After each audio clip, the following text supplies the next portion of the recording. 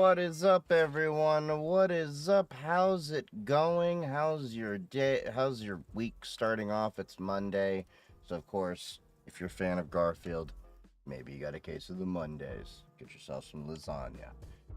Anyway, I decided to do a little bit of a bonus stream today. So, yep, just getting everything set up. TikTok's up, YouTube's up, Twitch is up. Okay, we're good. We're good.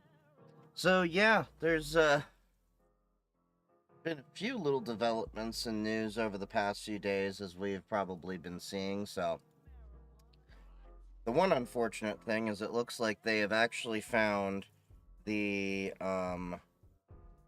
CEO killer. Well, not really endorsing that someone died, but the reality is,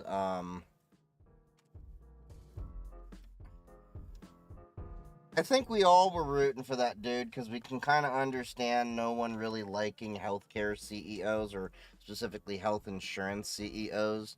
Man, it's been a while since I've seen BOFA. BOFA. What's BOFA?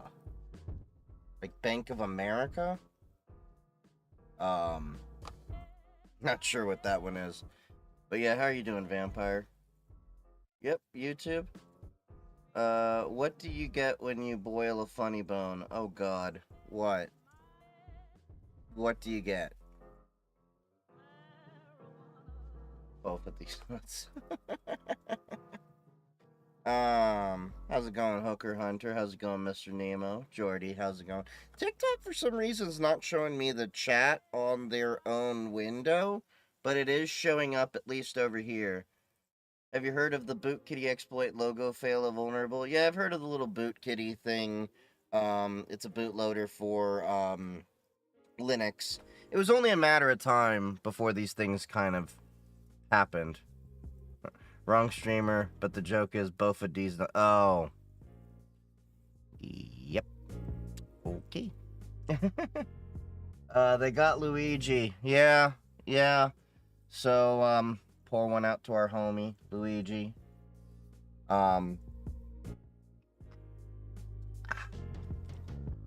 It's kind of unfortunate. You knew eventually they were going to catch him. Let's be honest there. We knew eventually they were going to catch him, but I was kind of hoping we wouldn't, because that would just be great. Like, have the Grim Reaper of CEOs hiding in the shadows and just, be like the Punisher for CEOs, keeping them on good behavior. Like a boogeyman for justice. I don't know. It'll be interesting to see what the story is behind why he did what he did, although many of us can speculate and understand why he did what he did, because I think all of us have had issues with health insurance and health providers at some various levels if you've been in the United States, so we can kind of put a good theory together of what had happened. And it looks like he did have a health issue himself. He had like pins in his back or something like that. So something must have happened with healthcare to have him take such a extreme approach. They've also been suspecting that not suspecting, but they said that he may have had a 3D printed firearm. So I was curious if we could find that. No, see, if I do Mario firearm, it just pulls up Mario from Mario 64 with a gun. I'm curious if we can get a good enough picture with the alleged firearm to actually see, was it actually a 3D printed gun? Does anyone have a good picture on that? I'd be curious.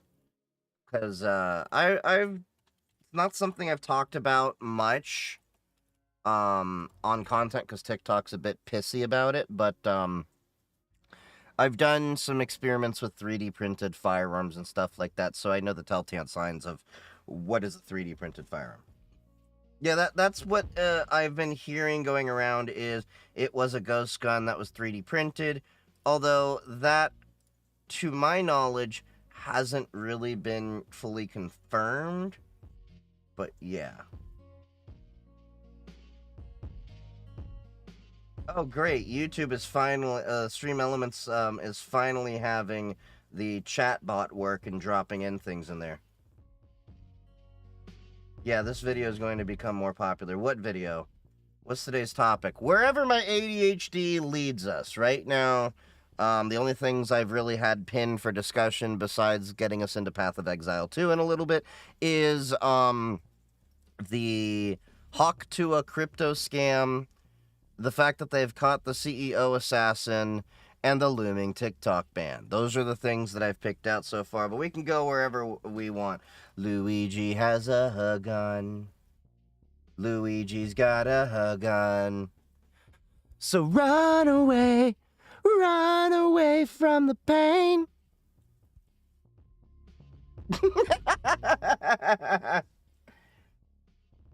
As I said on Discord, he had chronic back pain. Well, so does everyone once they get past 30 years old, you know? But, I'm not sure I've had bad back pain to the point that I've wanted to kill someone, although I've had days that, you know, feels like, oh, now TikTok decides to flood through the, chat and everything right now. Over there. Yeah, McDonald's worker ratted him out.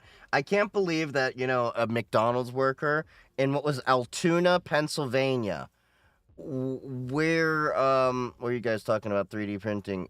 Because allegedly the firearm that he had used in the CEO assassination was 3D printed. That is what they're alleging right now.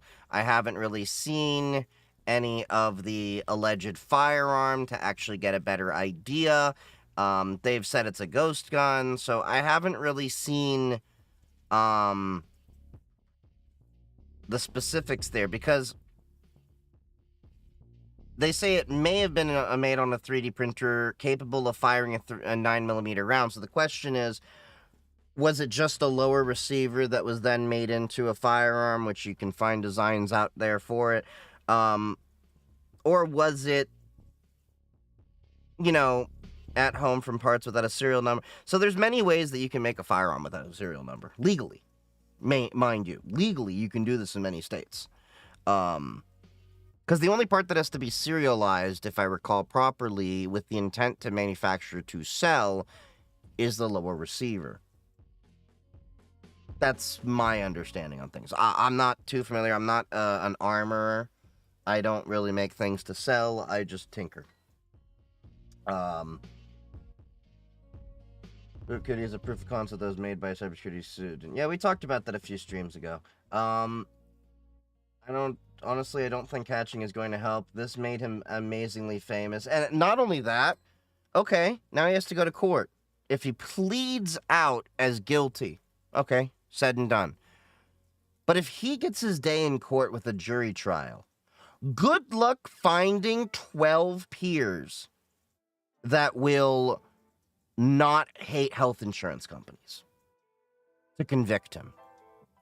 Because unless you are on the extreme, on your knees, just taking it balls deep for corporate America, there's no one I know that really likes health insurance. In America, at least. Could you show off your iPod Classic and talk about your experience? So the iPod Classic I use daily is upstairs. I have the old one that I was using before down here. This one had an issue with the board itself, so I ended up buying a whole new iPod because it was cheaper, and then modifying that one again because it was cheaper than just buying the straight up board. So this is my iPod Classic. This is the 5th gen. The new one I rock is a 5.5, a little bit thinner, which I actually like the thinner one a little bit more because I can get more cases for it readily available. I love this thing. I grew up with the iPod, so it's a matter of getting, you do have to use iTunes with this, unless you load it up with, I think it's called Rhythm Box, if I'm not mistaken. iPod firmware. What's the alternative called? Rockbox. Rockbox. Not Rhythmbox. Rhythmbox is a software in Linux to play music. Sometimes I get those confused. But Rockbox is a third-party firmware you can put on these if you want to just drop it on. But I will be replacing my iPod as well soon with a completely open source alternative. But this is great. So the way that this works is I don't have a tool in front of me to pry it open. But basically, I ripped the mechanical hard drive out of this. The little 30 gigabyte mechanical hard drive that was in here. Yeah, tiny little hard drive. These use mechanical spinning discs. And I installed a bigger battery in here. This one I think is like close to 3,000 milliamp hours. And then I put an SD card in here. There's little SD card readers you can get. And I get all of my parts from Elite Obsolete Electronics. Not affiliated with them. Just saying that they're a reputable vendor to go get your parts to modify, repair your old iPods, as well as you can buy pre-modified devices from them if that is, you know, your jam and everything like that. So this is a little great device, and you do want to get yourself an iFixit kit with the it's just basically you need a spudger and a screwdriver to open this up. iFixit kit works pretty well for all of that. And then you can either keep it with the stock Apple firmware, which is what I do, and then I use iTunes, and then you can load up all your MP3s through iTunes, but that means having a Windows or Mac device. Or you can use Rockbox to just drop it on, and it's completely open source firmware for iPod. Now, from where? Elite Obsolete Electronics. The website is eoe.works. Here I can show you it. This site right here, Elite Obsolete Electronics at eoe.works. And you can get iPod parts of all sorts of kinds here, even iPhone and everything. So you can get the iPod Classic stuff. They have pre-modified ones you can buy out here if that is your jam and you don't feel like modifying things. And they're relatively competitive in terms of pricing to modifying it yourself. However, if some people want to modify their own, they have the parts for all of the other ones, whether it's OEM parts or aftermarket parts to do whatever you want. So if you want to color change your case, if you want all the batteries, as you saw before, they have it of every different kind. You break your screen, you need a new board. And this is another thing to know, is that there are two versions of the logic board as well. So make sure you get the right version. As well as inside of each of those, there's two different versions with two different amounts of RAM. So I generally recommend people get the version with 64 megabytes of RAM.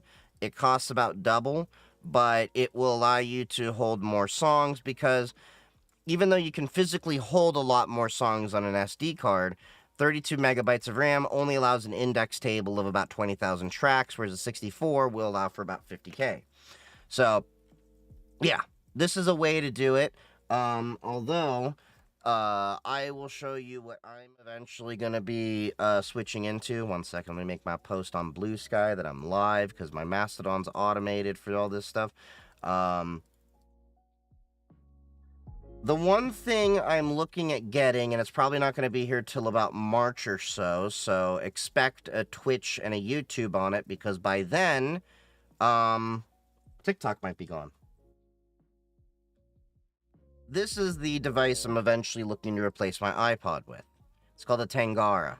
It's a completely open-sourced music player using an ESP32 and some nice DACs and stuff. Very similar to the iPod, completely open source. You can 3D print your own case or CNC it.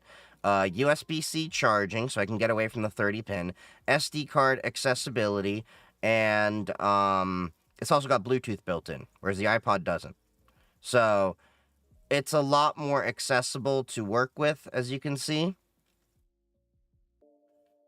And a lot better designed for repairability if that is your bag. So straight up regular SD card goes here, USB-C charging down there, and the ESP32 module. Headphone jack. The headphone jack itself looked like it's more secured to the board than the iPods are. Headphone jacks breaking on iPods is a notorious story of my life that I've noticed. But yeah, looks pretty straightforward. So that's what I'm looking forward to getting.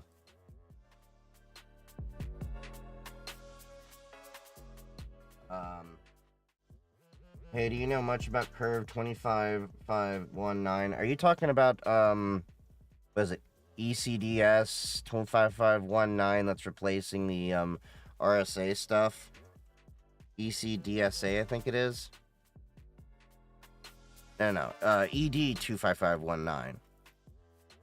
And then there's also ECDSA. I mean, they're just another elliptic curve option. But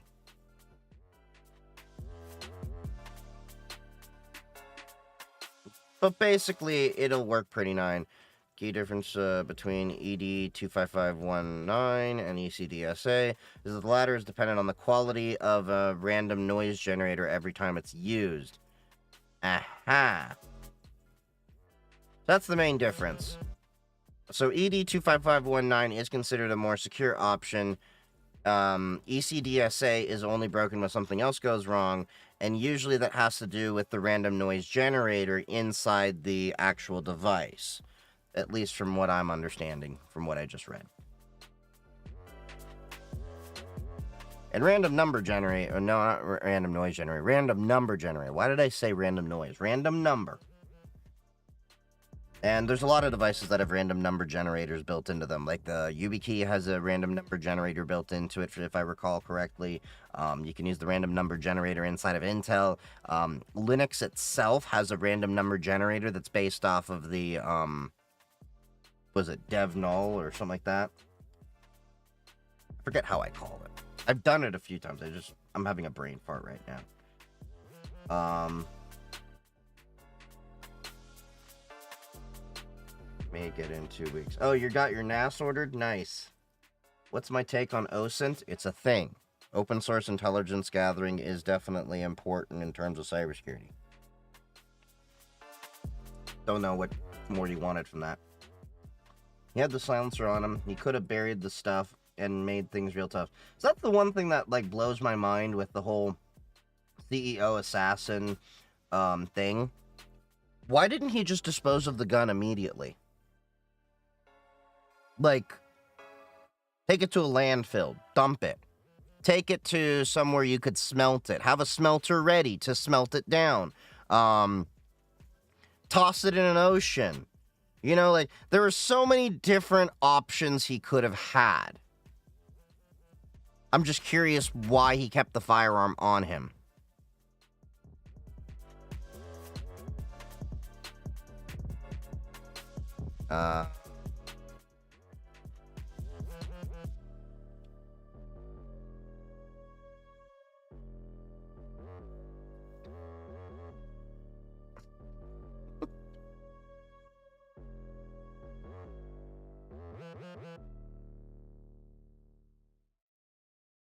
Oh, yeah, and he had a manifesto. Didn't he have a bunch? Yeah, that's the thing that I'm curious about. I think this was... Well, if you think about a man that takes an extreme like this, any man or woman that gets to the extreme of wanting to kill someone has pretty much given up. I think this might have been his, like, final hurrah.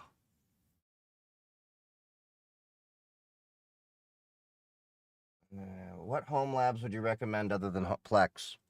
pfSense firewalls with managed switches and learning to do some networking might be a better use of your time for home labbing, and then learn how to do all the networking and stuff. As I've talked about before, the pfSense manual reads like a textbook.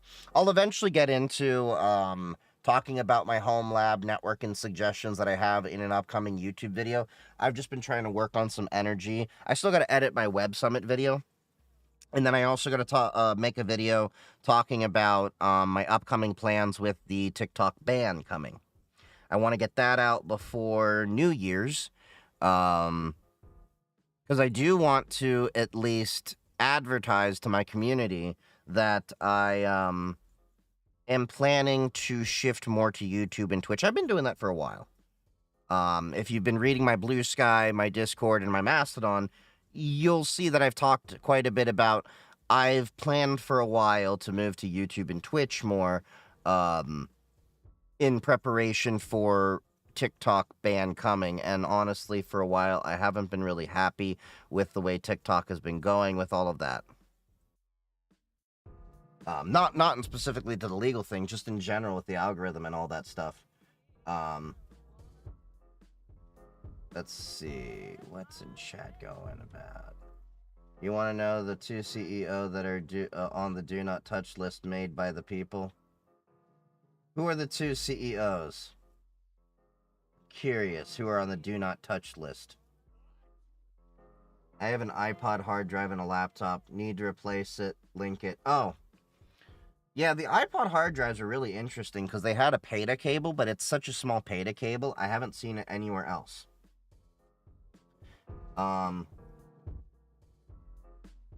Elite Obsolete is a pretty bad rep these days, upcharging by like 300%. Yeah, well, here's the reality. There's not a lot of these parts going around. And at least with Elite Obsolete Electronics, I don't mind paying a premium to know that the part works, and they do have good customer support from when I've had to deal with them with a couple of defect things. So, look, I mean, it's a niche business. They can take my money.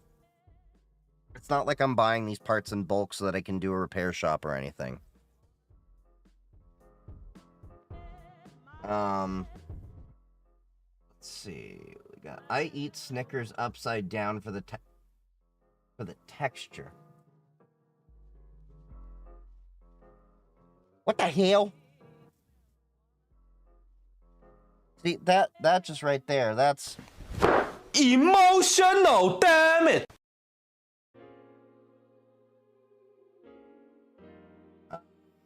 A lot of stuff got a lot cheaper as the scene got bigger, but Elite hasn't changed his prices. Yeah, well, like I said, there's also not a lot of, in terms of vendors that you can do specifically for this, short of going to eBay and stuff, and eBay's a pain in the ass sometimes. I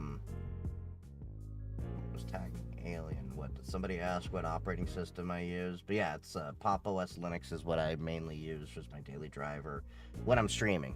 Once in a while, we'll bring my Cubes OS laptop out. Thoughts on Tailscale WireGuard? It's an option. I know people that use it. There's so many different options out there, but the honest truth is VPNs are falling more and more out of favor in terms of businesses because people are starting to attack the VPN servers and endpoints. So we're moving more towards zero trust network access models with things like Zscaler and TwinGate and all of that, where not everything is routed over the VPN, but certain things are to be able to access them, like, say, a secure AWS environment. What was the other MP3 called? Not the iPod. There were so many iPod players. iPod just happened to be the one that popularized and simplified a lot of the MP3 players as we know them today. But Apple originally didn't do MP3. It was AAC. Then they added MP3, if I recall. You had the Zune, you had SanDisk, Sony had their own. Like, every company basically did back in the day. So, when I get it set up, we'll post a picture of it. Nice. Yeah, just, drop it in the Discord. There's a few, there's iRiver. Yeah, there's a few. He could have had other targets in mind. If he had other targets, he wouldn't have gotten out of New York as fast as he did. Because that's where a lot of the corporate entities are for healthcare and things like that, if that's what his target was. In what scenario do you apply OSINT? There's many. It's open source intelligence gathering. So there's many different ways. So OSINT could be, collecting information to see what is out there on the threats that you're gathering. You're doing an employee hire and you need to check their background. So, for example, a lot of HR does OSINT without realizing it's called OSINT, where they'll check. Let me make this very clear for all of you. When you go to apply for a job, Even before you go to apply for a job, make sure you clean your social media. Don't put stupid things on social media. HR in companies will often check this. You know, those wild party pics you had with friends and those little TikToks you thought that were funny at the time. Yeah, HR looks through a lot of that stuff. I know where I work, they actually looked through my social media. I told them what my stuff was. There was no real issues with it. It's cybersecurity and tech and content and education and stuff like that. They had no issue with it. But yeah, OSINT, there's many different scenarios where it's employed to check out different information. If it was 3D printed, you know how fast I would throw it in a bonfire. Well, so that's the thing, is 3D printed firearms aren't necessarily all completely 3D printed. Usually the primary part that is 3D printed is the lower receiver. So, all right. We're going to give you some basic firearm knowledge today.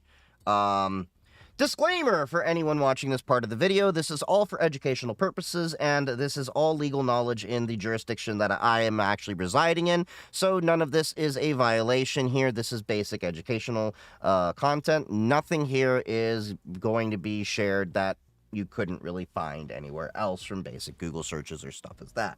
So, when it comes to a firearm lower receiver, I don't feel like going upstairs and showing mine. So, and TikTok gets kind of pissy about that. So, lower receiver. Let's see if I can get you a good image to walk through this. Okay, these are all AR lower receivers. Let's do the basic handgun. And then I can walk through the AR-15 one, because the AR-15 one is kind of interesting because there's an upper and lower, and there were whole legal things around it and everything. So here we are.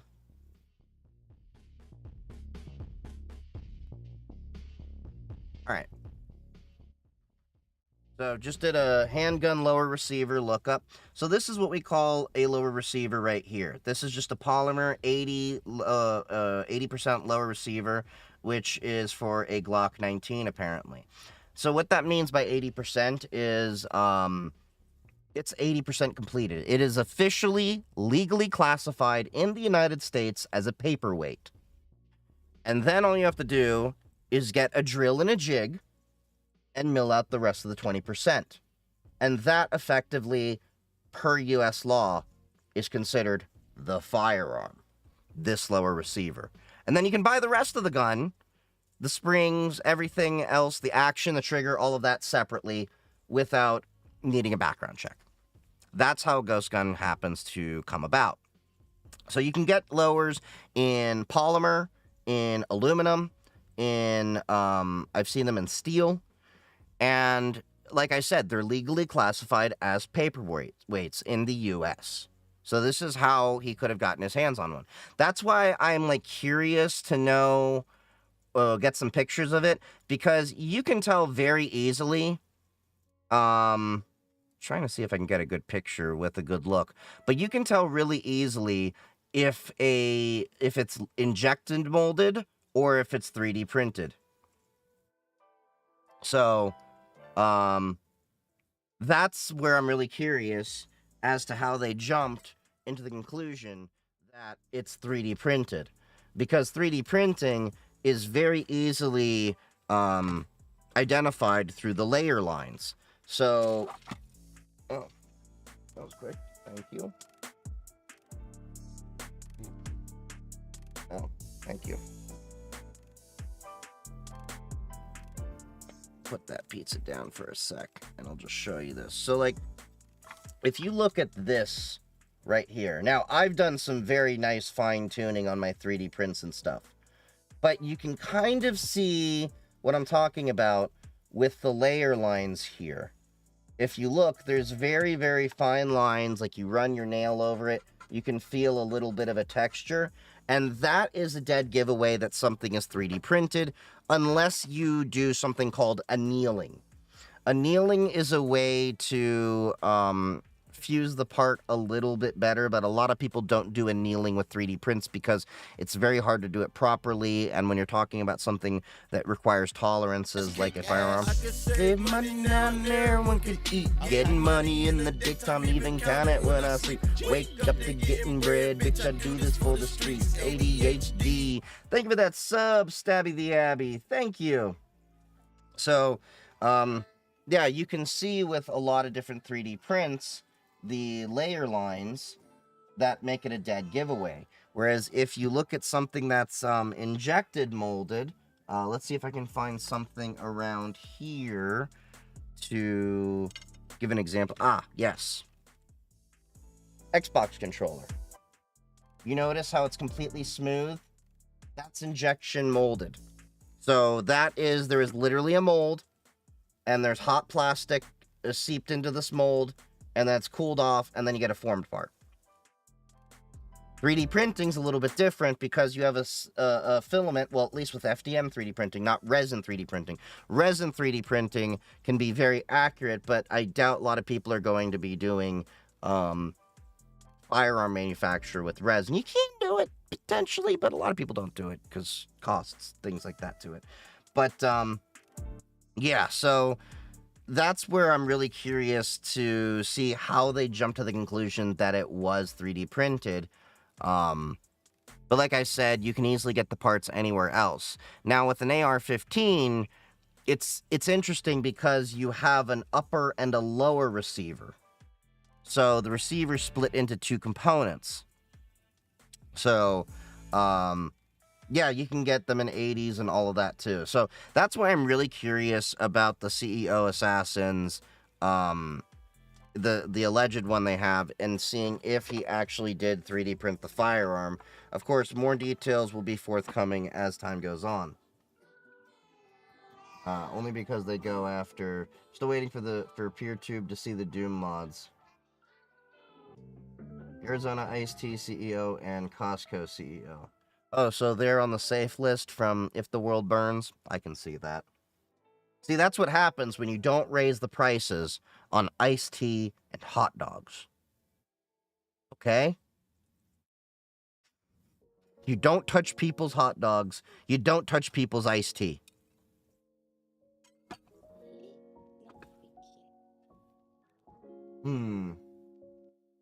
Here goes your TikTok stream. What about closed profiles? You talking about when I was saying, like, HR goes through? No. These are things that are open. That's open source intelligence. So anything that is openly available, they will start going through. Hell, I've seen people in some companies get really into it and start looking at their Steam profiles and all of this. And I know of a couple of people that got flagged. Because one thing you don't realize is, a lot of people don't realize this, but Steam, when you go to their public profile, I don't know if they've changed this, will show, you know, like previous handles and stuff like that. And some of them have had some really racist or anti-Semitic or whatever things on there that were not good for them. So, one reason why I had a whole new account made for that kind of stuff. Don't touch people's hot dogs is wild. It's true. It's true. Did you not hear the story about the Costco executive that apparently almost punched somebody in a board meeting when they said we should raise the price of the hot dog?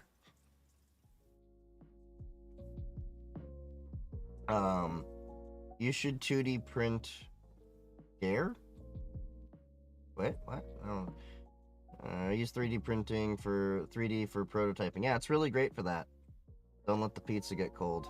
Just get a metal lower, 90%. No, 90% is not legal, and 80%. You can get a metal lower and then just drill it out with a jig and a drill. You just need a drill press and a jig, although there are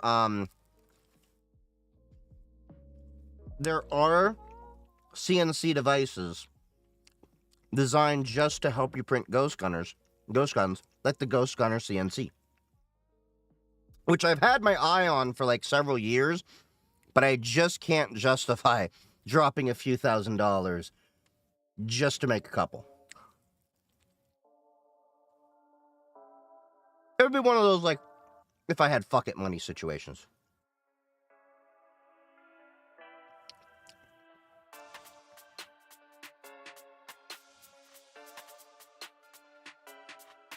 Yeah, when I check SteamDB and it doesn't show my old username.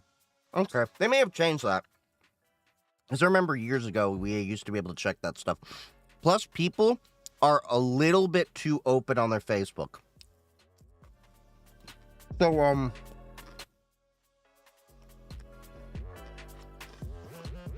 one issue I found with several people that worked in cybersecurity was they had no concept of OPSEC, where they were accidentally posting sensitive info about the place they were working at just with the selfies and stuff they were taking. So be mindful. Social media is a little bit open for people to do. That, or I don't know where to check. I'll have to look into it. It's been a minute since I did that kind of stuff, but I used to help HR for looking into things like that.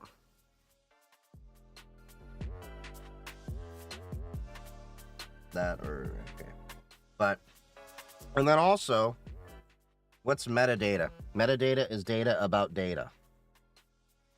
So, like, let me see if I can give you an example. Okay, so, let's go into some code I made. Okay. Nah, it ain't gonna work.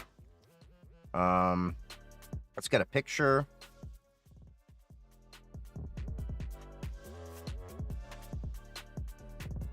See, most of my pictures don't I strip the metadata out of them. Okay, here we go. So, it's data about data that tells you things about this data. So, let's go to my little picture folder with some of my memes. Okay, so we have this Thanksgiving.jpg image here. Okay? The metadata that would be here, type of file, when it was accessed, modified, and created. If you go into the image section, I can tell what software this was created with and when it was created. So that's an example of metadata. Now with your phone, you can do it a little bit more. So most people don't realize this, but your phone actually tags your location in your photos. So when you share that photo with somebody, they can actually see where that photo was taken. That's a security issue because it's not private. So I always tell people to strip that metadata, or even better, don't have your phone record that metadata. So yeah, metadata is just data about data. It tells you about the item that you have.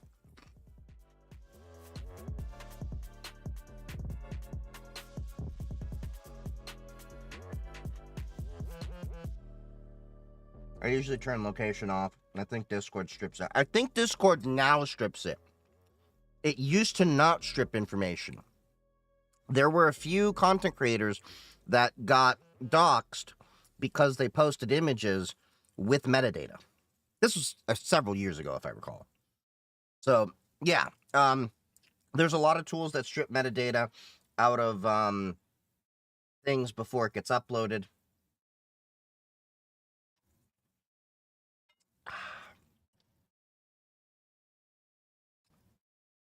Oh, so now Stream Elements is deciding to actually work, but it's not doing it well enough. So 1 second. Let's log in to the YouTube side of it. TMI, not RMI. What's the TMI?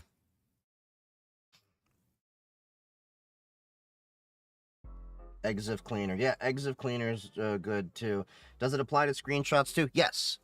So your screenshots most likely will just say what system it was captured on, as well as the resolution of the image, but it won't necessarily take location data unless your screenshot tool is somehow parsing your GPS data for that. That's a whole other thing.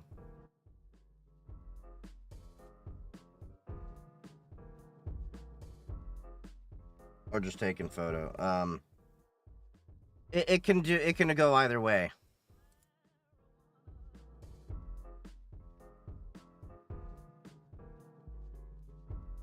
Okay, so 5.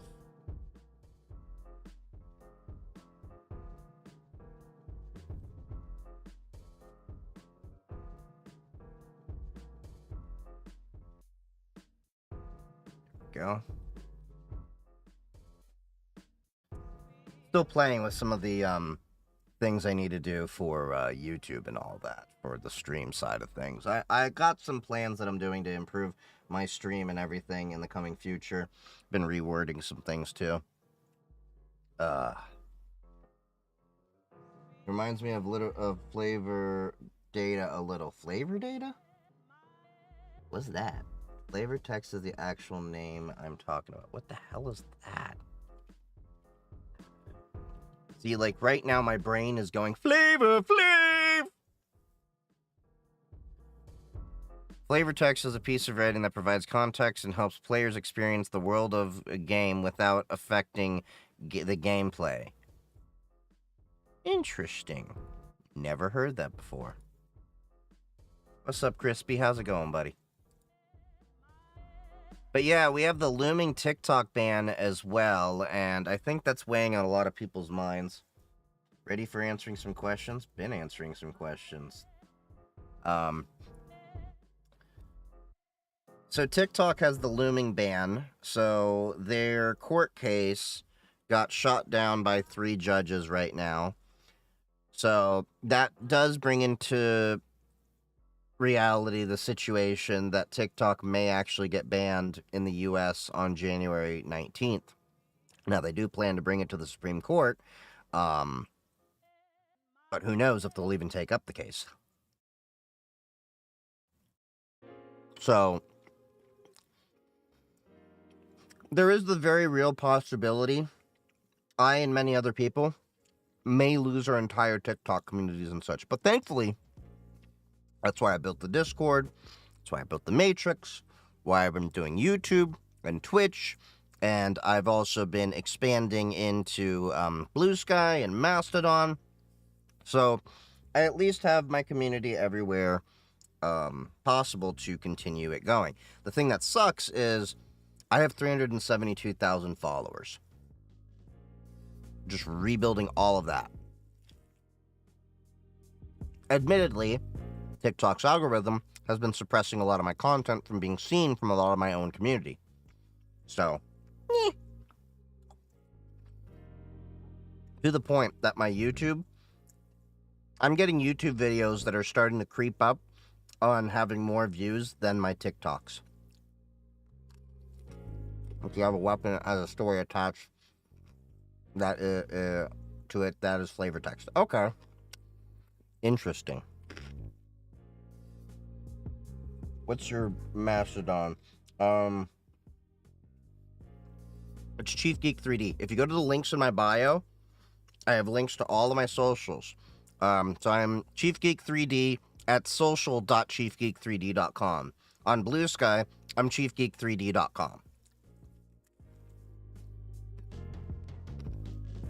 I run my own Mastodon server for myself and a few friends.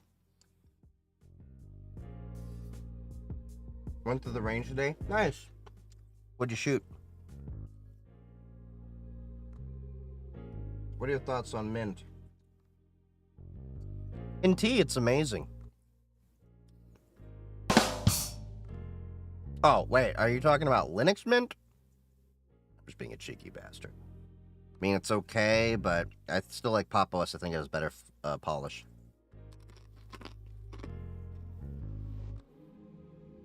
Did you see the latest vulnerability on OpenWRT? No, I have not, but I know they've gone through their share of vulnerabilities and stuff like that. Was there a specific one in OpenWRT? Really want to work with cloud, cybersec. These are the areas I like, also programming. So, wait, I'm missing something. Oh, I was reading it out of order. I'm thinking about quitting school, getting an IT support job to build myself up the ladder instead of wasting 7 years in school, 2 normal school, 3 years bachelor, 2 years master. So I'm understanding, if I'm right with that context, you're still in high school? Because you're going to want to at least finish high school. But yeah, you can be in IT and cybersecurity without a degree. I've done it. However, keep in mind, my context is in the USA. I hear that in other countries, it's not as easy to do that without a degree. But yeah, you can do it without college, without boot camps. I have a YouTube video, I've talked about that. More or less, the title is, do you really need college or boot camps to get into cybersecurity or IT? 20-minute video. Definitely recommend watching it if that is the route you're looking at. Because if you are in the US, yes, it's a very expensive route with school and everything like that. If you are in a country that pays for your student loans, it's not as bad of a proposition to go to school because your loans are taken care of. Well, here's the honest truth. If you're in Europe, Europe's a little bit different, so it depends on where you are in Europe. Try to buddy up with some of the people local to you for cybersecurity. Like, you can find B-Sides, DEF CON local groups possibly out there, things like that, and see what they recommend for in your country. Because there are some areas that want and need you to have a degree. Denmark, not familiar with Denmark. I mean, I haven't been there. I'm familiar with the country of Denmark. I just haven't been there personally. So do some due diligence. See how hard it is to get into the field of IT and cybersecurity without a degree. It's definitely a road that you can do. But if you're in Europe and your school's paid for, it's not as much of an issue. Most of the argument I have against people going to college for IT and cybersecurity is Americans graduate with at minimum $40,000 to $50,000 in student loan debt. Possibly as high as $150,000 to $200,000, depending on which you're at.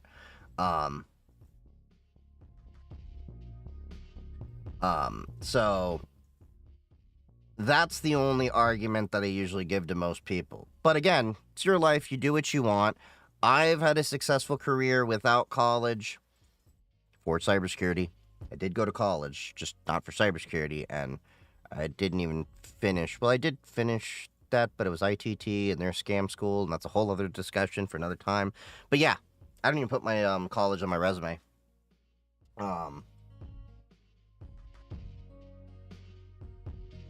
Otherwise, just use Gen 2, to be honest. Gen 2 is a bit of a... Gen 2 is one of those things that I look at people and I say, oh, you use Gen 2. So what you're saying is, you don't have a social life. Tell me I'm wrong. B-Sides is a great way to learn to network. Yes, but not all B-Sides are equal. The Las Vegas B-Sides, awesome. The Ohio B-Sides I went to, it was great for the $25 event it was. Not something I would generally, like, say is like, it's up there for the price, but overall, could have had a better experience than that. I know Parrott said he went to the Florida B-Sides and was not impressed with it. But again, every B-Sides is independent, so it depends on how they do it. But great talks and all that stuff. Throughout the H&K Mark 23 with Osprey silencer. Nice. What are your phone choices when it comes to security? When it comes to security, my phone choice is tin cans and string. But if you actually need a phone that actually connects to everyone outside of a wire, if you're looking for a phone that out of the box works plenty fine and is plenty secure without having to do any customizations or stuff, iPhone. iPhone is by far out of the box the more secure solution. if you're looking for a solution that, you know, you can do a little bit more security and privacy, but it's going to require a little bit of extra work, not much, Pixel phone with Graphene OS. And I know some people are like, why a Google phone? Well, simply put, it's one of the most hackable phones in terms of side loading your own OS. I know I've had my issue with Graphene, you know, saying they do Pixel hardware, and I've had a back and forth with them on Mastodon, I think about a year ago or so, just when I dared to even have the idea as a tech creator review a pure Linux phone like this Purism Librem 5. They went on a rant and a tangent just because I mentioned the phone in the same time I did Graphene OS. And my argument back to them was, in terms of the threat model, not everyone has access to a Google device, and not everyone trusts Google hardware. With that being said, yeah, Graphene OS or Calyx OS, at least there, if you have issues with how Graphene does things, because their dev side of things can be a little bit toxic, as Louis Rossman and myself has experienced, where they're a little bit too puritanical with some things. Whole other can of worms we can discuss another time. But yeah, Calyx OS, Graphene OS on a Pixel phone, pretty good. What's your view on the Nothing phone? It's another phone, I mean, but if I recall, Nothing phone is not really anything. So, hold on. Nothing, yeah, Snapdragon 8 Plus, blah, blah, blah, blah. Nothing OS. Is the OS open sourced? That is going to be my big question. Because it needs to have, audits.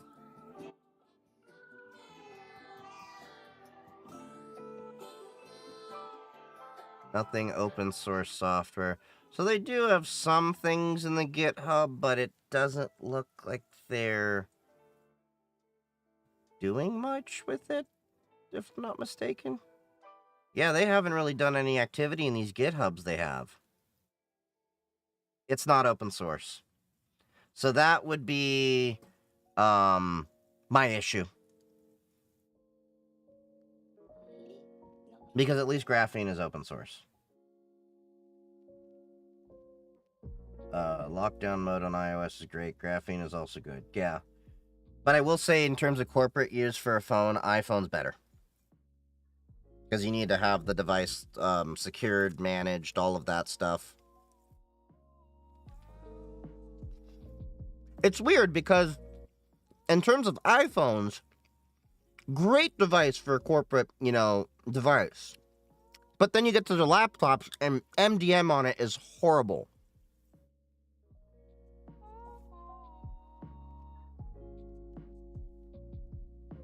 Oh, you're asking, what's Mastodon? Mastodon is decentralized social media microblogging service similar to Twitter, but you can run your own server. It's where a lot of the tech community moved to when Twitter was enshittifying themselves before Blue Sky opened up.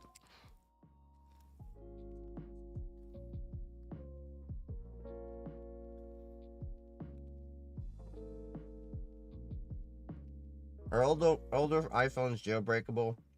Yes, but here's the thing though. If your iPhone is jailbreakable, it has a security vulnerability by virtue of being able to be jailbroken. Put that in perspective.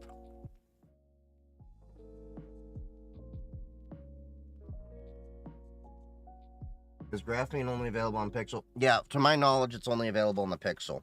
There's been some people trying to bring it to other devices, but no, it's not on other devices. At least that I've seen. I could be wrong. I still want the Fairphone. The Fairphone looks really nice, particularly from a repairability standpoint. I'd like to get one just to tinker with it.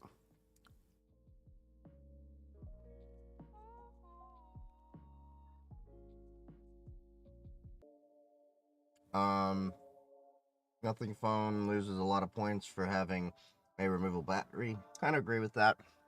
It sucks that all these devices don't have removable batteries.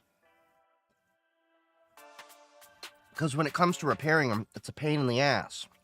And nowadays, it ain't even like how the iPhone used to be. 2 pentalobe screws, remove them, slide the back, pop up, pull battery out.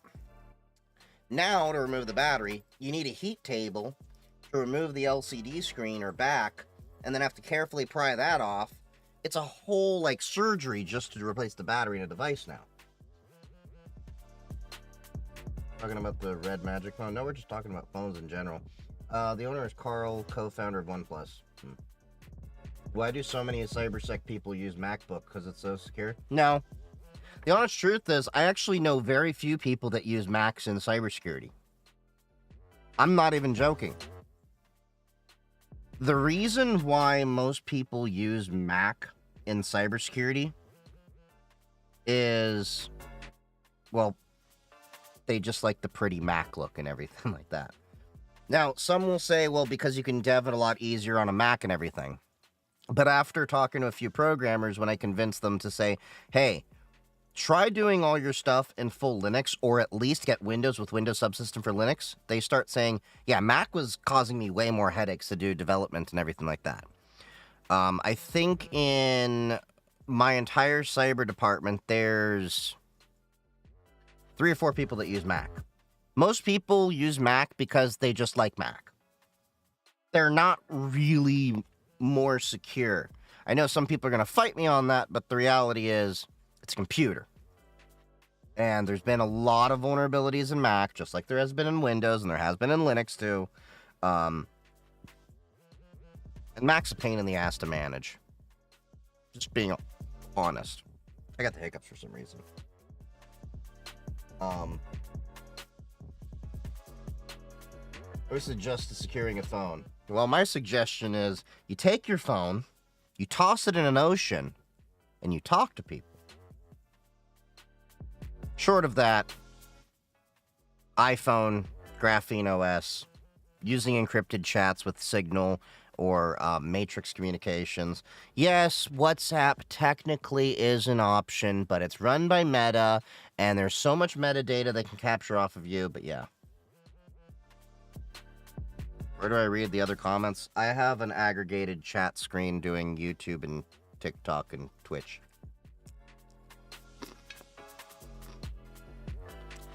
There's a whole monitor right here.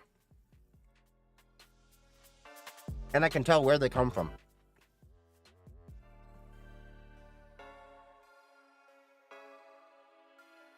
I had 0 issues with Graphene. I have the issue of it doesn't work with my NFC wallet. I haven't gotten tap to pay doesn't seem to work on it. That seems to be the main issue I have. Next phone is a Pixel 10. I'm still happy with my Pixel 7a. I'm probably going to keep rocking that until end of life.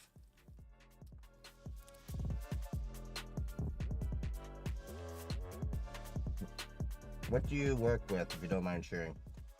Security platforms. I do a lot of cybersecurity engineering, so CrowdStrike, email security. Not the operation stuff. I don't do the investigations on things, but I build the rules out. I help secure them. Whitelist things in Zscaler. Maintain the app connectors. Tenable vulnerability management scans. Wiz CSPM, things like that.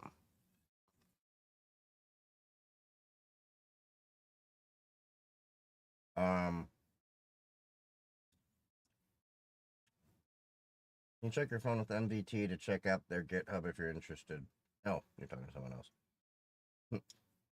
Oh no, the modem is broke. Throw away or pay $80. Fairphone swaps it with a few unscrewing. Yep, that is one annoying thing with a lot of phones. So like the Purism phone, the modem is separate. The modem is a separate card. I actually have a backup over here. Wasn't a fan with the Purism phone, but I'm probably going to reuse the phone.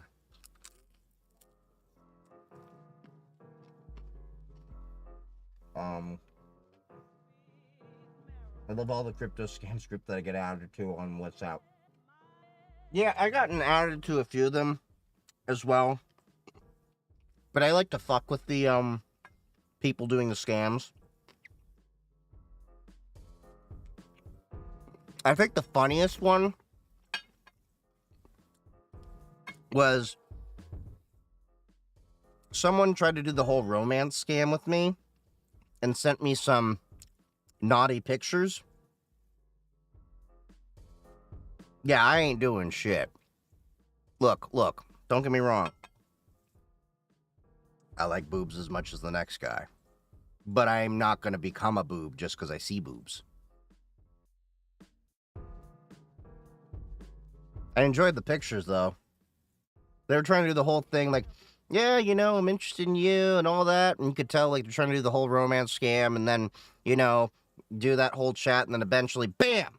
I've invested in this, you know, fund and I'm making crazy money. You should invest, too. No. I don't even pay for OnlyFans.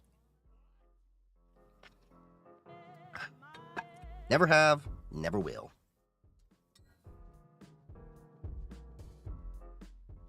Let's see, thank you. Why not dump it all in Twitch like you do with Discord on Twitch? Because Twitch has rules against sharing chats with other platforms in your stream. Even though no one's been penalized for it, I don't want to run that risk. So I have it over here off screen. I'm reading it. But until Twitch openly allows me to show the merged chat with YouTube, TikTok, and Twitch, I'm not bringing that in to the overlay. I do have that capability. I've played with it. It's just one of those, I'm not going to run that risk of giving them a reason to mess with me. The only Linux I use is on a MacBook. What are you doing, a virtual machine? That's got to be a pain because you're using a Type 2 hypervisor on Mac. They only recently started adopting Type 1 hypervisors. So, yeah. But, yeah, Linux, that's kind of what I do a lot of my stuff after I moved after Mac. You mind sharing what you earn? You seem very transparent. I'm making, like, I don't know the exact number, but just shy of 100K. And I know some people will be like, wow, that's low for Cyber. You got to remember, pay is also geographically based. So if you look at my, the household income where I live, I'm making a little bit more than double the household income average for my state with one person. So I think I'm doing all right. I'm not wealthy. I'm comfortable. So I'm very blessed and privileged to be in this position after embracing the suck for several years. Because it was only a few years ago I was making, when I left that job, 50K.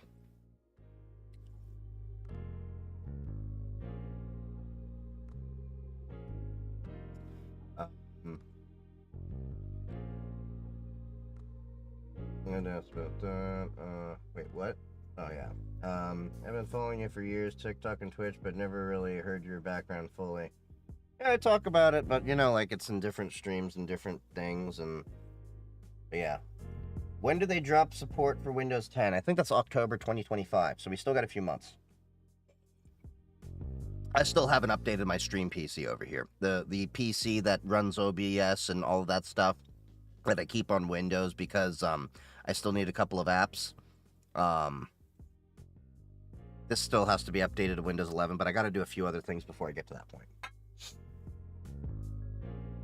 Once I used the Meta AI to ask what a pump and dump scheme, what did it tell you? What phone only physically do you wish caught on, at least design-wise? Nokia had this phone with the Windows OS. I wasn't a fan of the Windows OS, but Nokia phones, freaking fantastic. They made a smartphone a few years ago with the Windows OS. I think it was Windows 8 or something like that. It was a really nice phone because the camera on it, for its time, it was like a proper ass camera. I wish that caught on more. Had a computer running and starting up laggy. Any suggestions? A bit broad. Could be hardware, could be software. You know, there's so many things to test for. It could be the memory's going bad. There's so many things. It's one of those, you got to go down the rabbit hole and test.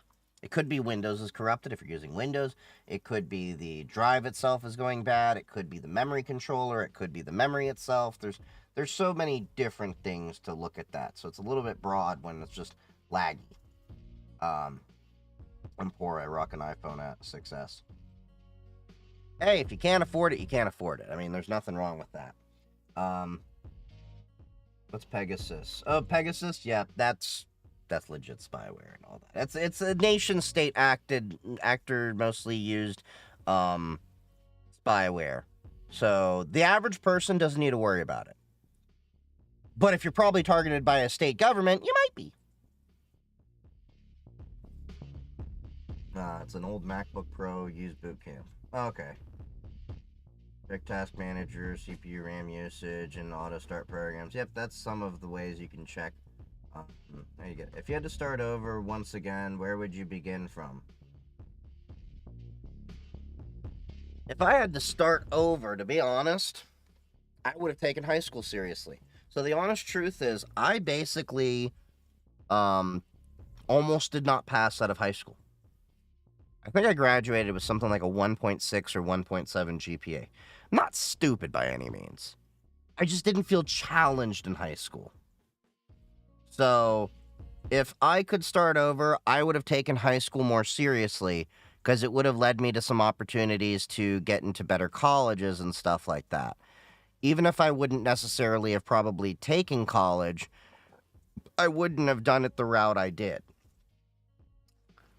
I would have probably also focused on my career earlier on. The honest truth is, I didn't focus on my professional IT and cybersecurity career until I was 25. I was dating this one girl I really messed up the relationship with. Didn't cheat or anything like that. It was just, I was still immature and not acting like a responsible adult. And I had to get my ass in gear, moving from, oh, we're just going to go to Staples and do my job there and, do that, to, I need to get a proper career. And I didn't start taking my life and career and all that seriously until she broke up with me. And I remember just literally unplugging my Xbox 360, throwing it on a shelf, and then just focusing solely from then on out on my Linux laptops or my home lab stuff, and trying to do whatever I could to get jobs. I started working with MSPs, managed service providers, but I only started this route for my career when I was 25, and I'm getting close to 34 now. So it's been a long road of the past 8 to 9 years to get to where I am, but I'm thankful that I at least had the preliminary knowledge that I got thanks to my father, and stuff, because I'm second-gen geek. Had Windows 95 and 98 in my bedroom growing up, had a 10100 Ethernet run throughout the house, IBM laptops when I was in 8th, 9th grade.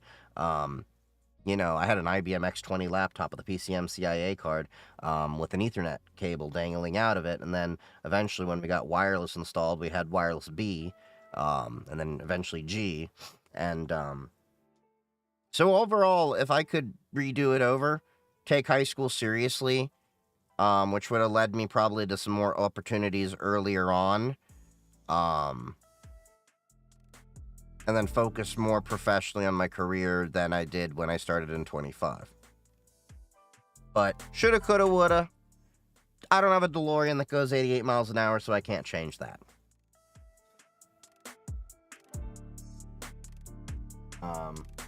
Yeah, the Nokia Lumia.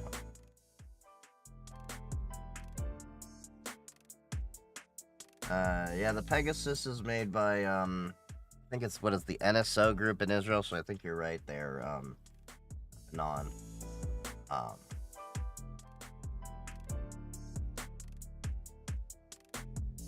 Lockdown mode on iOS specifically made for spywares like that. Yeah, it has some additional protections. I need to play with lockdown mode on my phone, but it's not something I'm really concerned with myself, because, look, I'm an asshole. I may say shit that, some governments may not be happy with, but I don't think I'm the prime target of any government. The worst I have to worry about is going on a date with a crazy person. Which on that front, by the way, I have a system where I have many different VoIP numbers, and I literally I give people, when I start dating them, if they want a phone number, a Google Voice number that I could dispose of. And then eventually, if I come to know them, like them, and trust them, then I say, this is my phone number for this phone. I've had so many people get freaked out because I go on a date sometimes with 3 or 4 phones. So yeah. Thanks again for the fun stream going off again, 2 o'clock again here. Thanks for hanging out, Jordy. Appreciate that. And get some sleep, buddy. Happy hacking. IBM laptops were the shit. They were awesome. But yeah, so yeah. Vlogbrothers got hacked by Russia, I think. I'd be curious to see what they did, because most of the time I've been seeing content creators get compromised. It's usually as of the result of them doing bad security. Like, let's take Linus Tech Tips, for example.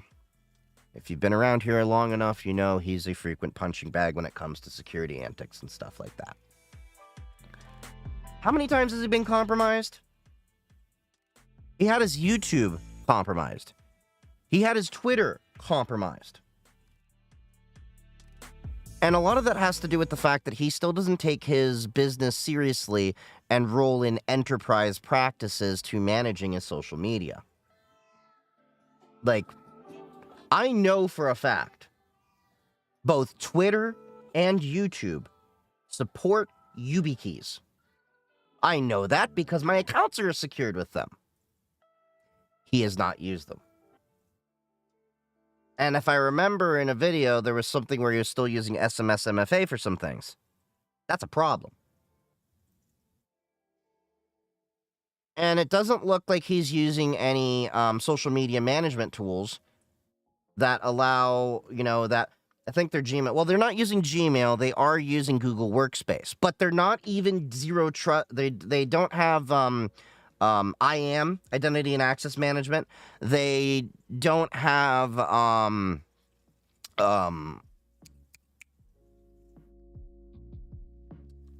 what's the other word I'm thinking of?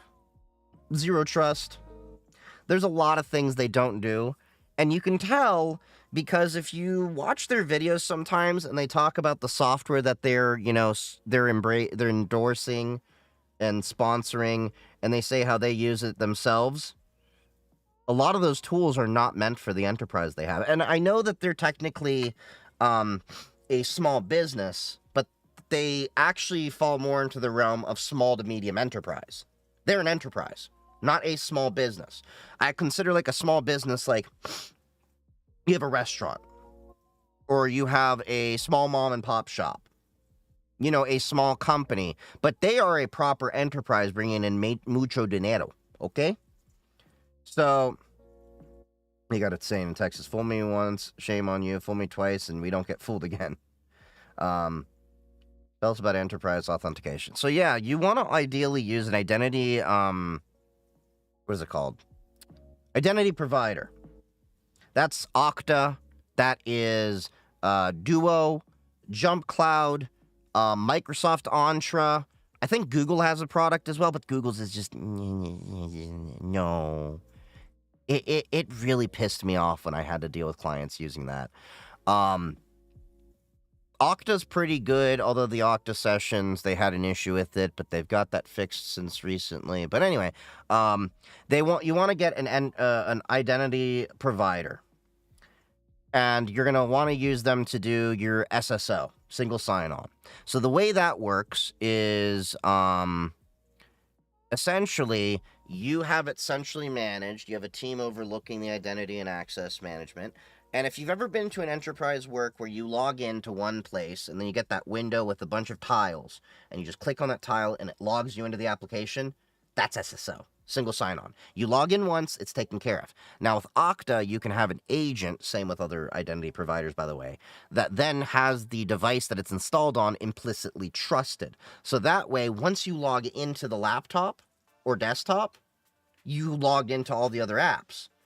But you can also set an additional wall. So, for example, and this is where you would have your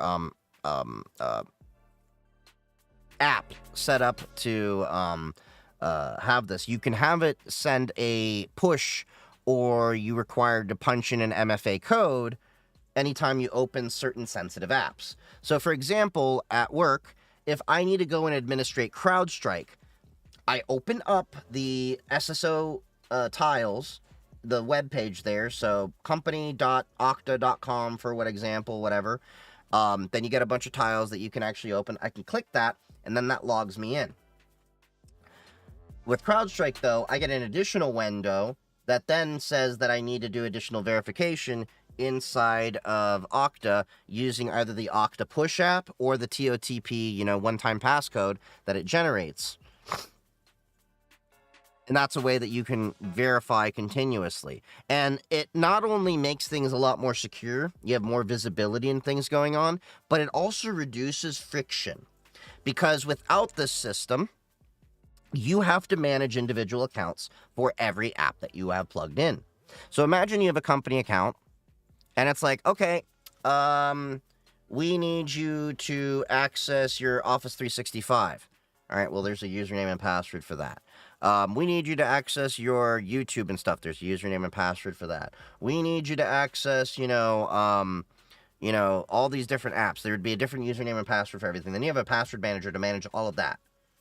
That's a little too much to handle for the average everyday user. And that also means that you, as the business owner, don't have insight and access to, one, the authentication logs, and two, to manage the credentials. So if they themselves get locked out of the account, then you have to actually go through and deal with the individual account to reset those credentials. Whereas you could have one master password. And those are usually configured through either SAML or OICD. Security Assertion Markup Language, and then OICD is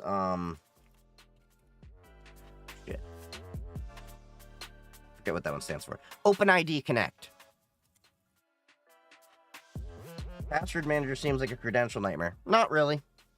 Password Manager is a lot better than just the stupid thing a lot of people do where they just create one password and then reuse that password, or just have one core password with entropy with it.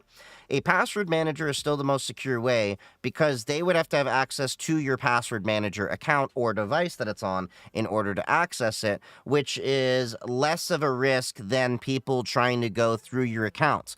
If your account gets compromised, your password then eventually can be leaked, and if it's hashed, it can eventually be cracked over time as people reuse that. And then yeah, it just makes life a lot easier and more simply. Plus, I do additional things, like I don't put my multi-factor authentication codes in my password manager. I have a separate password manager that's offline for that if I'm not using my YubiKey. YubiKey is my default MFA. But yeah, there's a lot that goes into it.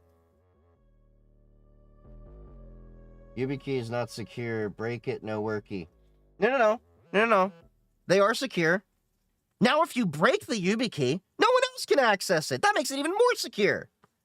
Nothing's more secure than when no one can access it, including yourself.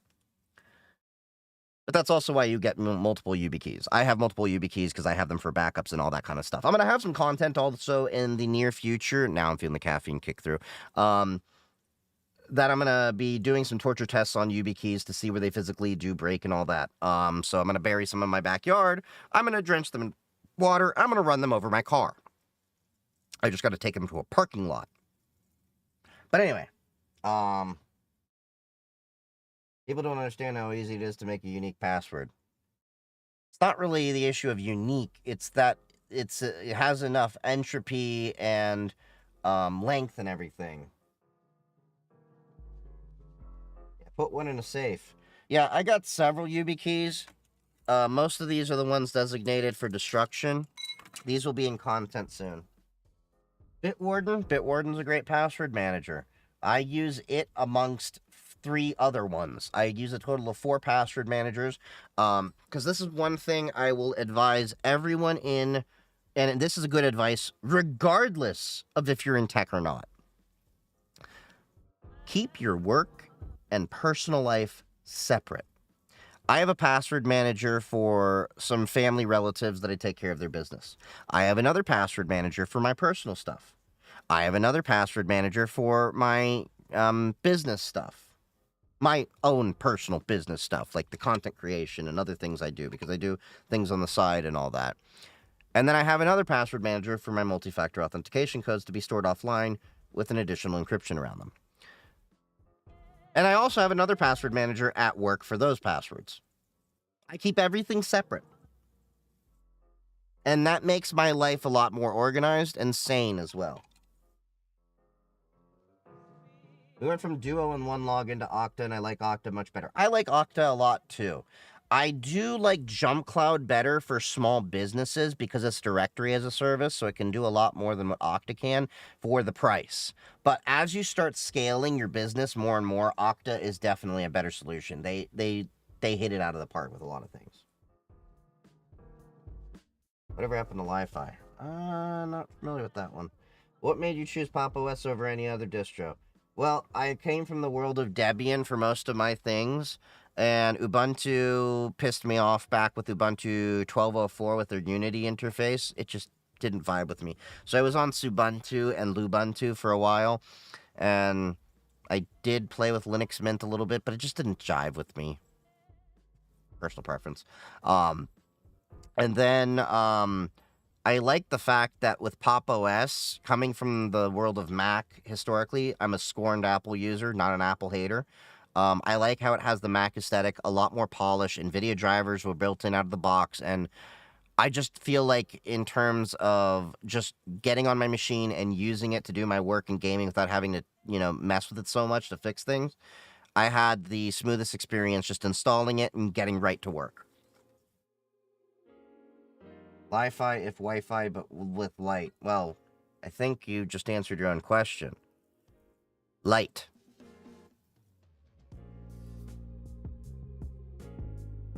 What password manager do you recommend for personal use across iOS, Windows, and Linux? Proton. Proton Password Manager. I am affiliated with them, so disclaimer there. If you do want to support me and my work there, you can go get Proton Pass with the links in the bio. Proton Pass is one of the better ones. It's the same makers as Proton Mail. If you buy their Proton Mail, you get the premium Proton Pass as well as Proton VPN as part of the subscription. You get a lot of benefits there, such as simple login, which allows you to create aliases of your email. So that way, when you do marketing and all that stuff, you don't have to give away your actual email. You can give away an alias of your email, as well as the fact that Proton Pass allows you to create an alias for the account itself. So again, you don't have to give out your actual email account. It can just forward into your main account. So let's say the account that is actually using said alias email gets compromised. They only have the alias email, and then you can either rotate that one specific email if it gets compromised, the alias, I mean, or at least you have the satisfaction of knowing that if that aliased email gets out, in a breach of some sort, that they can't then start spraying passwords to all of your other accounts, because that will be a one-off account. So Proton Password Manager is probably my preferred email and VPN and password manager. Not saying that everyone needs a VPN. I only use a VPN when I'm in public Wi-Fi, as well as when I'm traveling overseas, so I can still get access to my Hulu, Netflix, and stuff like that. If you're in your own home network, you don't need a VPN. Let's make that very clear. But when I do, it's Proton VPN, or at the minimum, Mullvad VPN. I'm not affiliated with Mullvad, but they are great, but they don't work great with streaming services. Thank you for the follow, 3V. Which Proton? Proton Mail or Steam Proton? Yeah, Proton Mail. Proton is definitely a heavily used title for all that kind of stuff. Yeah, Proton has some great security features. Definitely recommend it. iCloud Hide My is great for that. Yeah, but the problem with iCloud Hide My email and all that stuff is that is specific to the Apple ecosystem. If you're like me, where I use Mac, Windows, Linux, iOS, and Android, that's not feasible. Yes, I know iCloud does have a password manager that works on Windows, but I extracted all my passwords there, put them into Proton, and that was one of the reasons why I moved to Proton, was in part KeePass XE doesn't work on iPhone because you have to load that local database. I know there's some other ways to do it, but I've moved on since then. So yeah, definitely recommend Proton Password Manager. What about Norton VPN? Keeps connecting me to Cali, and I'm in the East Coast. Norton's just crap, period. Norton's living off of their name. They don't have a great reputation for a lot of things. So, yeah. Yeah,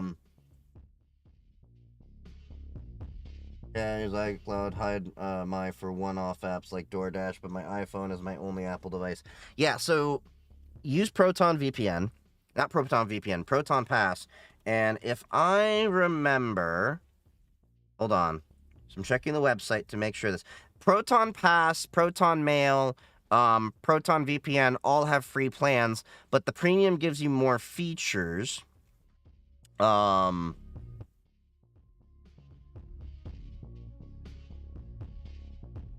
think... Hold on one second. I'm double checking this.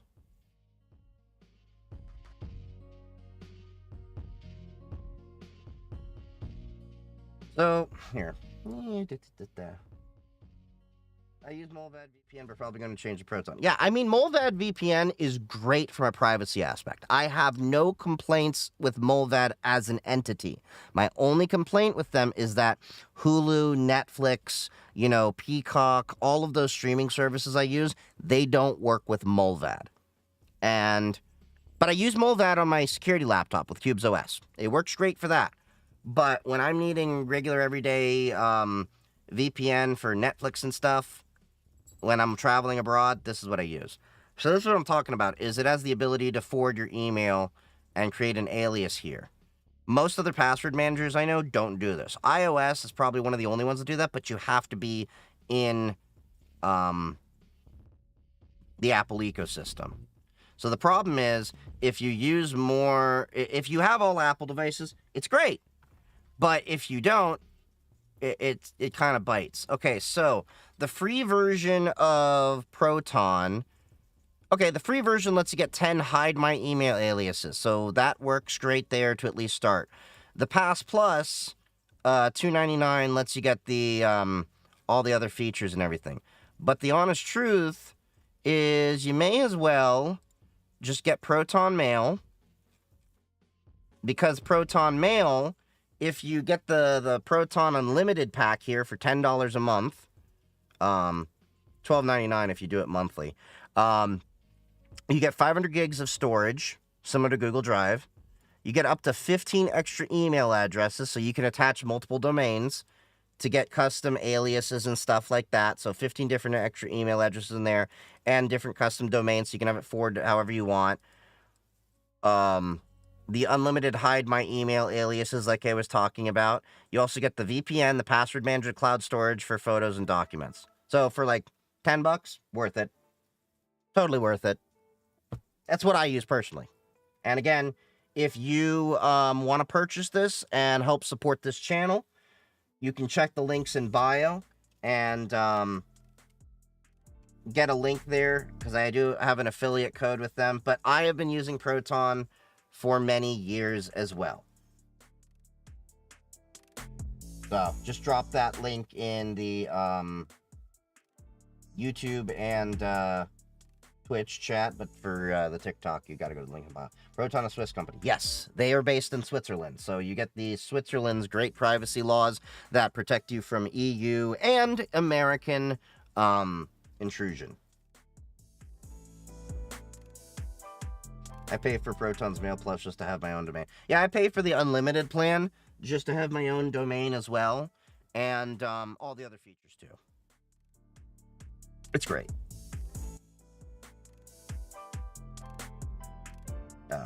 Norton says they have bank-grade encryption, so Proton is better. So the thing is, when people say bank-grade encryption, those are buzzwords. Banks are using the same encryption as pretty much everyone else. AES 256. There's nothing really specific to what they're saying with a lot of this stuff. What's that wrist rest for your mouse? Oh, it's just a little bean bag kind of thing I have for my mouse. And then I have the Kensington Duo gel for the keyboard. The time I've heard good thing about Norton was from the mouth of a Norton representative presenting about Norton at a convention. Nobody even wanted the free codes they gave us. Yeah, Norton has lost so much respect, and they've lost their reputation. But yeah, military grade, aka the cheapest contractor. There you go. There's your answer. SEO. Pretty much Datadog versus AppDynamics. I am more of a fan of Datadog. I like Datadog.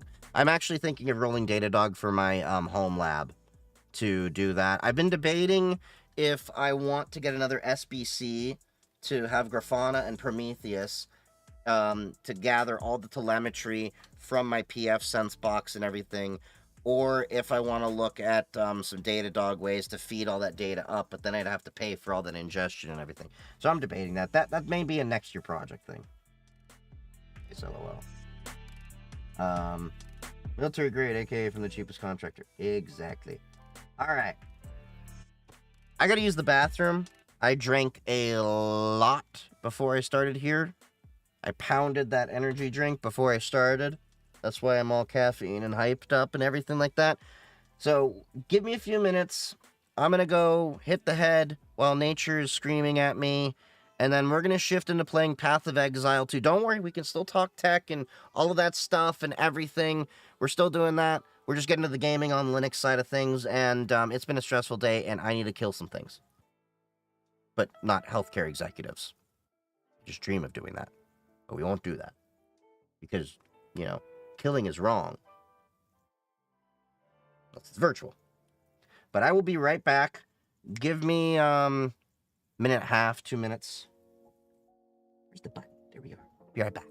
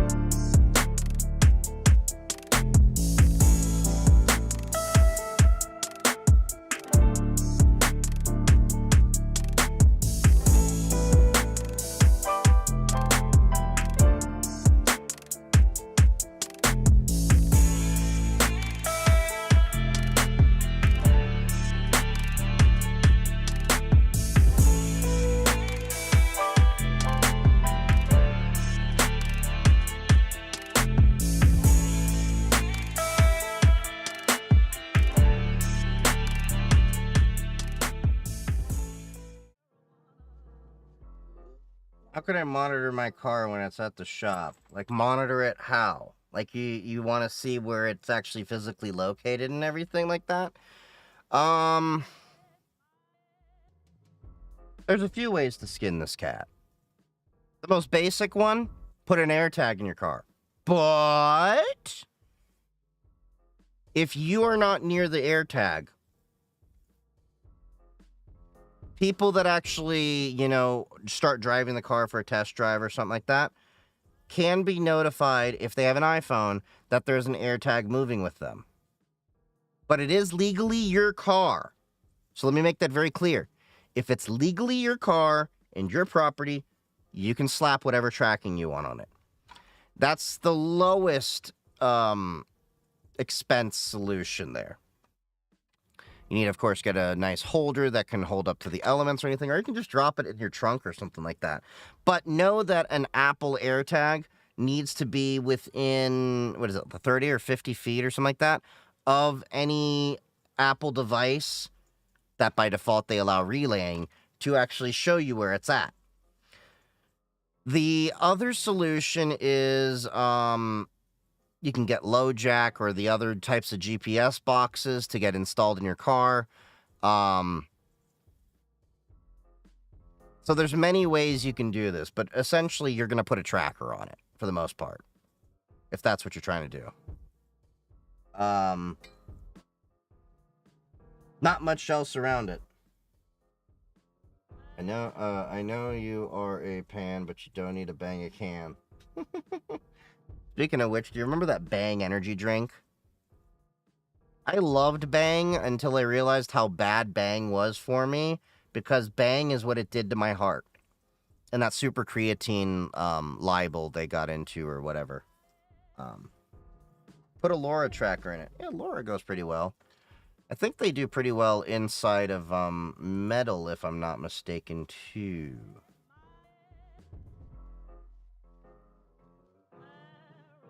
Okay. So let's get Path of Exile 2, which, by the way, I have been loving Path of Exile 2. I know it's early access still, so there's been, like, little hiccups and glitches and stuff like that. But,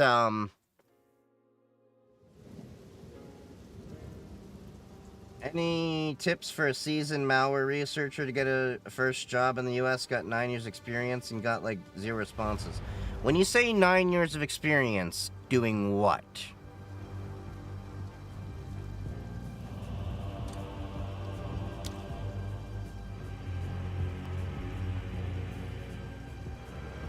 That's, I think, ultimately what the big question is what your stuff is.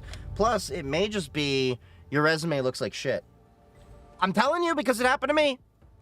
And then I got a professional resume writer to rewrite my resume, and it looked a lot better. Malware research mainly, reverse engineering, and a bit of team leading with detection engineering. Okay, so you'd probably end up working with some of the, you'd probably be working with MSSP and stuff like that, wouldn't you? Yeah, I would probably just get to the networking groups and stuff like that, and networking groups like B-Sides, ISSA chapters, all of that, because there's a lot of positions that happen to be available more so by word of mouth than LinkedIn or stuff. It's not what you know necessarily, but who you know. MSSPs, I think, will be looking for that. You can probably find some dedicated red team stuff, but it's a tough market out there right now.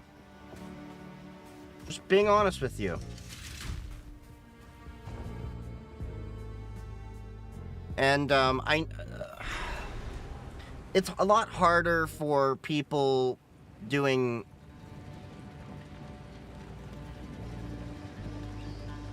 They're nomads, much like my ancestors. So when you say malware research, are you talking about in the Who goes there? You may trade with. vein of like you have a company researching this stuff or that, but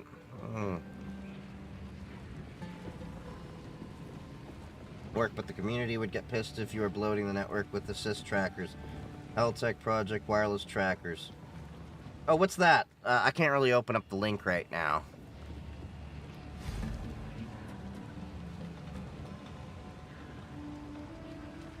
So I'm starting to get slightly better weapons and stuff, at least as an option to buy. Threaded boots of the squad.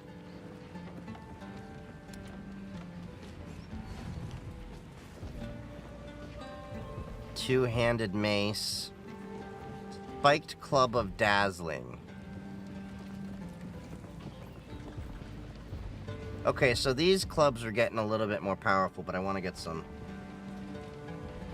Think Unit 42 or Talos. I research threat actors and publish about them and improve the company. Ah! I gotcha. So you'd probably be more on the blue team side of things if I'm not mistaken. Sort of.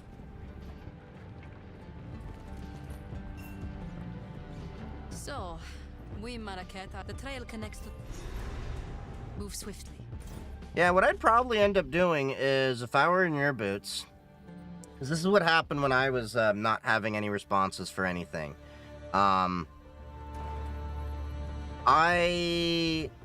went to different networking events, and eventually I networked with an executive over at Battelle. And I just asked them straight up, can you review my resume?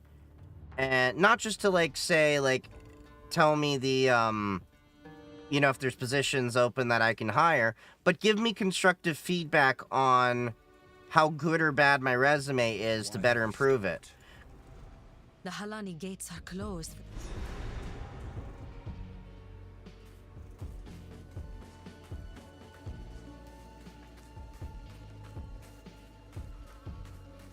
Did like 6 conference talks last 2 years about those topics all around all Europe. Yeah, blue mainly.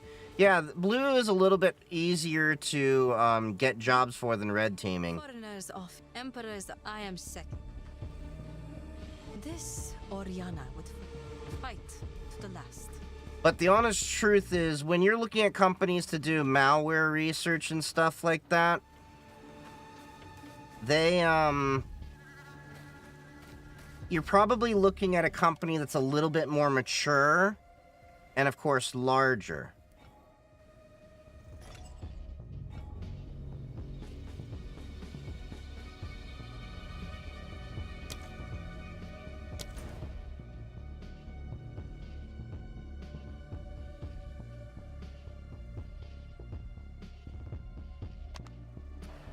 Okay. To travel to Madun Quarry.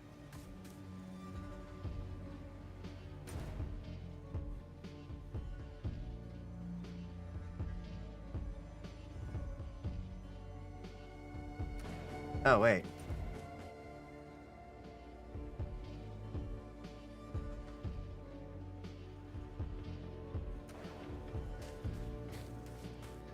Gotcha. We'll try to get Microsoft contacts to review my resume. Yeah, that might go a long way. Because I literally just had to send it over to my friends and be like, how does this look? Does it look like shit? And if you can have people, like, redesign it or, you know, just help you re-architect it, that will help you out immensely. There's also professional resume writers. I have a feeling it's not so much, what you know and everything, but just what it looks like on your, what you call it? Words. It looks like to HR and everything like that. Because the problem is, and this is what sucks, you have to get through HR before you can actually probably speak to your hiring manager. And most hiring managers don't look through the reject pile that HR has. I have a good manager. He actually found me through the reject pile at work. And that's why I have the job that I do, and I beat out like 90 or so odd candidates.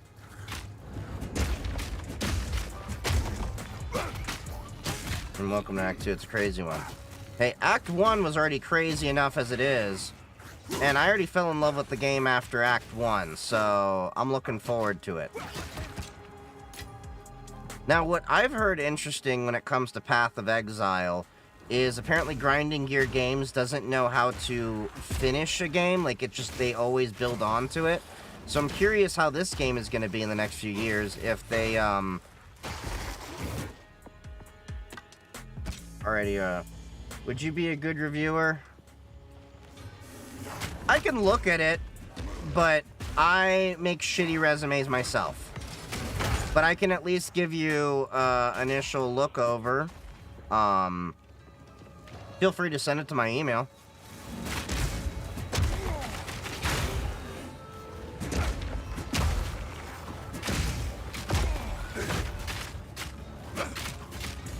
Of course, as long as my email security doesn't flag it for shit, we should be fine.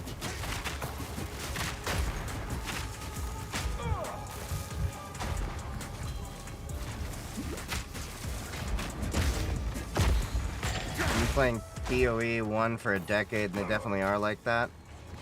Yeah, it'll be interesting to see what they do a few years into this game. Because I'm already liking it a lot more than Diablo 4.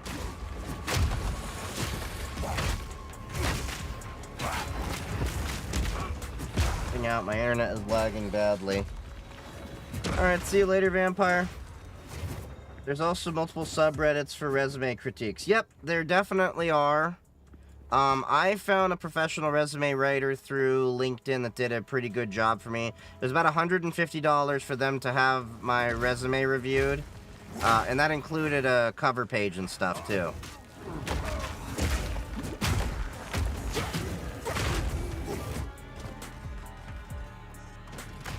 The thing I like about this game is it doesn't feel like Diablo where it's like, we're just gonna run up to you and hit. It's like, no, you gotta actually move.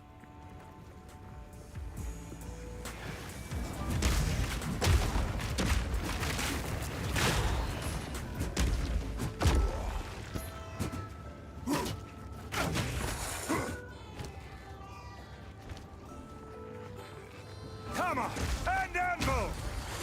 And the performance has actually been pretty good on this game. We're actually maxing out at 144 frames per second, even with all the shit going on.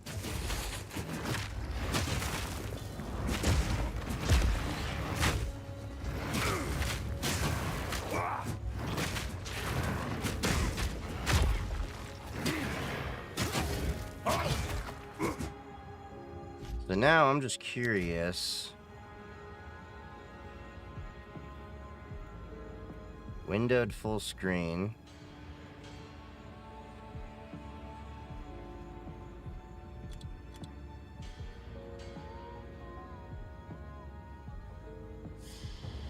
I don't have HDR. Probably do 16x. Wow, those shadows. The dropping shadows to Ultra, that finally made a dent in my FPS.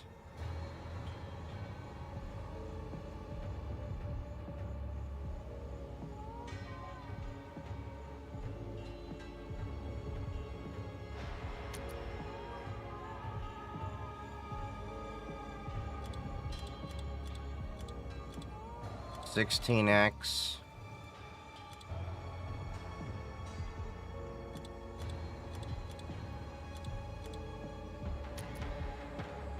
I'm curious how well this is gonna look with, yeah, I think they did a pretty good job of optimizing this game. Hammer and anvil.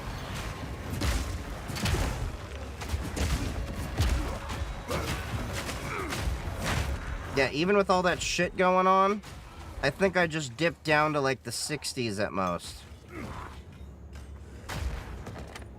I've nowhere to keep that.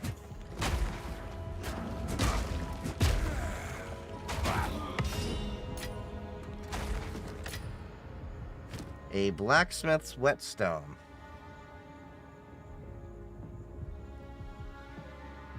Up augments and okay.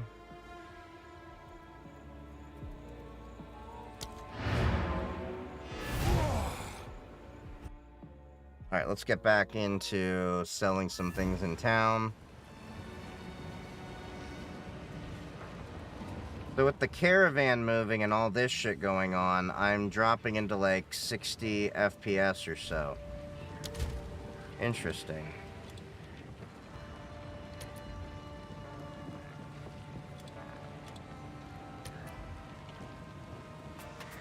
So the shadows didn't really do anything. So is it just this area is like capped to 60 or something like that? That was interesting. something. No need to rush. Blessings. Okay, Zarka.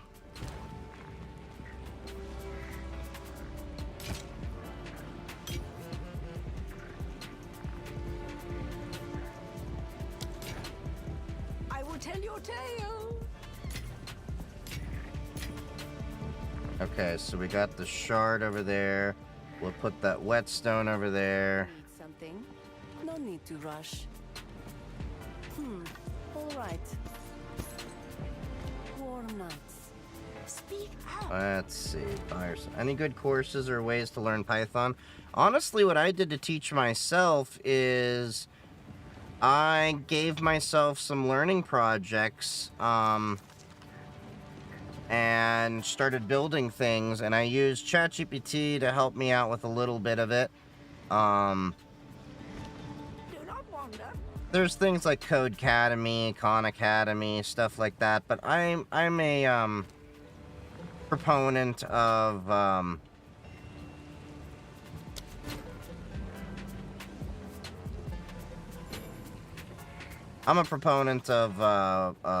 project-based learning. The beast is on the... I assume she... Asala has agreed to... She reminds... Those creatures... There was a being. Thank you. Okay, so we got that cleared out.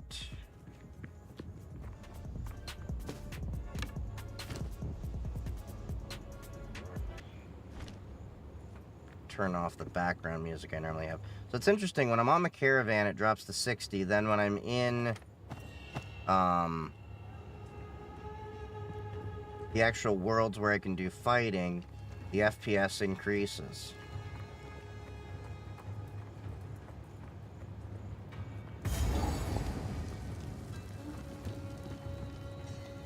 Cower!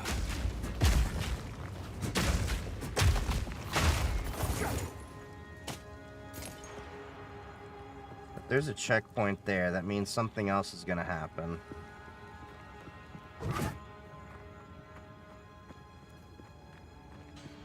So let's see what else we have going on around here.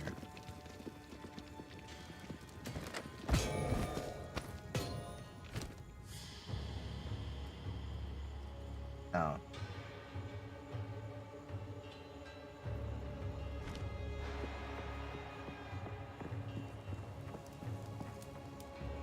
So one thing that's kind of annoying is I do get the items for the other classes.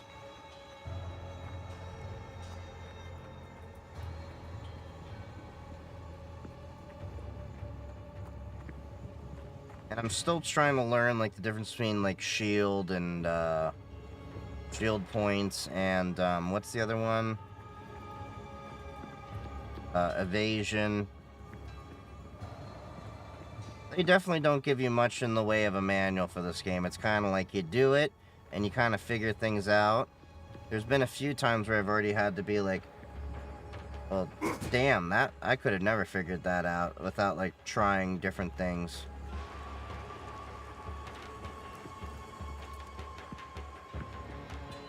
Alright, guess we're going into here.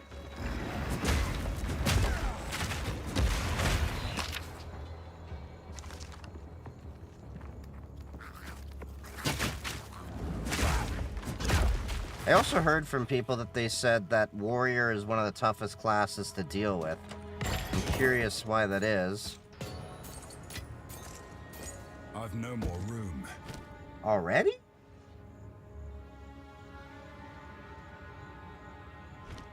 It's good. Oh, it's a really great game. I love it way more than Diablo 4. I'd have to say this is up to the Diablo 2. This is Path of Exile 2. It just came out Friday. It's still in early access.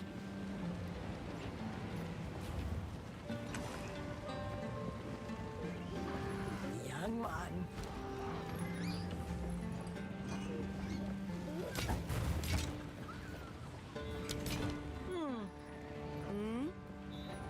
I've heard the enemies are much harder against melee characters. My wares are renowned.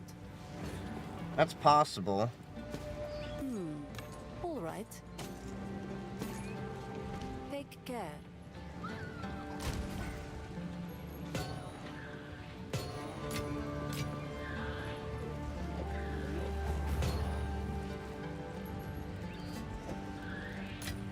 Here, let's put the runes in their own little corner. I've got a lot of runes.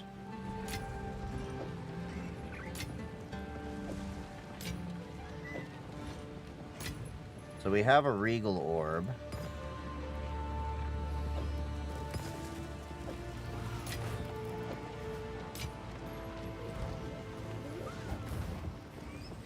Is this running natively? Well, it's running with Proton, but it's running really well.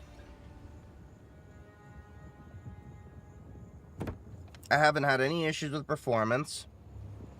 Right now I'm doing 122 frames per second with everything maxed out, I believe. Yeah, everything's maxed out on an NVIDIA 3070 at 1080p.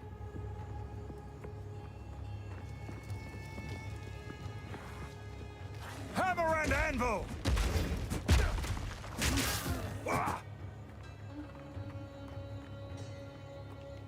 You know what I'm about to do when I replace my motherboard? How does Linux support this game? Well, you see, you do this thing called Open Steam, and then you do this thing called Buy the Game, and then you do this thing just called Play the Game. People have lived. Yeah, Proton is really amazing, and Proton basically is the compatibility layer that allows you to run Windows native games inside of Linux. Now, let me make this clear. Proton is a compatibility layer. It is not emulating things.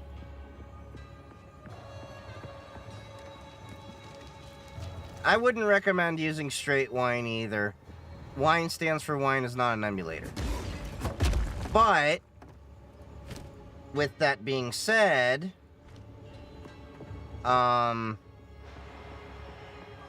Proton has wine included in it. It's just pre-configured and all that stuff. And how Proton works is it actually takes the game and then translates it into Vulkan calls.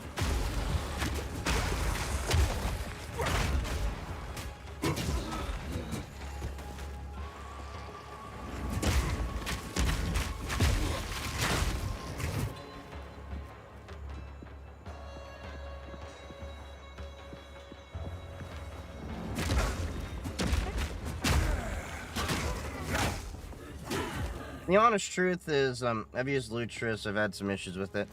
Oh yeah, I used Lutris for a few games too, mostly the ones that I got on GOG or things like Tribes 2. There's also Bottles, but they all rely on Proton, Wine, whatever to do their thing. Same with Steam.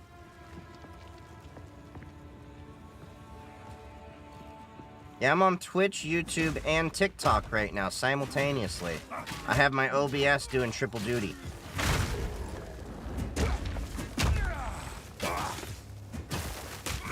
I just have chat merged over here on one monitor so I can see all three.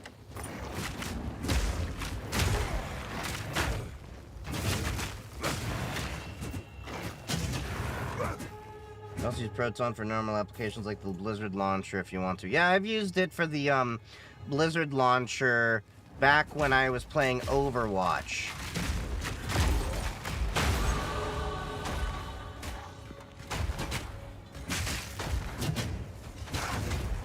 The honest truth is pretty much every game can work on Linux now. And the only issues that I've found are anti-cheat specific. The kernel level anti-cheat to be precise. And honestly, I wouldn't want a game with the kernel level anti-cheat. I know some people are like, well, the game, you know, I have this game that I like and it has kernel level anti-cheat, so I can't play the game. Well, as much as it sucks, maybe you shouldn't just play that game and tell the provider I'm not playing your game because it has this shitty-ass software in there. Because here's the thing. Just like how United Healthcare is learning, you know, that, people will eventually rise up and get pissed off enough to, like, kill your CEO dead in the streets. If they realize enough people really don't like kernel-level anti-cheat, they're gonna stop doing it. Exactly. Plenty of other games to play. And that's my exact point. When everybody's like, well, Apex is no longer going to be playable because of the kernel-level anti-cheat they're adding. My response was this. Oh, well, so I just won't play it anymore.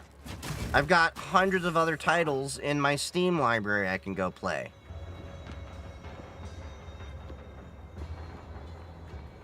What's your YouTube name? Chief Geek 3D.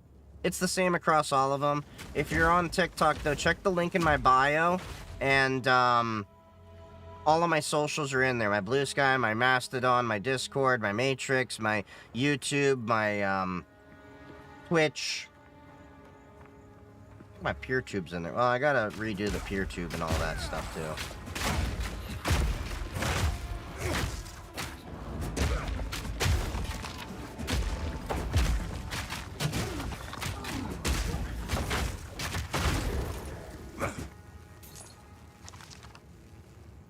Oh yeah, I got my passive point. Oh, I already did claim that.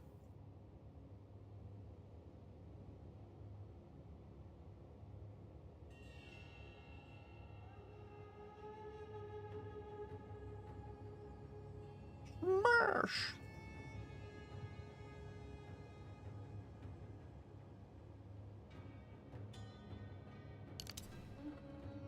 We'll do that, get that point over there in a sec. I've nowhere to keep that.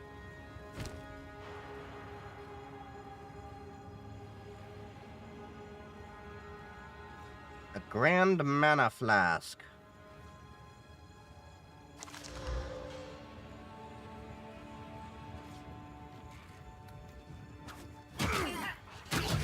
Hammer and anvil!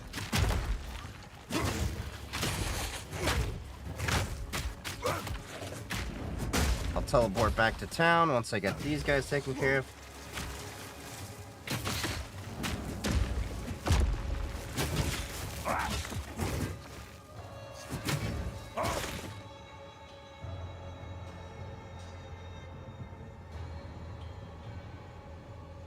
Alright, let's go back to town. Overwatch isn't doing too hot now. Marvel Rivals is doing better, but I ain't no fan of that too. Microsoft trying to cut down on kernel-level anti-cheat. Only good thing they've ever done. So Microsoft's going to be in a rock and a hard place on cutting down on kernel-level anti-cheat, specifically because, well, the reality is the same method that allowed for them to get the, what you call it?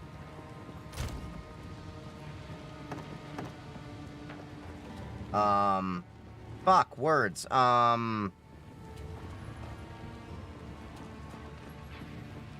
The same thing that allowed the antivirus to use the security APIs is the same thing that allowed kernel-level anti-cheat to exist in its current form, and they made an agreement with the EU in 2009, I think it was, to,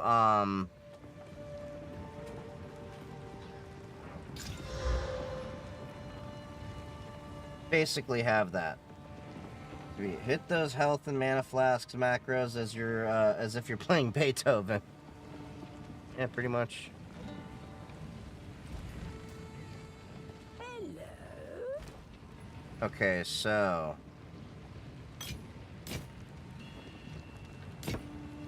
let's get some more shards. Who goes there? Take your time.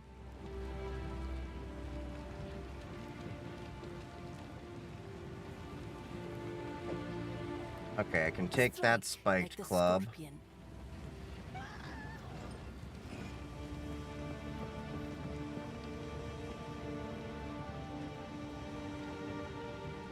Probably add some modifiers in there. All right.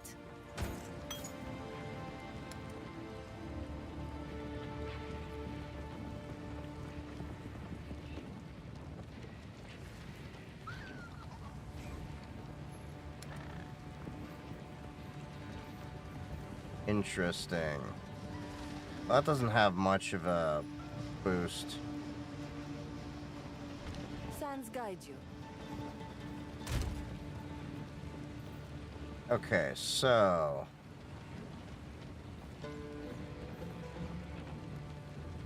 augments with an additional...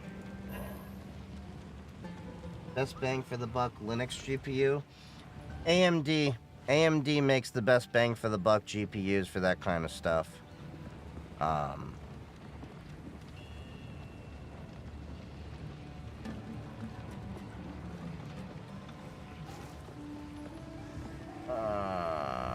I don't know if I really want to make that a little bit better. 15 to 24. Well, we'll debate that later.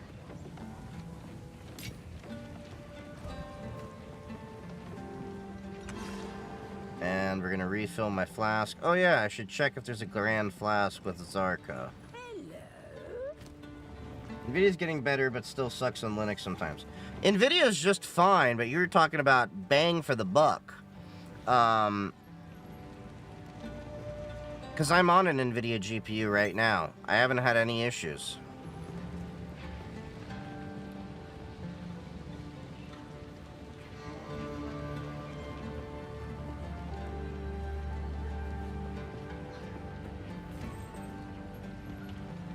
Okay, so I'm curious now. There's a couple of rings here.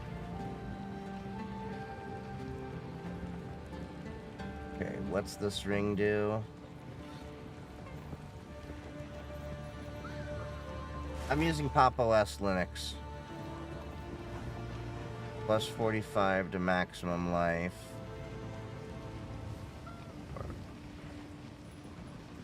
17% increased regeneration rate. With...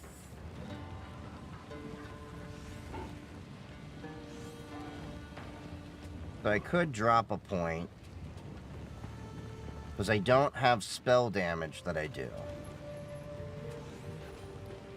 This would mean 1.6 points less.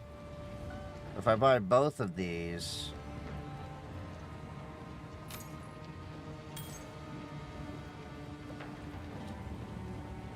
and then put that there.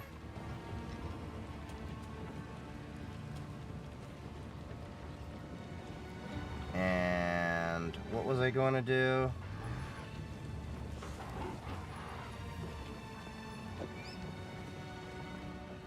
Hail Iron Ring of Excitement.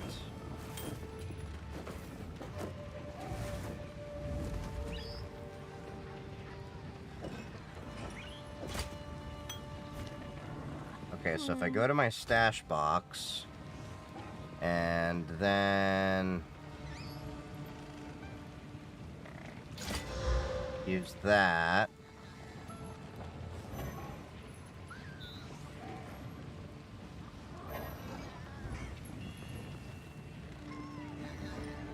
so I wonder, can I use, there we go. An extra 1.9. Oh, wait, that's maximum mana. I run a 3080 and getting great performance, but there's tinkering that has to go into it for the best experience.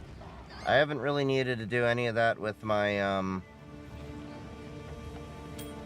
3070.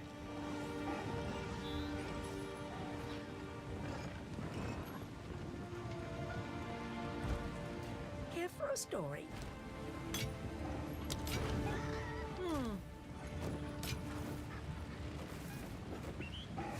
Alright, let's go refill at the town well. And let's go collect some more junk.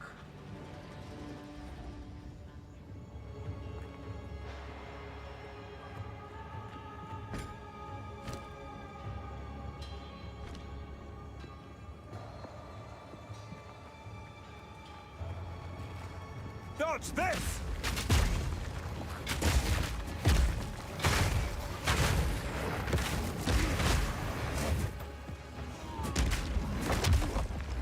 So at least now I got a Grand Flask. I wonder if there's anything higher than a Grand Flask.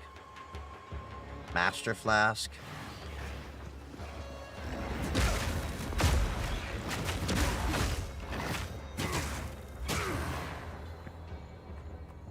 Okay, so where do we need to go to now?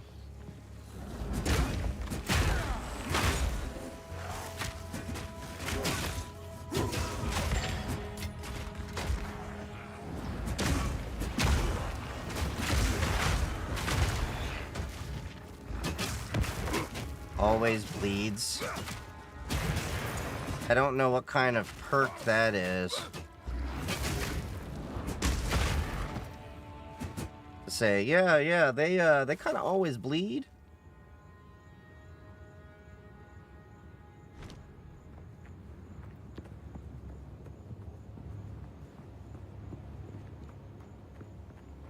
You know, I really wish there was a way to get my Stream Element bot working with TikTok. It's gonna be a bummer when TikTok gets banned. It's gonna be kind of bittersweet, I think. Break!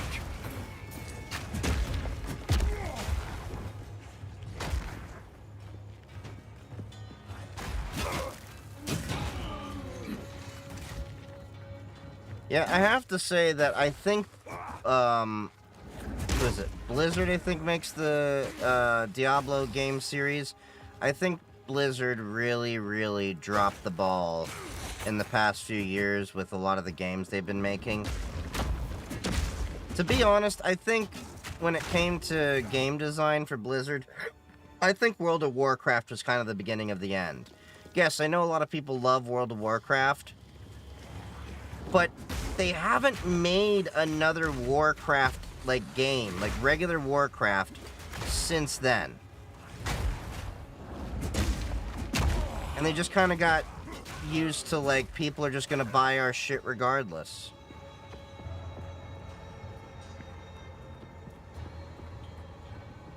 So I feel like Blizzard just hasn't learned, hasn't retained how to make a good game.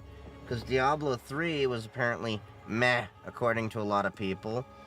Diablo 4 was definitely, it was okay, but it was like, I got bored with it after a week, twice. So I played it for a week when it originally came out. Then I played it again when Vessel of Hatred came out. And then it kind of just beat that again in a week and then kind of just got tired. Whereas I think I'll be spending at least more than a week on this game.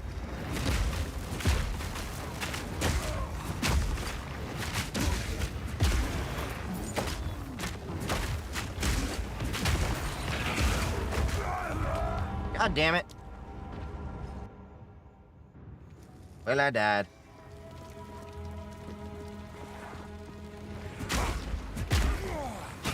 Shatter!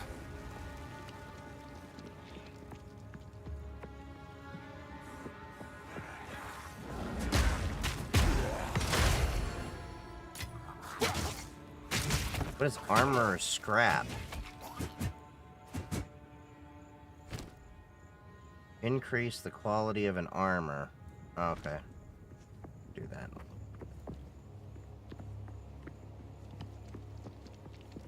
You know, I'm curious about... Yeah, I still got a ways to go for experience.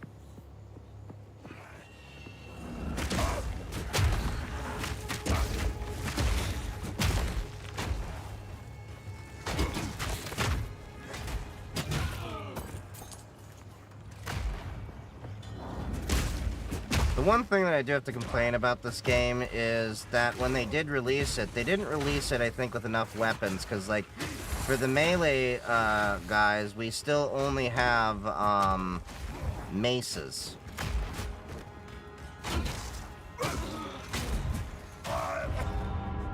Yeah, I should have healed.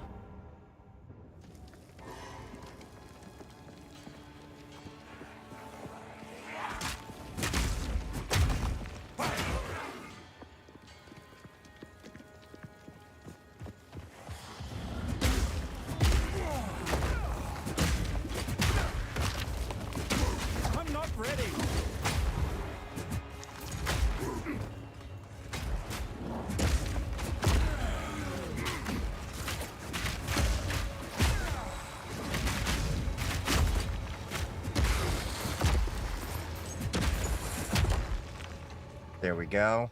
Rolling slams all the way. Out of mana.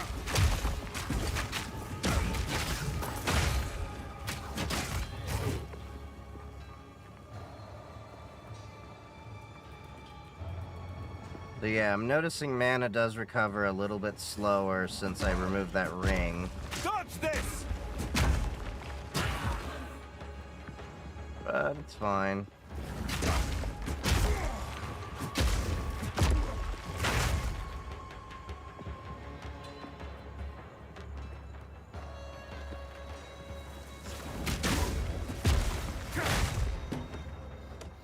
I find it funny. Tiny ass bugs, giant ass mace.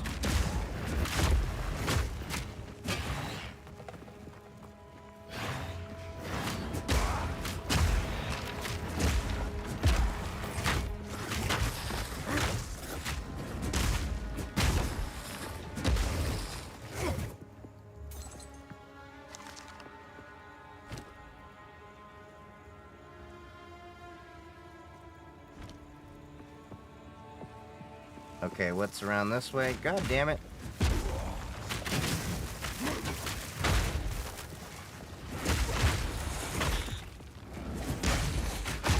There we go, we got a chest.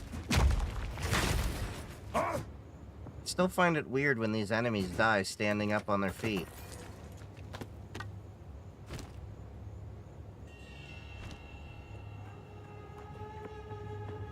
Brings new meaning to the I'd rather die on my feet than live on my knees.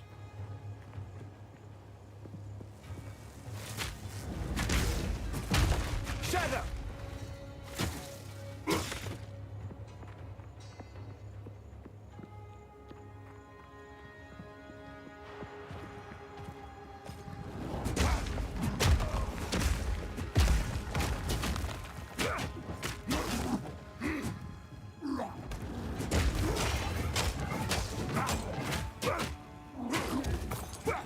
There we go.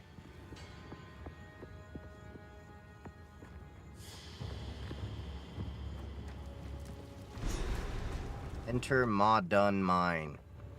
Well, what else is around here? Nope. Alright. So we gotta go into the mine. I love the little animations they have for like, okay, you're actually entering a mine. The elevator goes on. Alright. So let's hit the waypoint. What happened here? Will metal veins bleed for the tools of war? Interesting way to say that,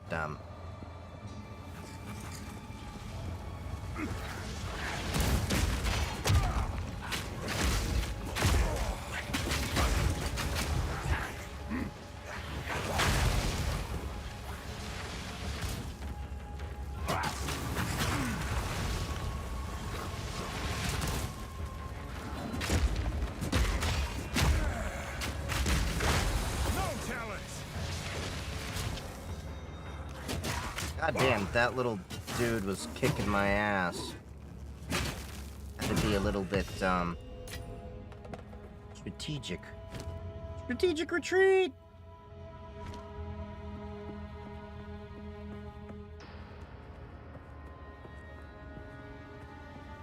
Okay, nothing this way. So I take it there's something up here. Break!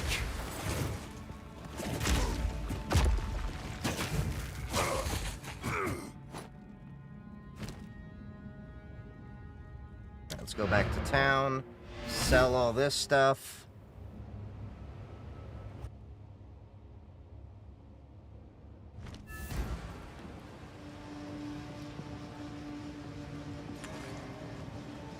Here for a story?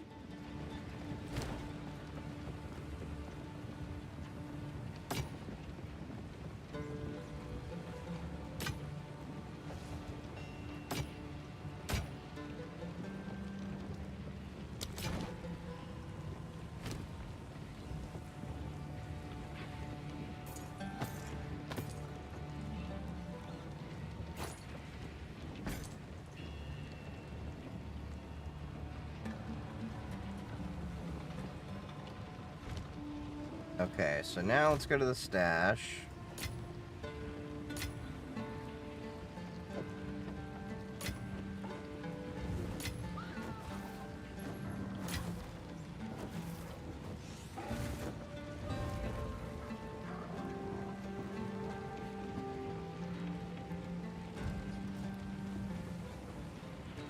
And let's get back to the mine.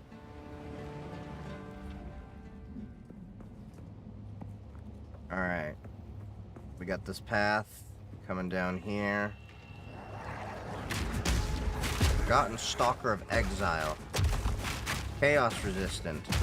Well, I'm just all full of chaos because I'm ADHD. So, how resistant are you to my chaos?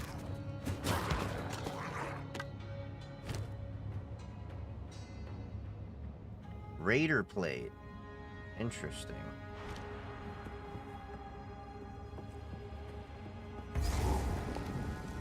Okay, so we got a checkpoint over here.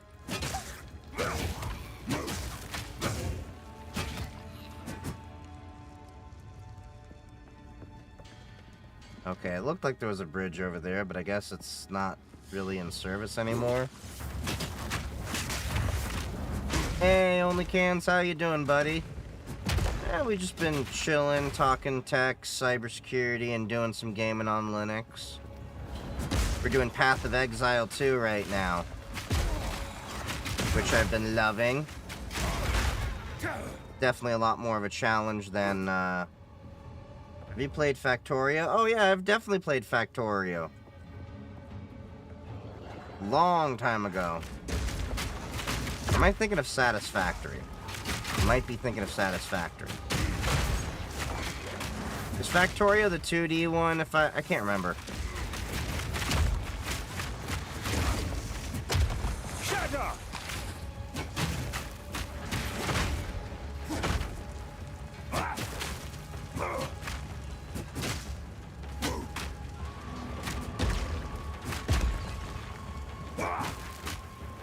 Yeah, Factorio's 2D. Okay, then I'm thinking of Satisfactory.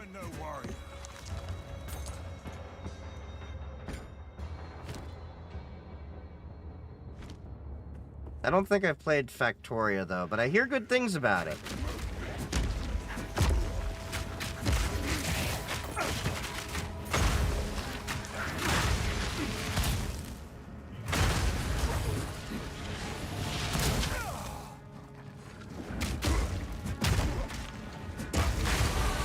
I have no limitations.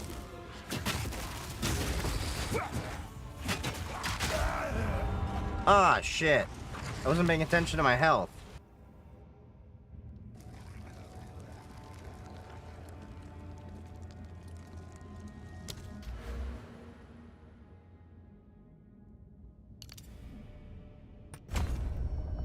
Cool. More damage. But I feel like I am gonna have to get some better weapons soon.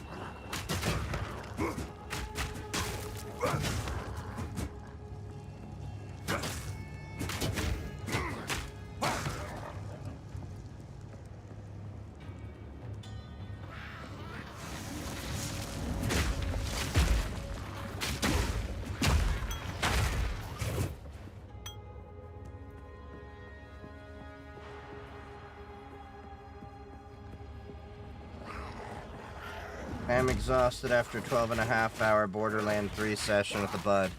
Oh yeah? When did Borderlands 3 come out? Because I think I bought it a while ago. I just haven't played it yet.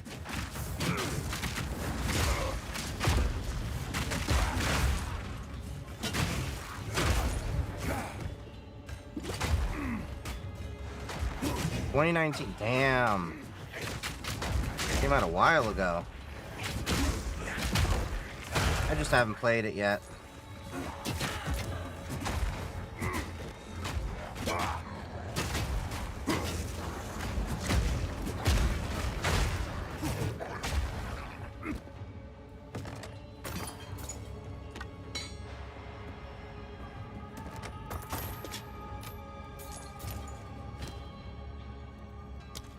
Alright, let's go back to town.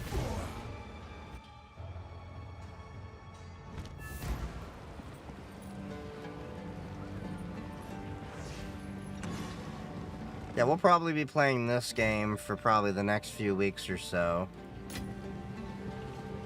Because I've just been really enjoying the hell out of this. Interesting.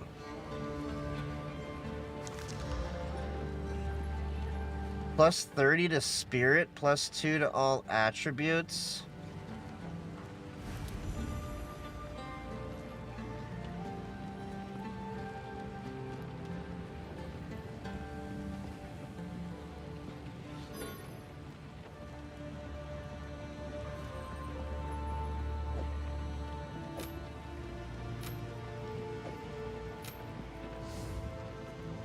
Alright, so...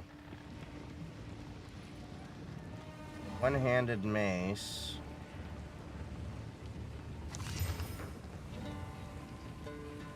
Oh, this is nice. But I need 18 intelligence for it.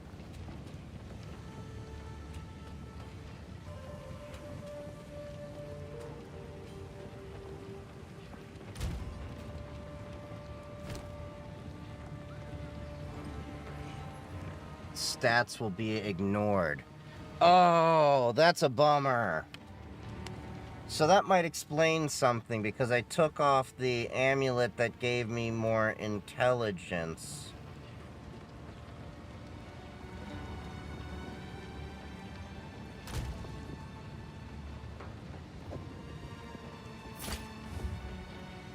Oh, there we go.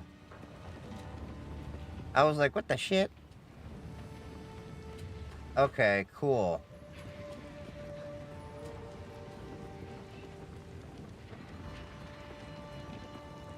I put the wrong amulet away. That's what I did. Because I'm a moron.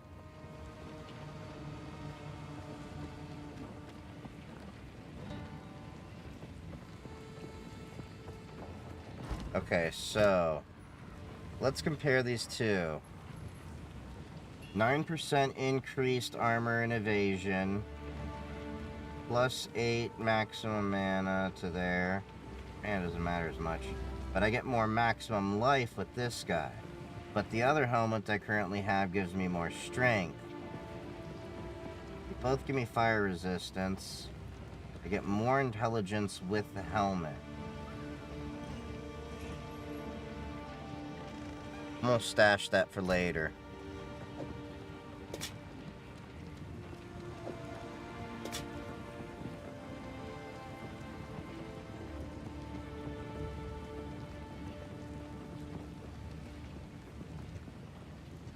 And then we'll put these two stones there.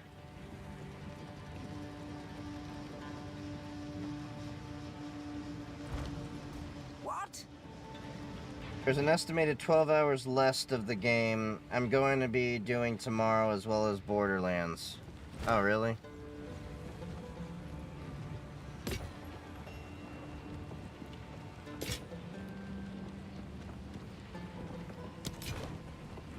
Speak up.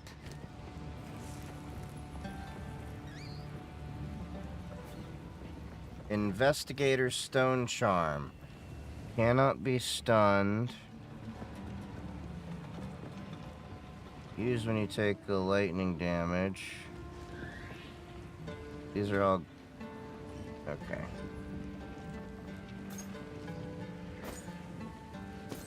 Trying to regain my gold that I had.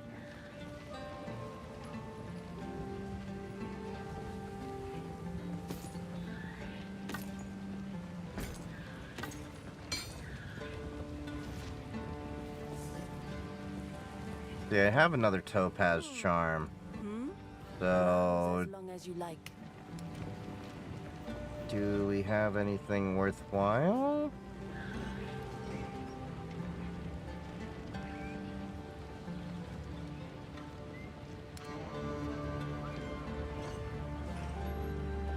See, that would have been great to have money for that guy over there. More thorns, life regeneration.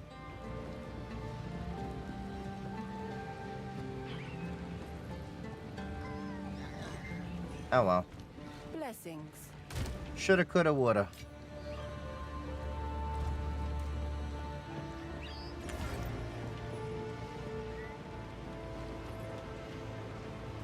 What the hell is spirit? Trying to figure out what the hell is spirit in this game.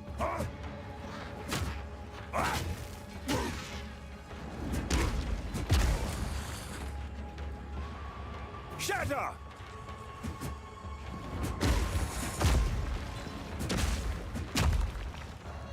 So that is an annoying thing. So you have like this bamboo scaffolding here. I should be able to break that. Instead I gotta go all the way around.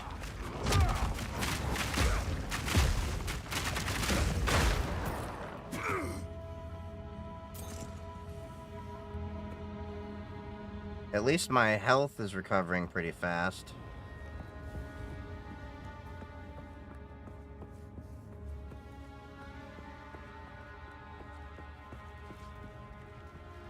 So now I gotta go all the way around.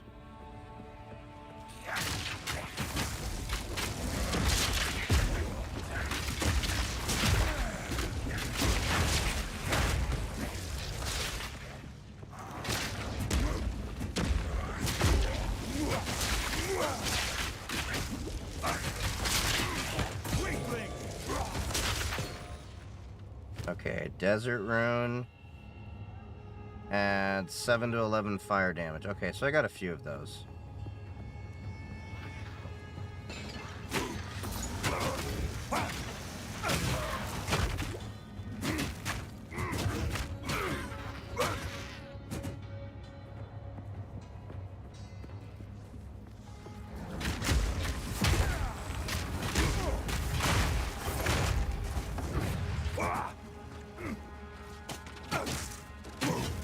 I find it funny how many of these games arachnophobic people definitely couldn't play. There's just too many spiders in so many of these games. Also, can we talk about the fact that chests should not be empty?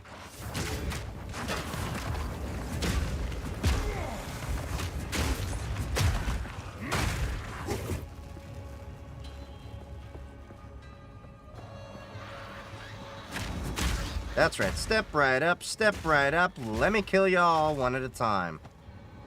It's okay, there's plenty enough to go around.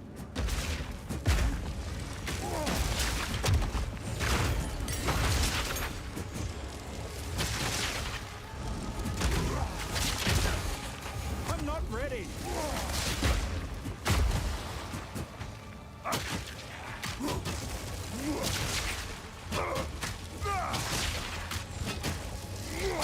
Meat creature.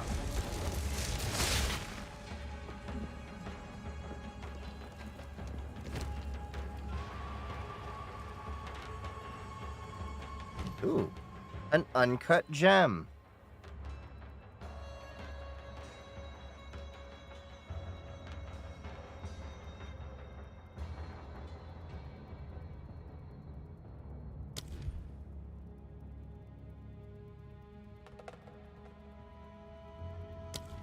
Alright, so...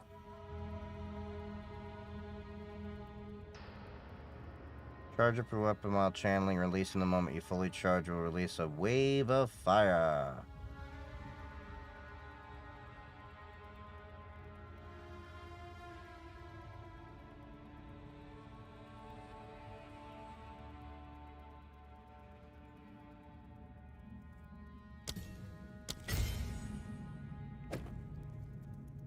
Okay, so now... Both weapons hit with 30% less damage. Infernal Cry. Shockwave Totem.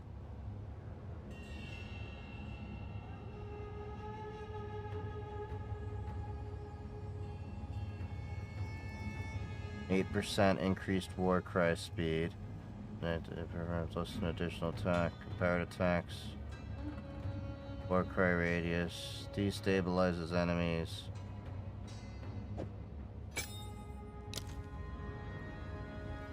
I wish I had more slots. I feel I should be able to have more slots in here. Like, I think Warcraft lets you do.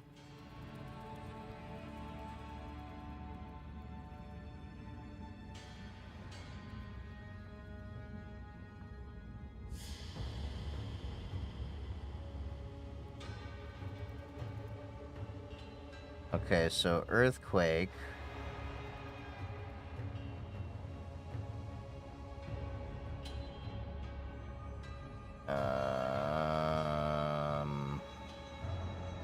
Attack damage is 57%. Totem attack uses its own weapon, dealing 13 to 20 base damage.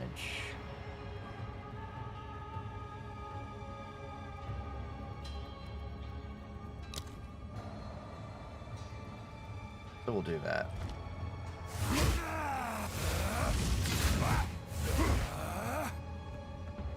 That could be interesting. We'll try that attack out and see how well it does.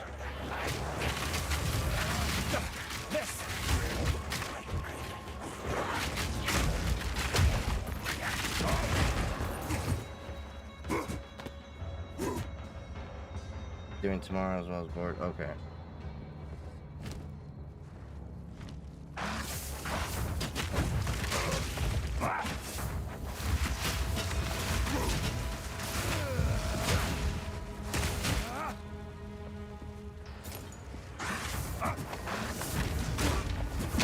So, I mean, it's an okay attack.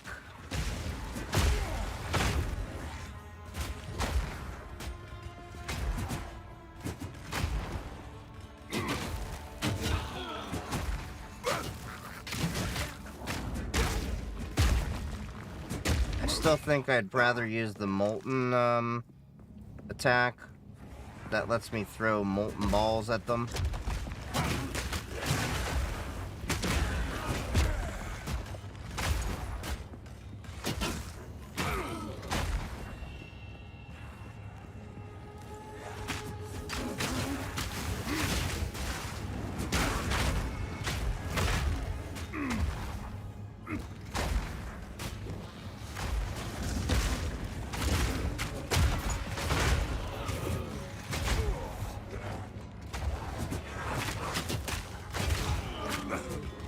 Wait, the cart is part of the guy? That's so weird.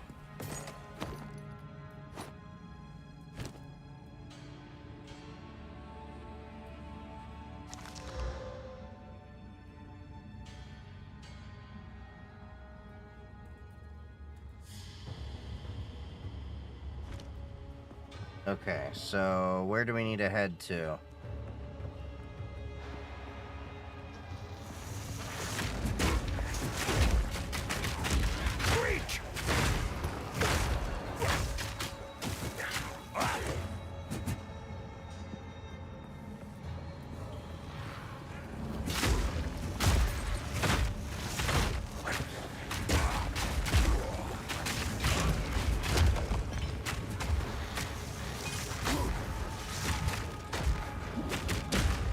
God damn it.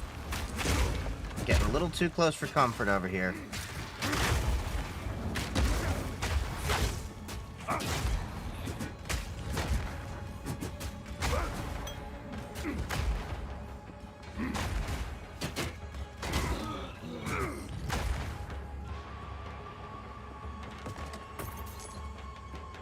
Goody, we got a little bit of gold.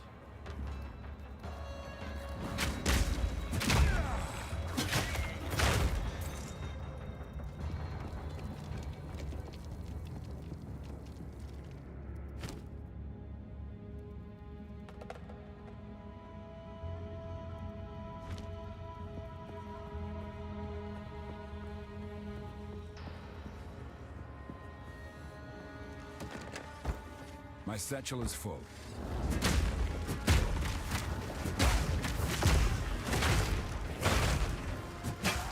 What's a good class to play with? I'm new to PoE. Well, so am I. I've just been doing Warrior, and some people have told me that's one of the toughest classes to work with, but here I am.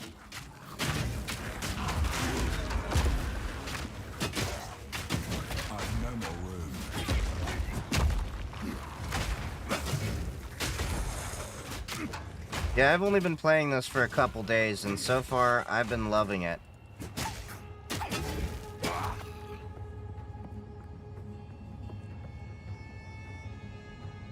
Alright, let's go back to town. Sell my junk.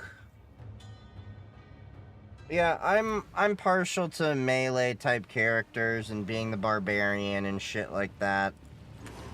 So I hear. maybe there's easier classes to work with, but at the same time, Careful story.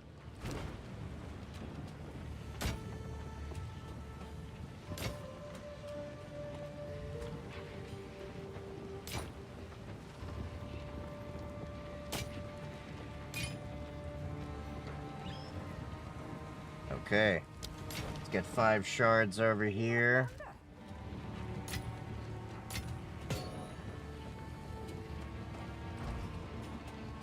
Young one. And now let's sell all these items. Stone charm. I think that's the same ring as what was here last time. I hear you. Take your time. Yeah, these are definitely the same weapons as what was here last time. So we're just going to continue back into the mine.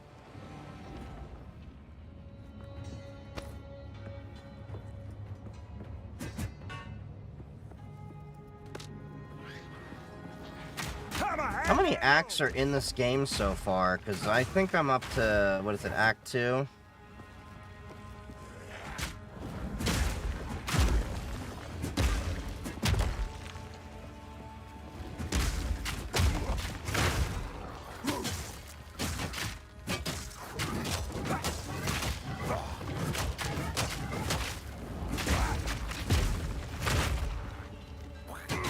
You were no warrior.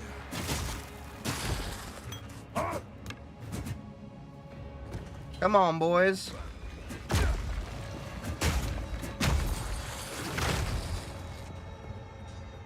See, I'm starting to slowly get the hang of it with the little symbols and stuff like that.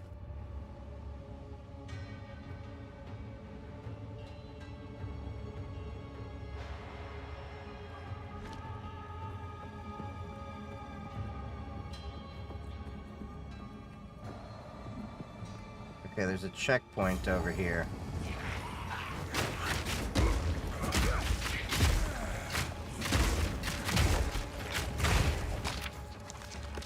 Should have known there were going to be some tougher dudes out here with a random checkpoint right there.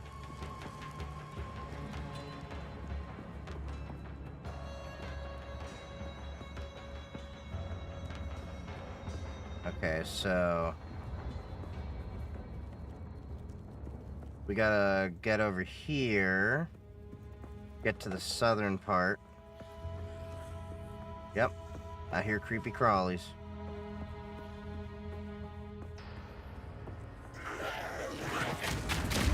Come on, boys. All you got? I always forget, like, it's so annoying, like, sometimes they die and they just, like... He died standing up. They should die on the ground. Okay. So, we've cleared out most of this mine over here. So let's clear out the edges around the top.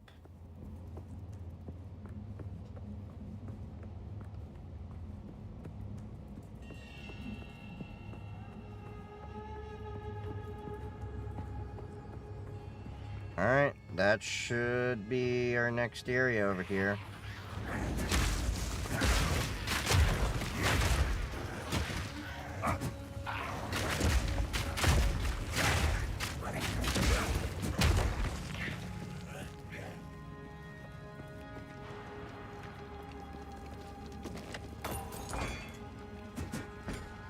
Alright, we've got that area covered. So now, let's go a little bit south. Looks like there was some more over in this area. Okay, so we're going to cover this edge over here. We're just going to work our way around. There's got to be an entrance or something to, Hammer and anvil!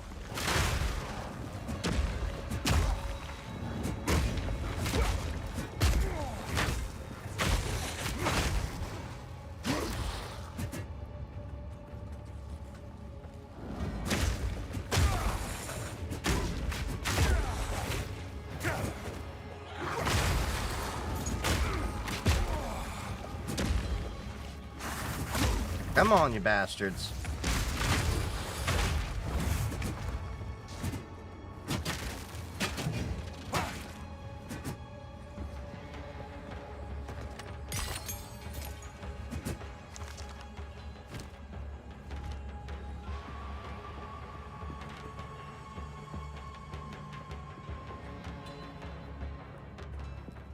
Okay, we got more to the north. Bunch of these corrupted corpses.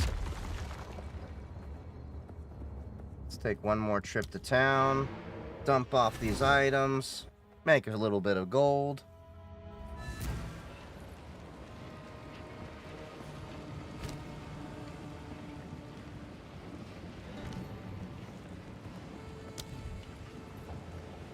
The perfect strike. Causing it ignites to be inflicted less often.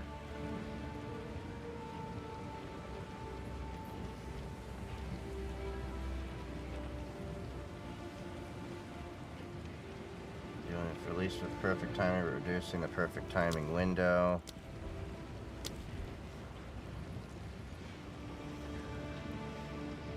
Okay, Molten Blast might be...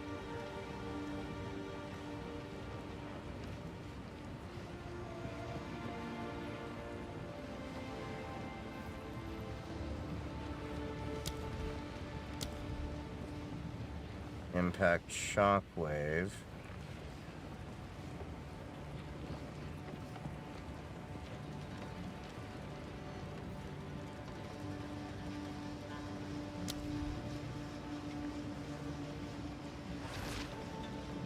Unbreakable. 200% more stun threshold.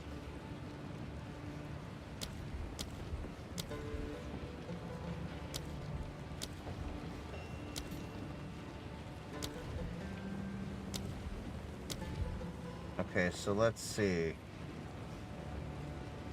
These are all the gems that we can possibly get right now.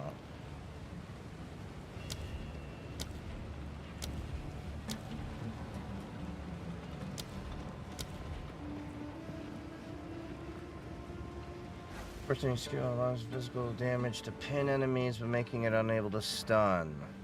Force any skill that has a duration, making that duration shorter.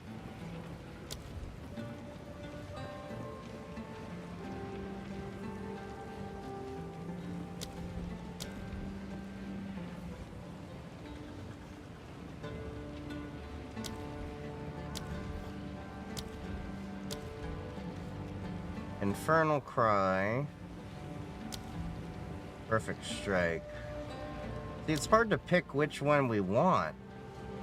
Yeah, limited number of effects at time. Concentrated effect. Armor Breaker.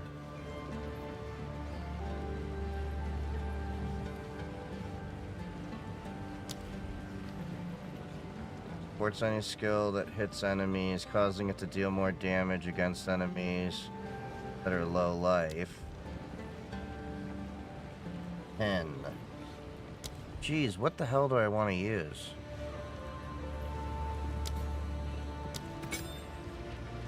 Okay.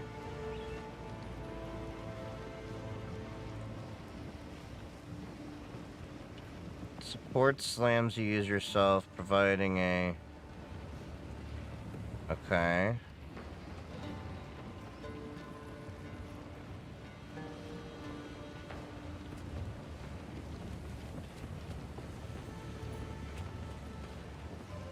Support slam skills, giving a chance to create patches of jagged ground.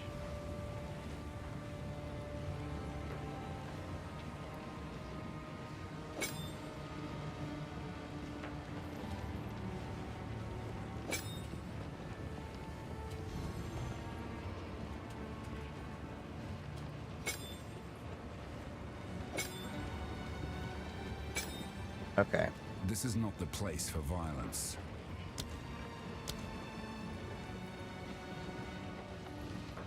Okay, that's cool.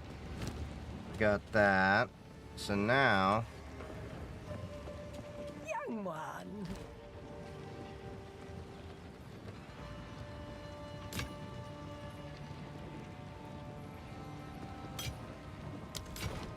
Stay inside. Alright, so now let's sell these items. I will tell your tale.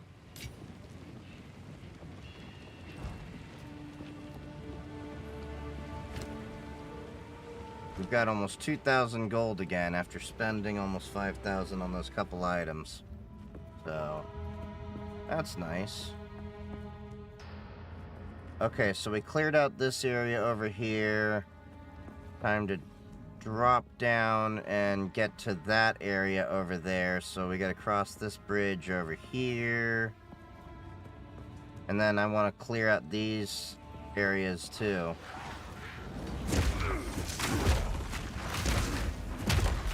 Weak!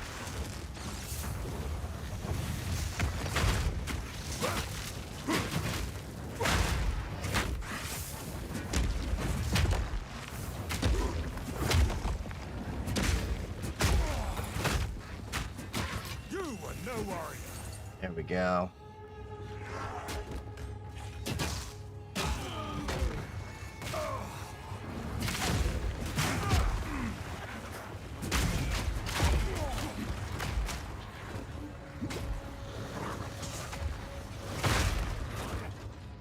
Need mana!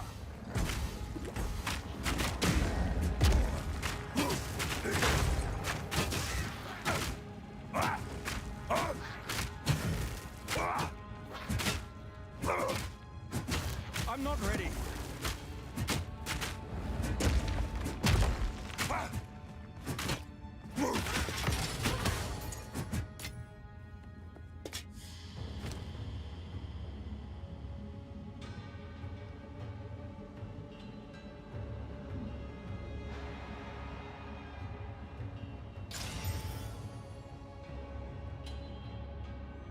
Okay, we got another Regal Shard over there.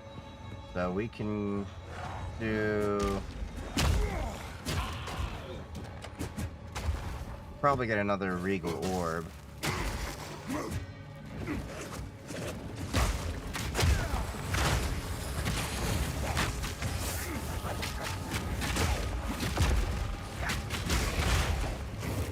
Come on, come on. There we go.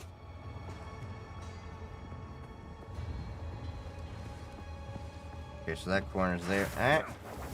Come on, you eight-legged freak.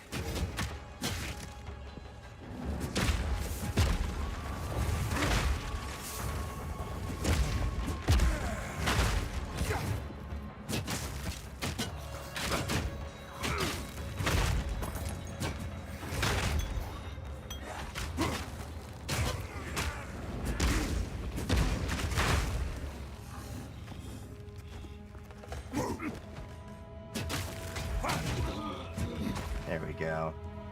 Alright. I knew it. There was some more in this little unexplored area. Probably, yep, more.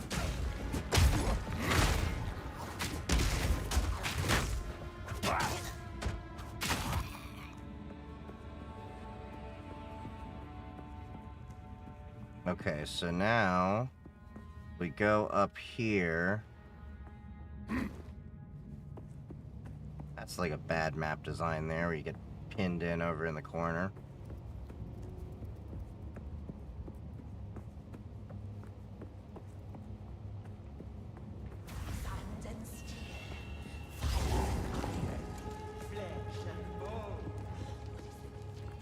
Okay, so I know where the boss is for the area.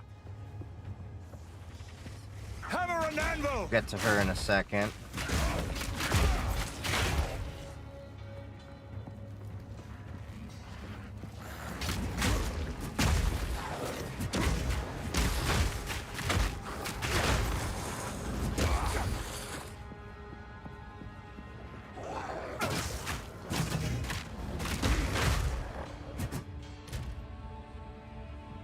Yeah, I can probably level up before we go to see her.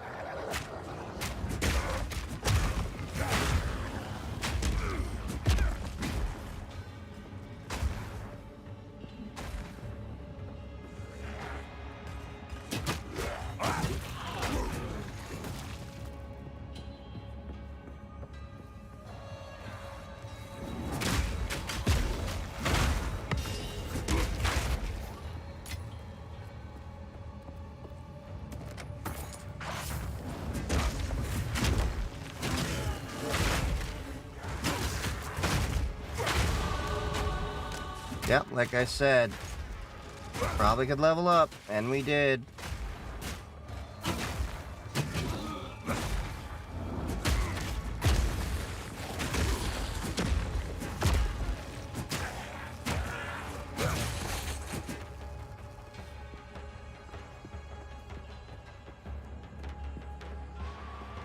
Okay, so we almost got this entire thing explored. Let's at least get this little area out over here. But I want to...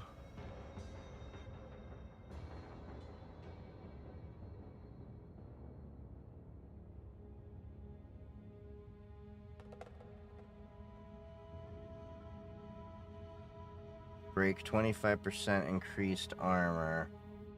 Area of effect. Then I can do melee damage.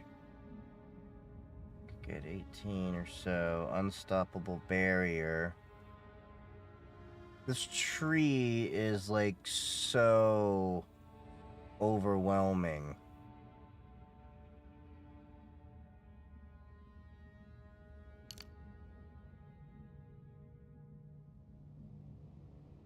Okay, so we could get a new attribute.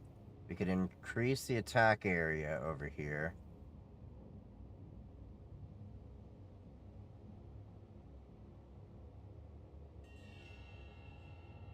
This increases block chance, stun threshold. This increases area of effect for attacks.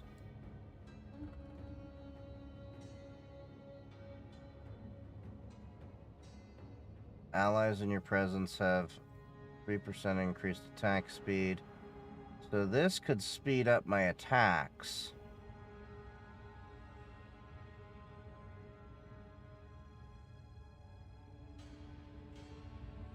Huh.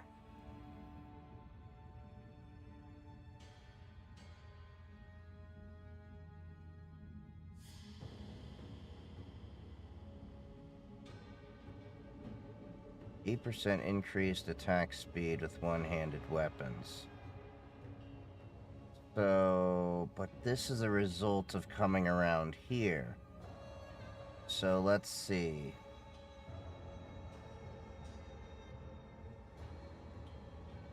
One, two, three, four.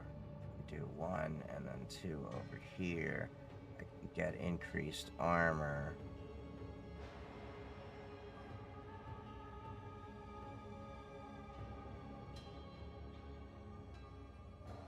Yeah, increased attack speed with one-handed weapons. That's going to give me two-handed damage over here.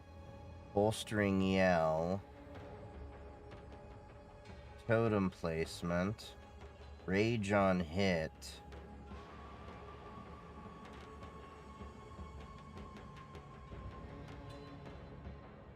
Yeah, I think we're leaning towards,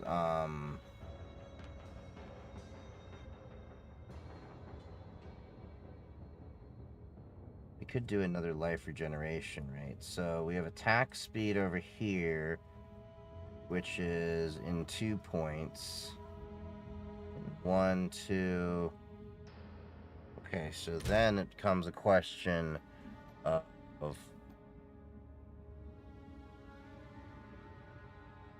use mostly grants an energy shield as well as various spell-aligned weapons and skills.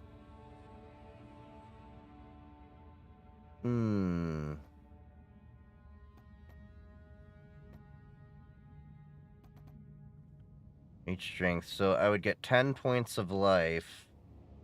But then let's give me more do intelligence then. Yeah, because then in 2 points I can start increasing speed. Yes, this is Linux. Increased attack speed, so I could get 3, 6, 9, 12, 18% faster attack speed doing this.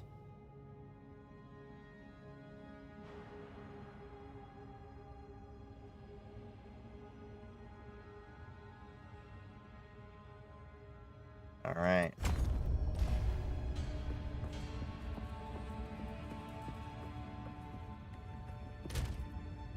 Next level. 21. Wonder what the max level you can get in this game is. Like, cause can you only like get 60 points or something? Or is it capped at level 100? Dodge this!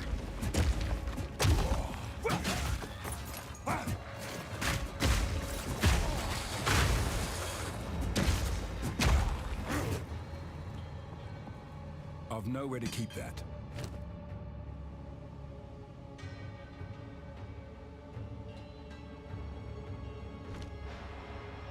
Let's go back to town.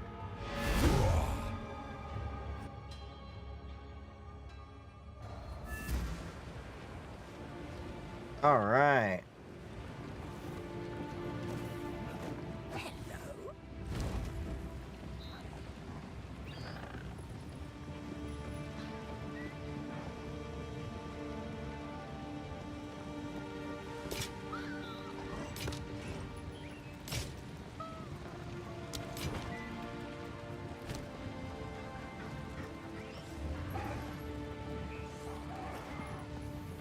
Take. Greater life flask. That's a grand life flask.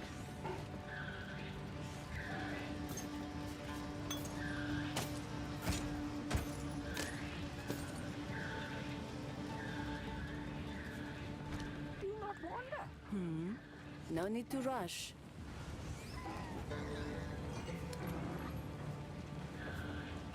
Alright, let's see.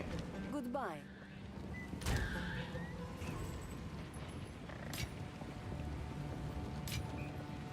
Okay, I don't have any more regal orbs.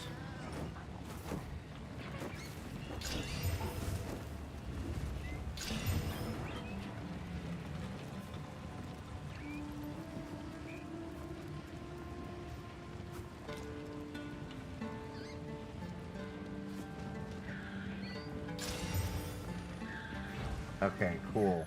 So we increased the armor quality of a few things. Now let's go back into the mine.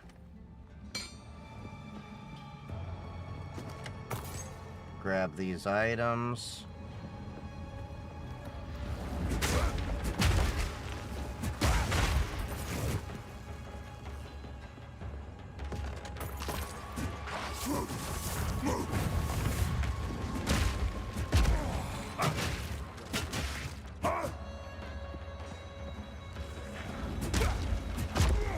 Went the wrong way, damn it.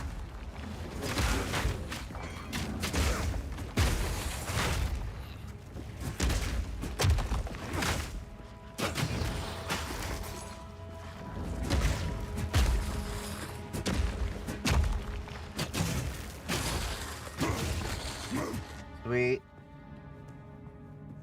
Alright. Now...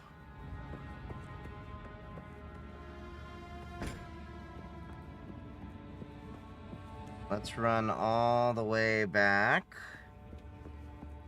And let's take care of the boss for the mine. Because now we've cleared out the entire map.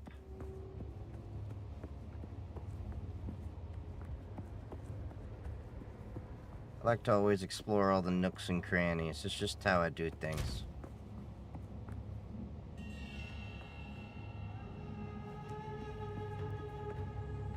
What the hell is making me weak against lightning?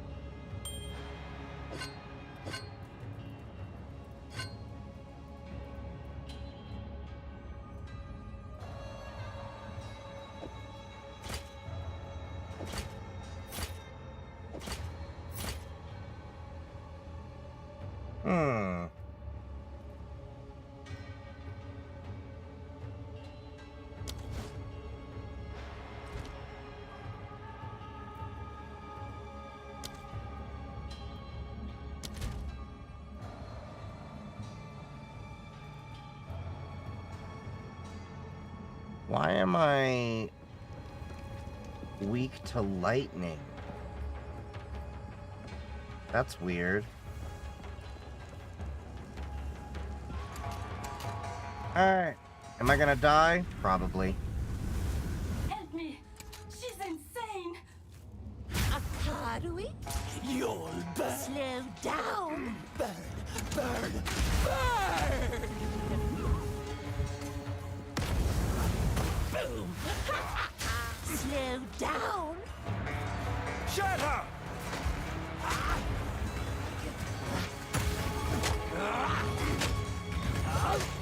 Burn, burn, burn!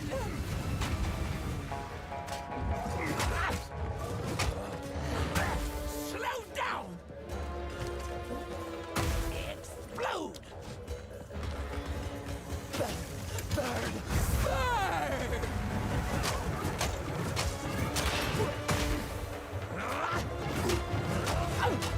Stand still!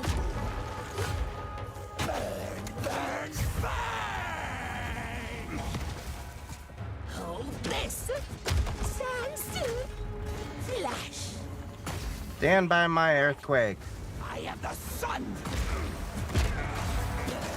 Burn, burn, burn! Ooh, that was a little too close. Hold this!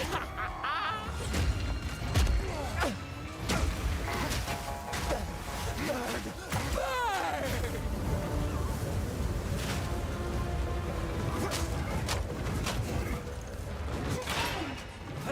For the king!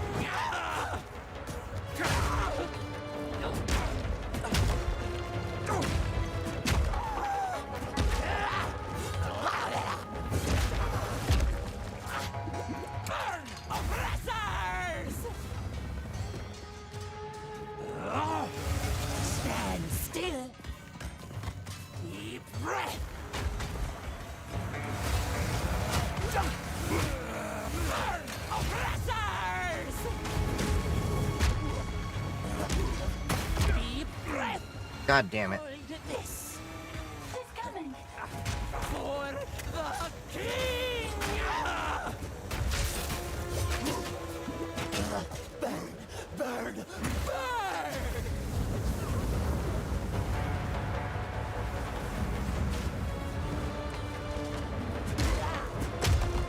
Burn, oppressors! Slow down! Come on.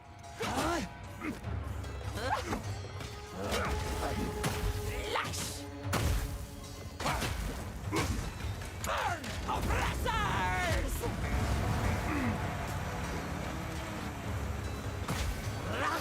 Shit, come on.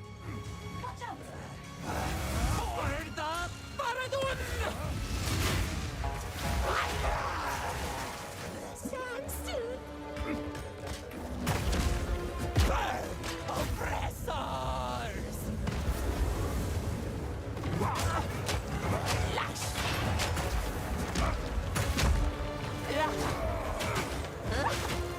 Burn, burn, burn! Fuck!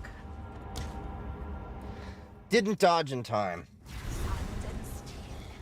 Fire! Iron, flesh and bone, Akarui? you'll burn! Slow down! Crush them! Burn, oppressors!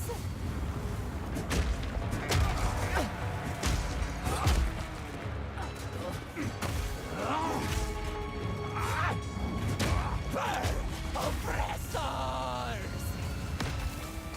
Slow down!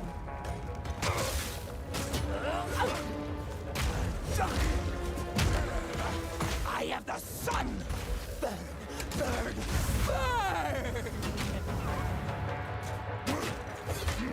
Blind!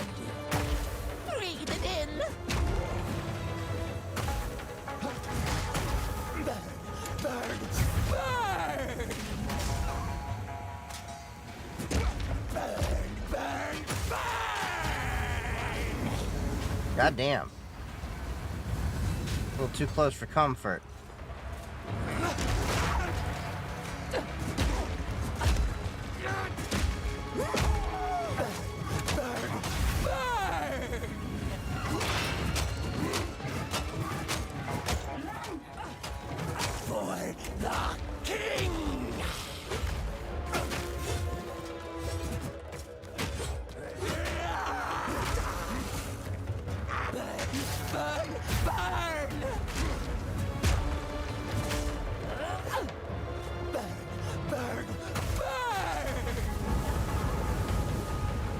Come on.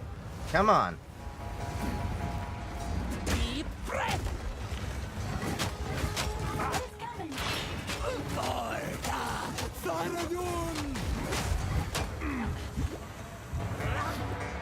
Shit, that was a little too close.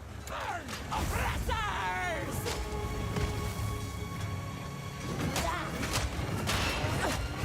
Breathe it in. Crush them! Burn!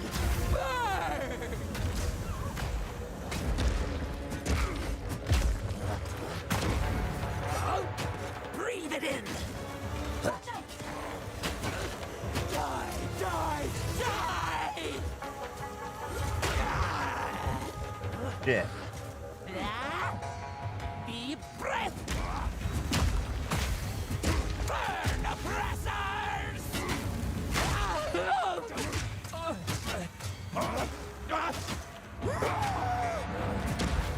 Breathe it in. Lightning. You're almost done. Gotcha.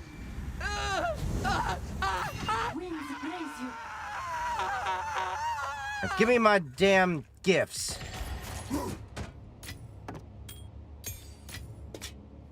1,000 praises, my friend. Please take me back to your camp. Maybe she knows what's going on. Sweet.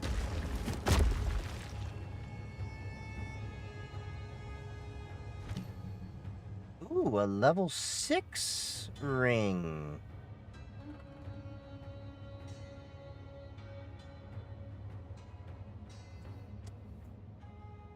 Okay, so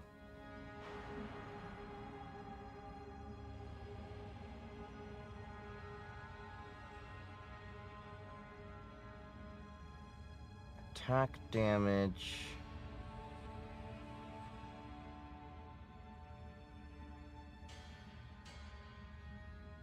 Molten Blast.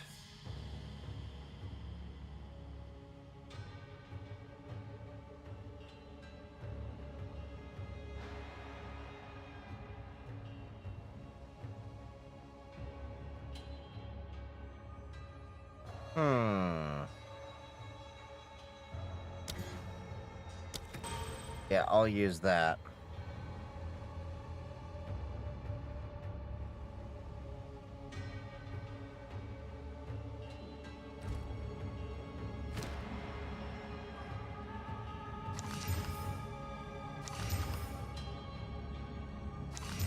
A Stoic Scepter.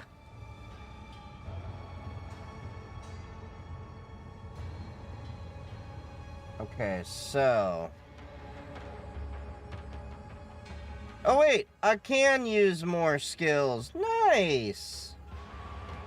It's the control modifier. Okay. So I'm gonna have to play with that in a second. Okay, maximum life.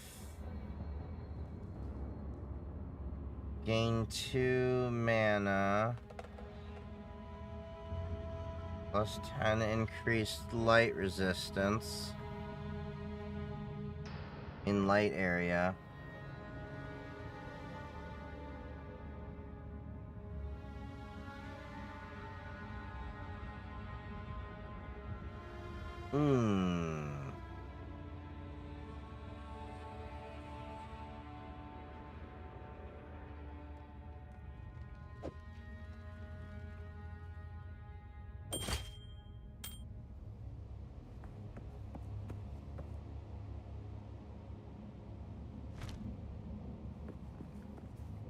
Okay.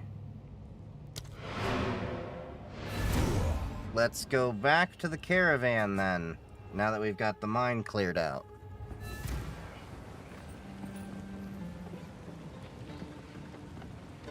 Speak up.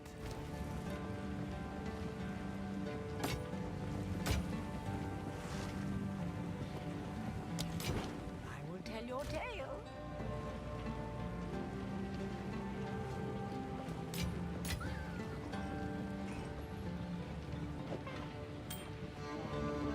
Upgrades a magic item to a rare item.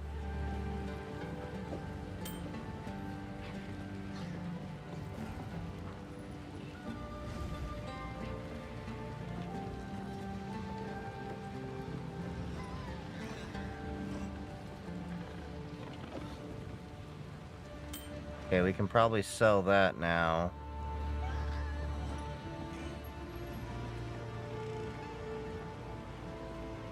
As can we with that to break it down.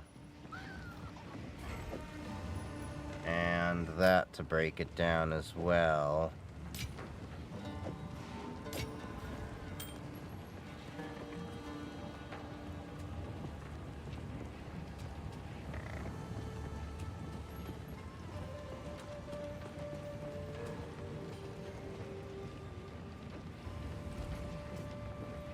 Speak up.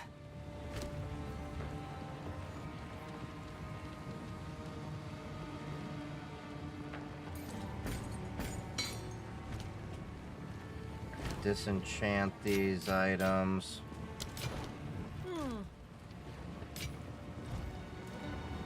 I hear you. No need to rush. Blessings. Quickly. I have a different plan. Okay, so let's see.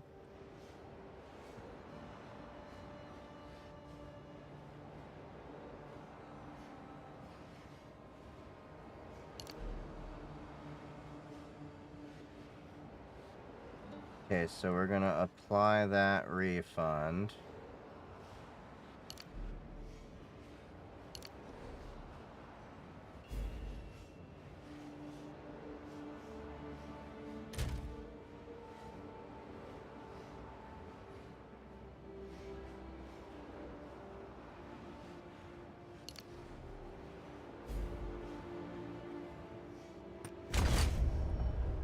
There we go.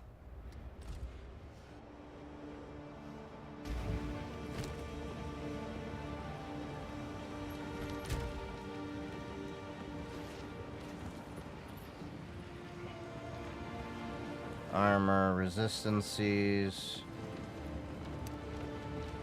I'm still curious why the hell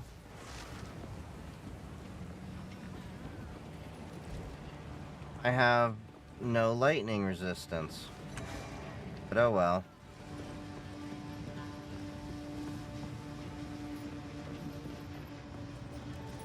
I know what Jaman-Ra intends. Atop the burial spires of Deshar lie the Maraket's most honored dead. The king has become driven by... He intends to feed their bodies to the horrific creature he keeps in a cage behind his throne. They call it the Beast. The Halani gates are closed. Then Jaman-Ra must have... But there is another way. An ancient... Choose or do not. Oh, I can buy more items from you?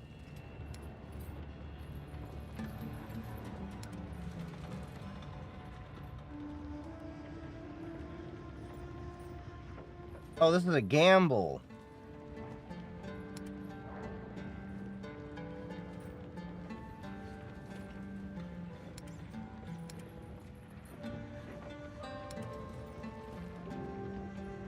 Farewell.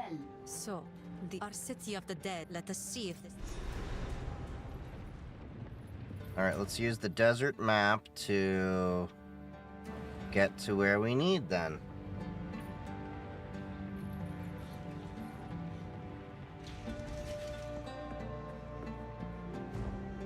Entering Trader's Passage. If I'm passing, then am I a traitor?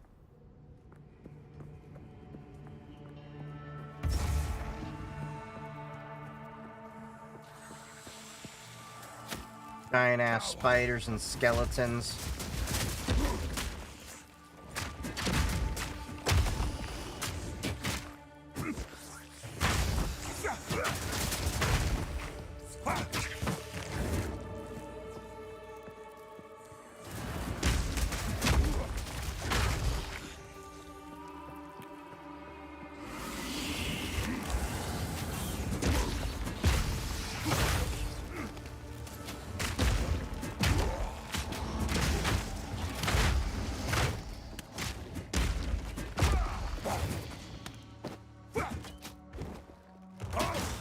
Come on.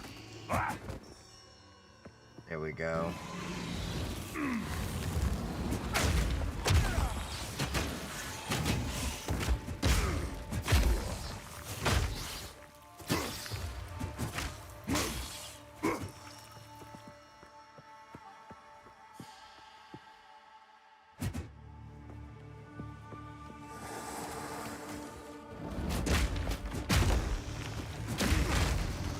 Sweet, cleared them out. Oh, we got a Quake Golem?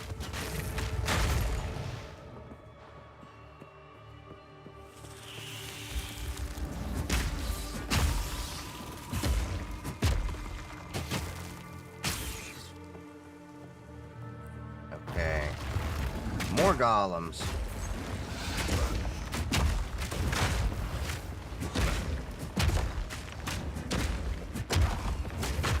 Come on, come on.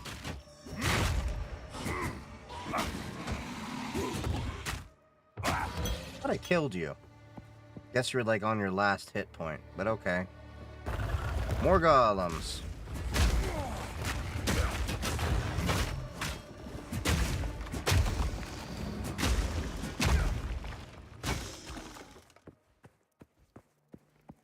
Nothing to do with those obelisks. Okay, we got some more golems.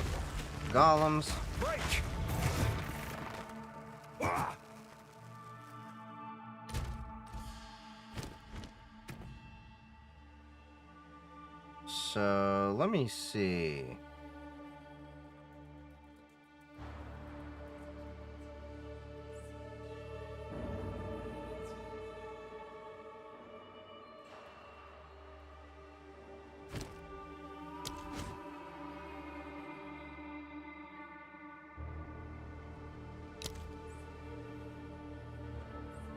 Okay.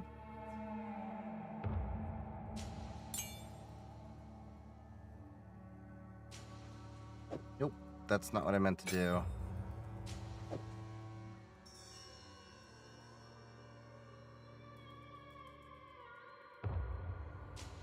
A mace strike. Overpower.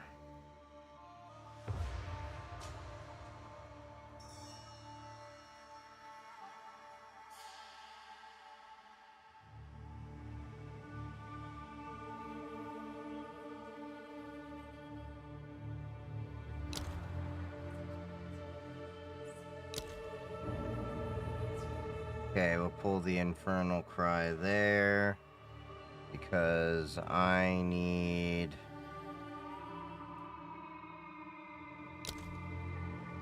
Shockwave Totem there.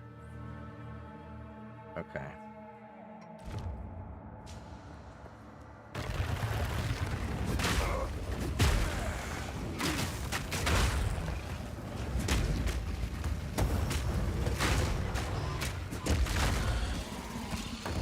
Sweet.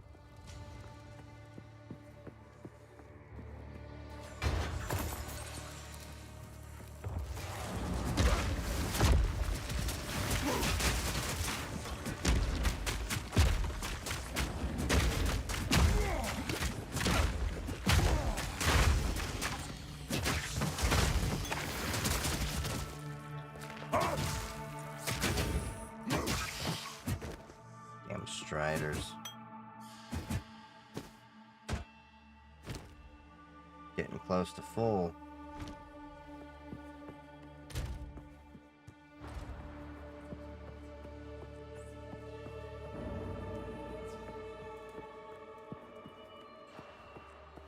I do like the little spider details.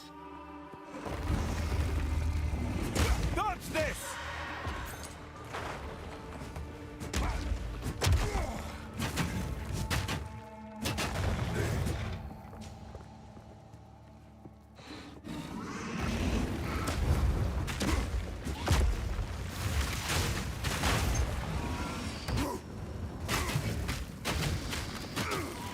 Oh, you're a minion? Where's your master?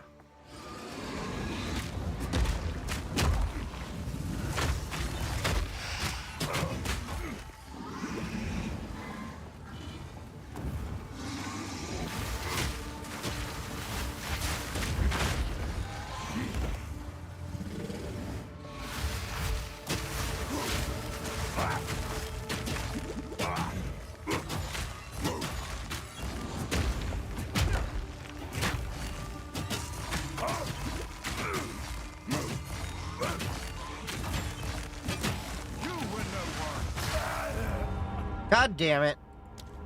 How did I...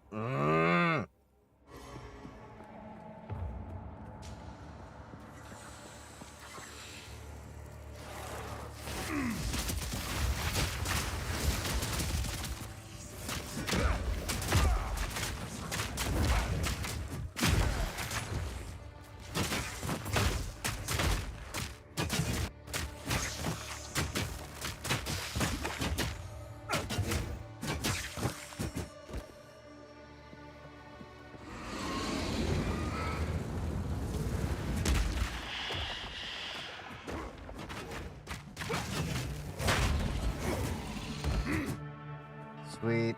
All three dead. Alright, now we gotta walk all the way around this bitch again. Monstrous fiends!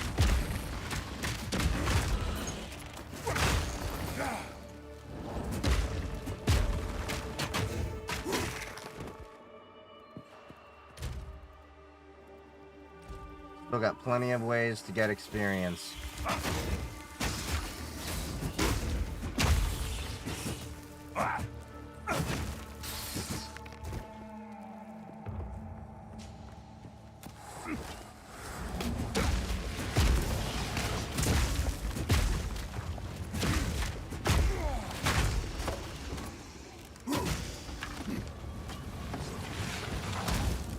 I've nowhere to keep that.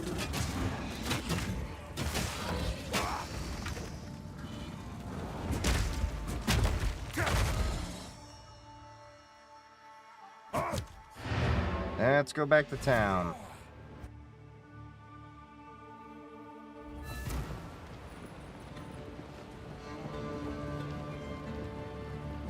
If you are traveling the traitor, Bulb, I will tell you her story.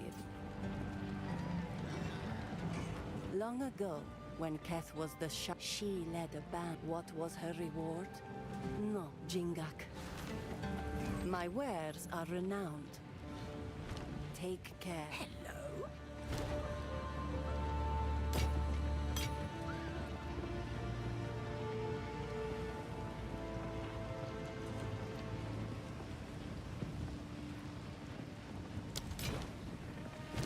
Now the thing I didn't know.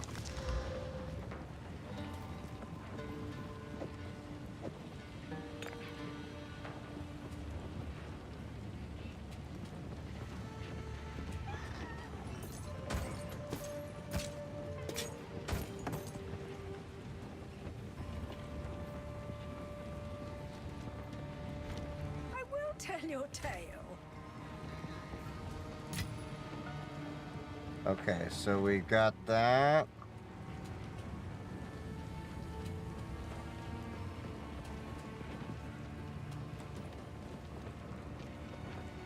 Turn a normal item. Wasn't there?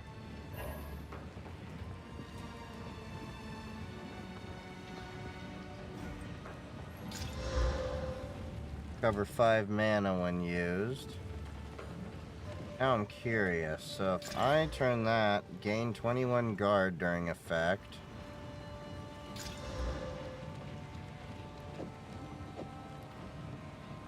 Nice.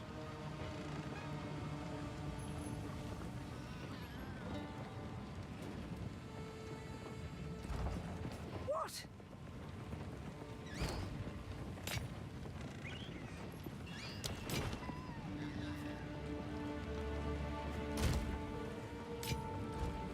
Alright, so now we got the well. Didn't know that the charms could actually be used differently. That actually makes... The posture is crazy. What do you mean the posture's crazy?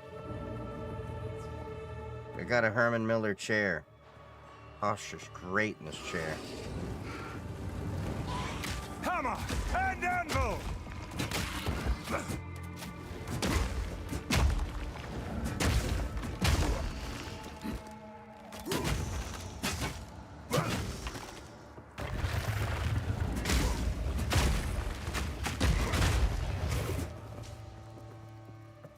Got some more golems.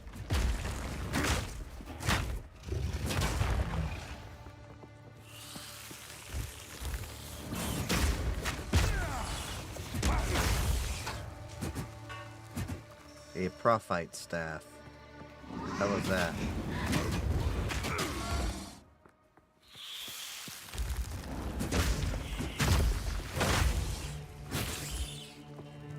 Alright, we gotta go up these steps. Get some more spiders. What's up, Kara? How's it going? How you been, buddy?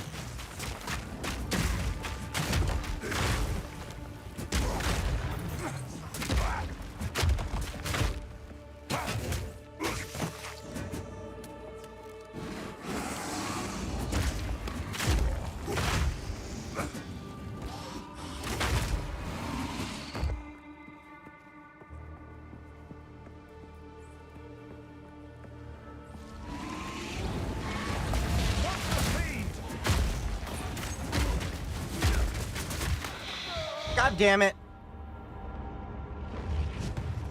I got fucked in the ass.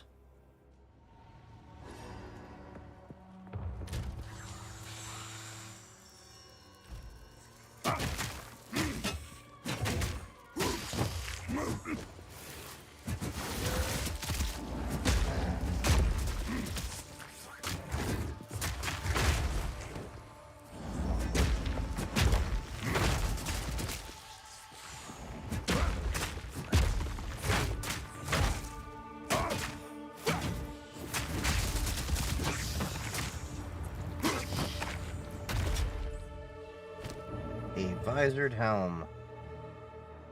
Nope.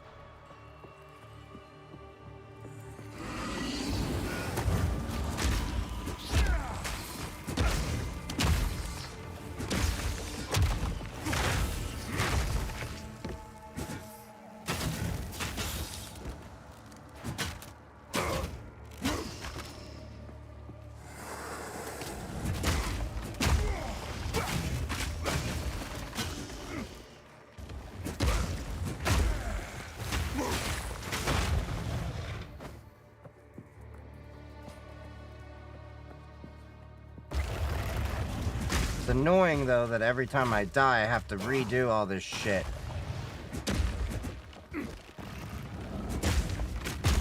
Break!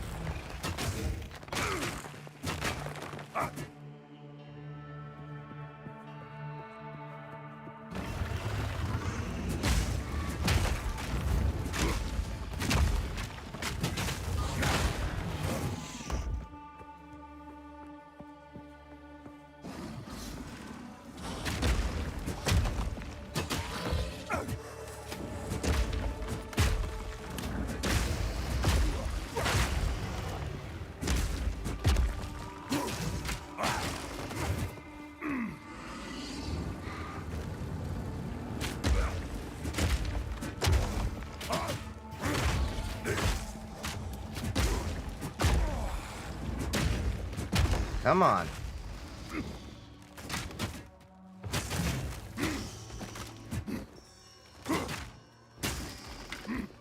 At least it's more of a challenge than Diablo.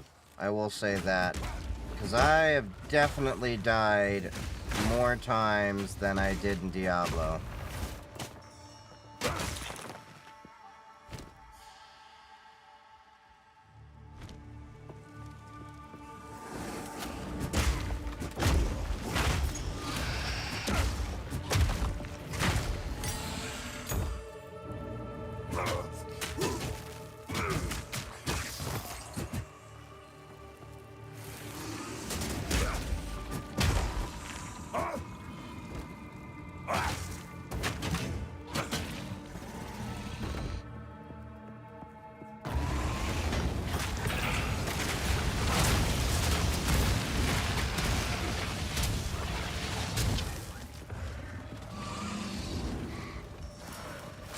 Yourself!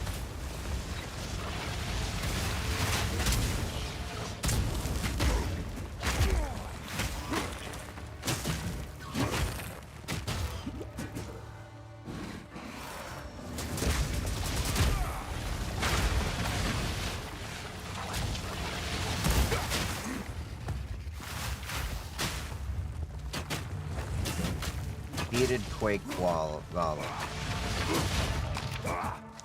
There we go.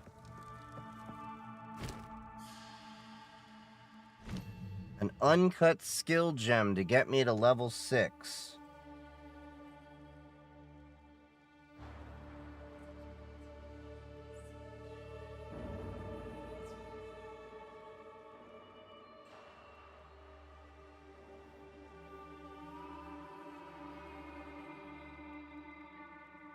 Attack speed, attack damage.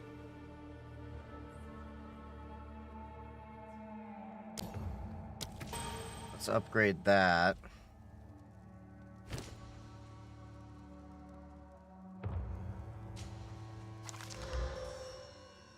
Plus 20%. Oh, it's casting ring. I don't really need a casting ring.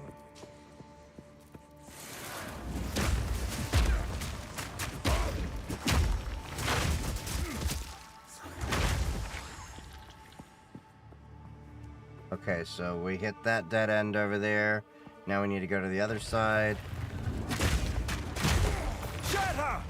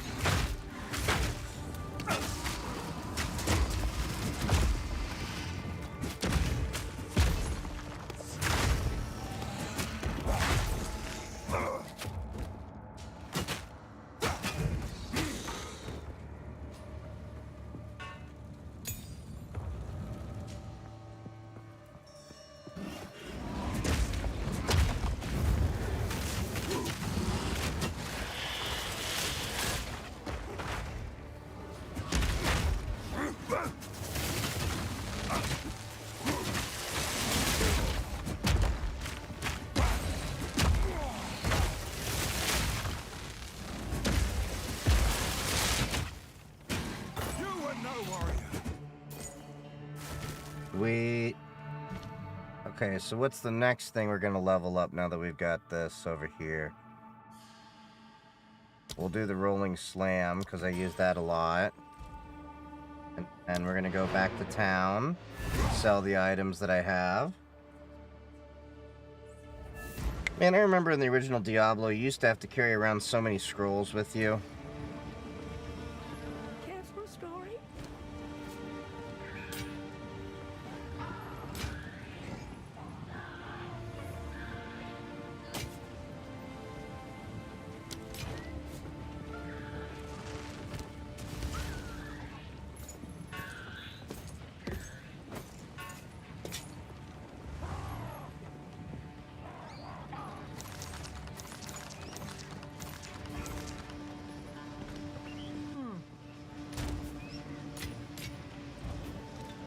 Alright, let's go back. Trader's Passage.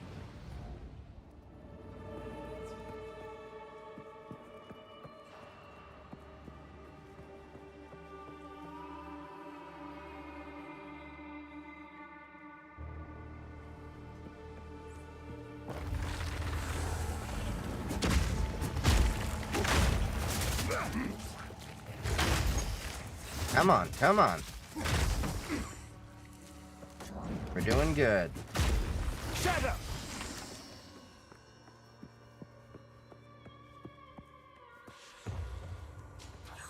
I thought that was going to be a hole that I need to go down. Instead, no. I just entered into Arachnophobic's nightmare.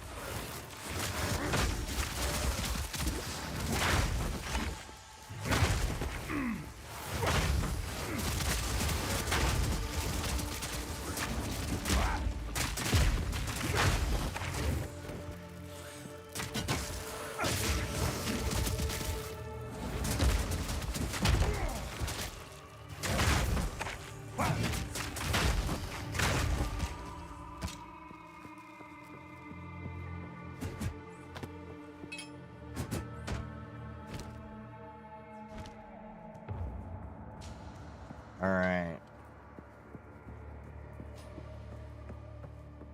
So we can go deeper, but I feel like we're going to need to be going sideways. I feel like it's going to be over here, but let's try to clear the map out.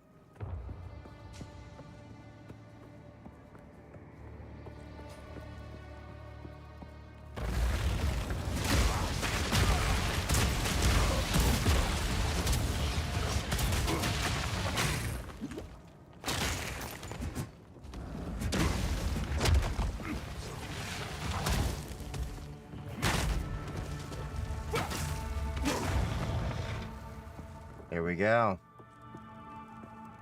Cleared that little guy out.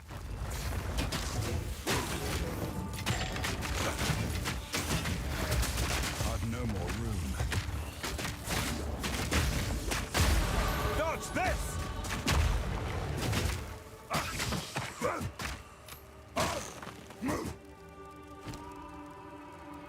Nice. Plus 21 maximum life.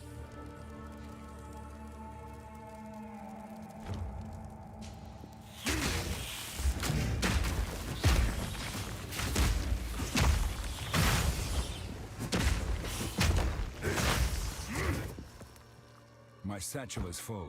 Yeah, going back to town already. We're at least racking up that gold.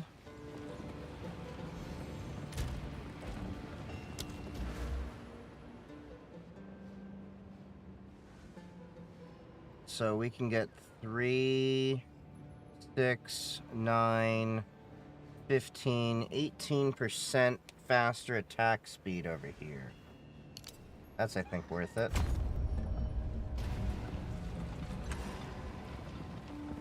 Hello?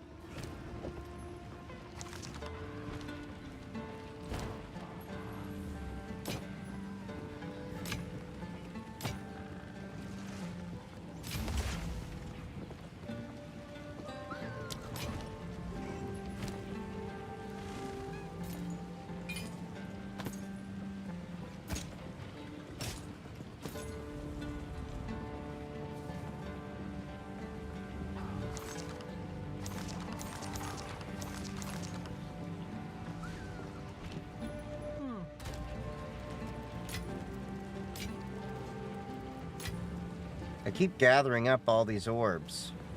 Need something? No need to rush. Oh, that's a nice two-handed mace. Hello.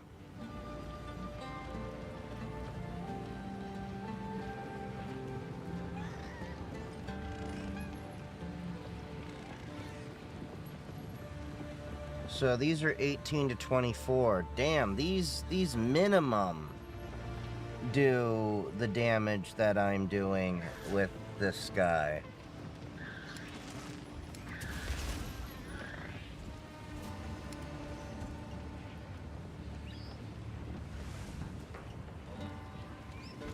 Sands guides you. But I am curious, though. Yes? Choose or do not. Oh, nice.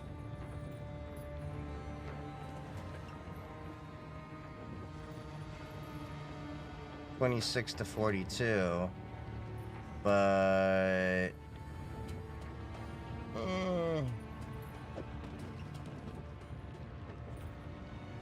I will take don't know how I this. feel about Stella. that.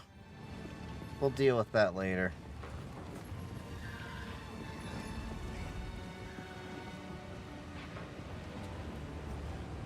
Let's go back in. Who's the passage?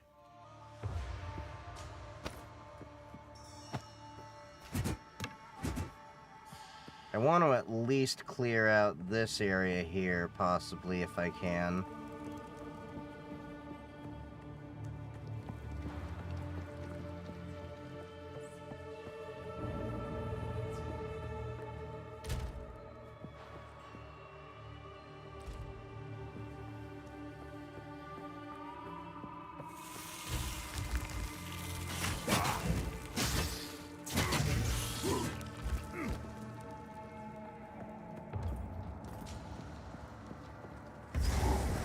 Dodge this!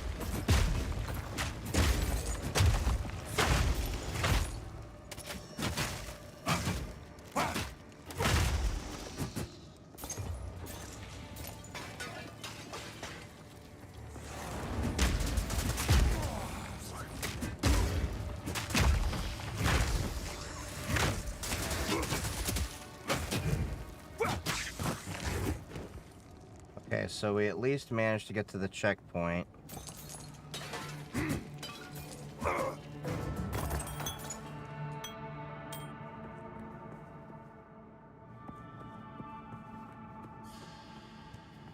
So at least if we die, we don't die too far away. That's good.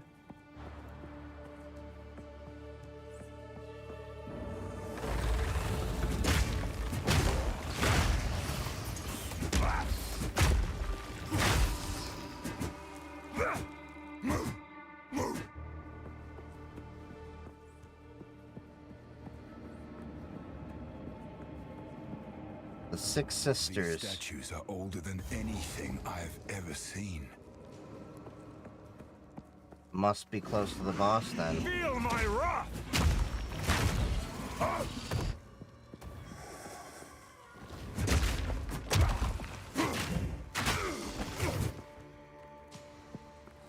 The traitor Balba. The traitor.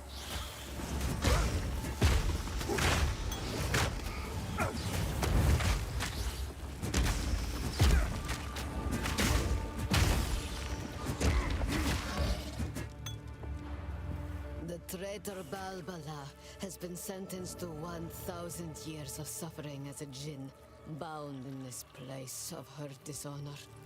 Let no woman or man of Marakat Okay, blood so enter her prison. prison before her time is served. Okay.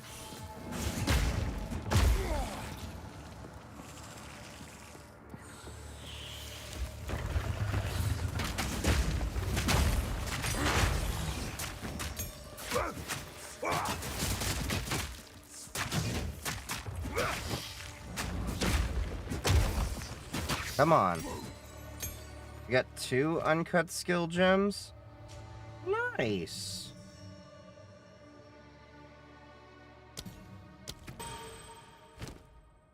So definitely gonna make armor breaker.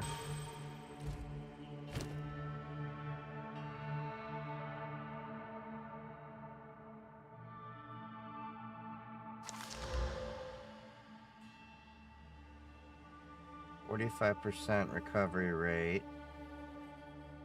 Okay, so that is definitely worthwhile keeping because it's just slightly better than what I have. Like 1 or 2 percentage points, but still. What's up, Flowey? How's it going, OMG?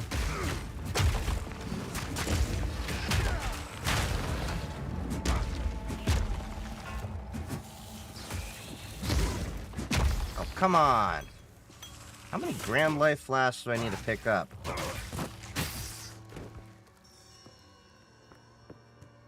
Let's see. Anything else over here? I find it weird when they die standing up. Like, that must have been a bug.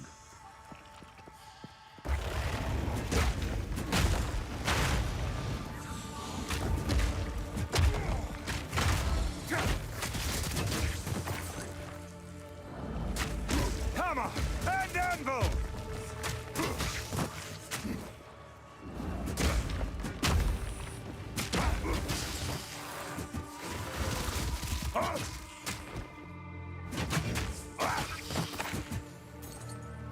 Sweet.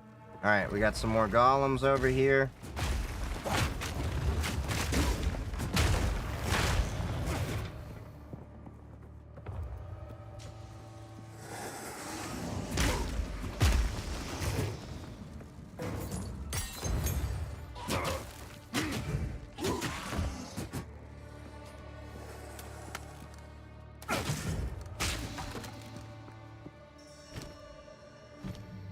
Getting all these skill gems all of a sudden.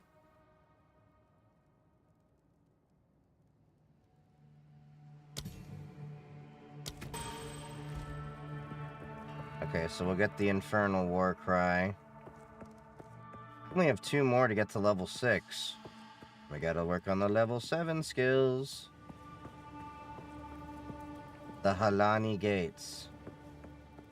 Okay, so they're over here, so... This map isn't...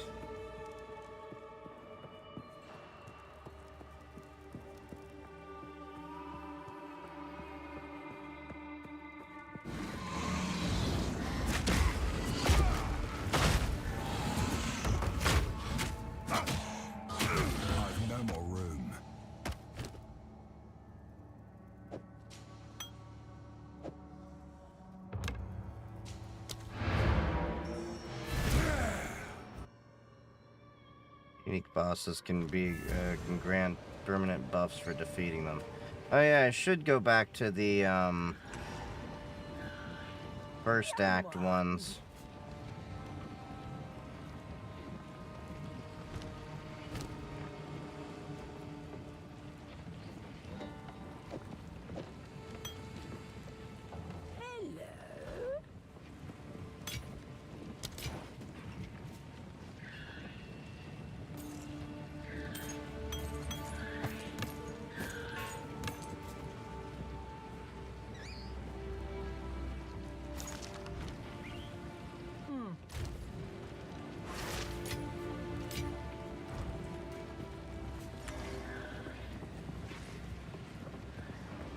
Alright, let's go back to the Trader's Passage.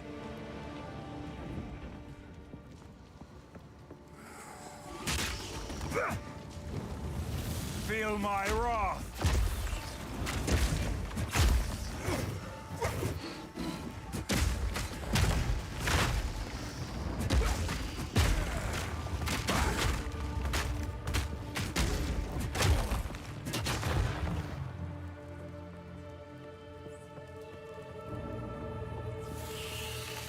Alright. This might be the last area over here inside the Trader's Passage.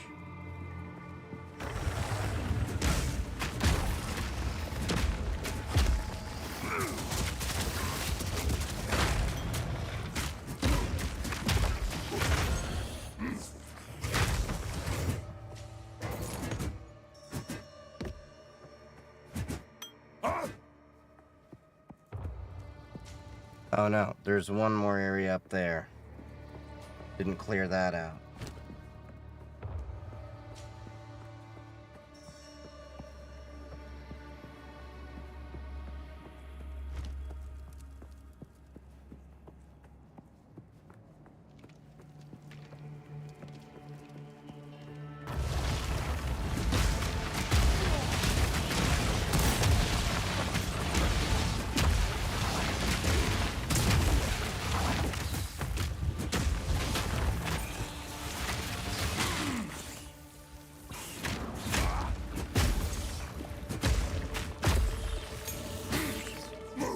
There we go.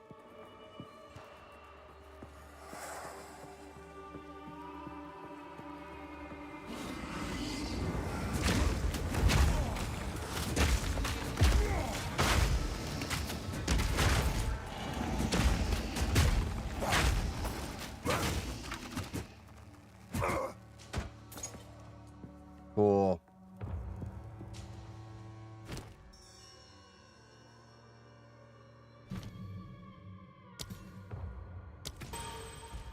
Seriously? One more uncut skill gem. So glad this is running smooth on Linux. Oh yeah, it's running really smooth. I have max graphics on a 3070, and I've been averaging above 100 frames per second without any issues.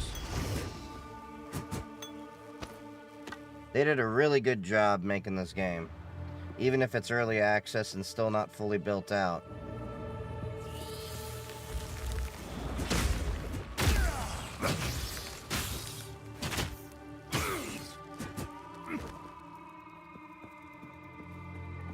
I haven't really had any issues with this game thus far. I know nothing of these symbols. What secrets lie within? Boss point. There is nothing just about excessive punishment. Now, Jingak, I prove myself. Ha, Daria. Face me.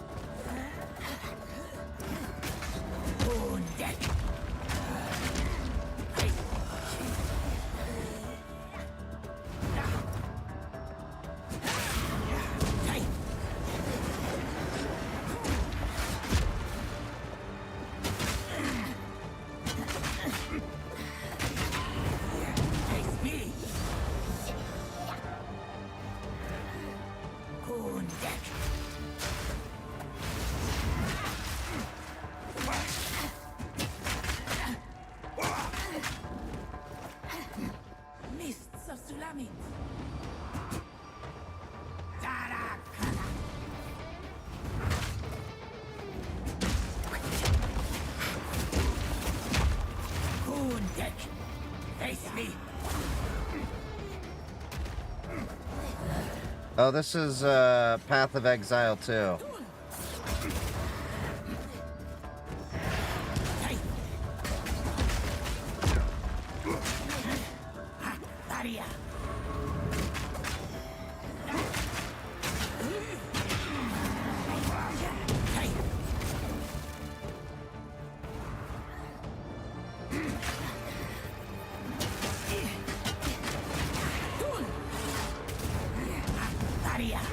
Face me! Mists of Sulamit! Sun's wrath!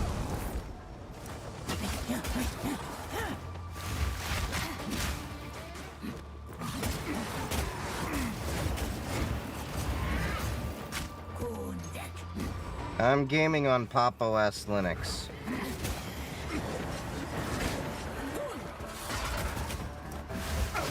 Face me!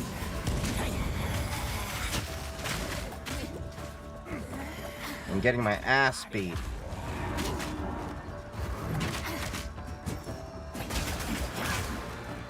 Face me!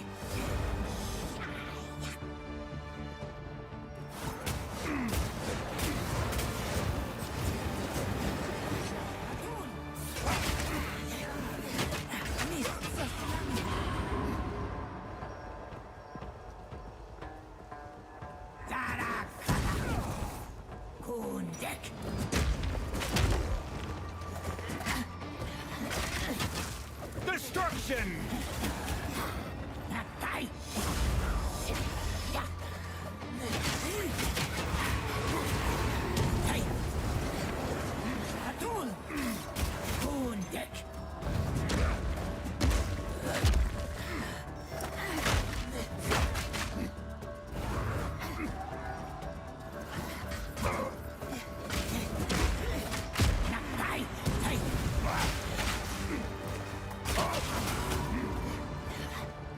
It got poisoned.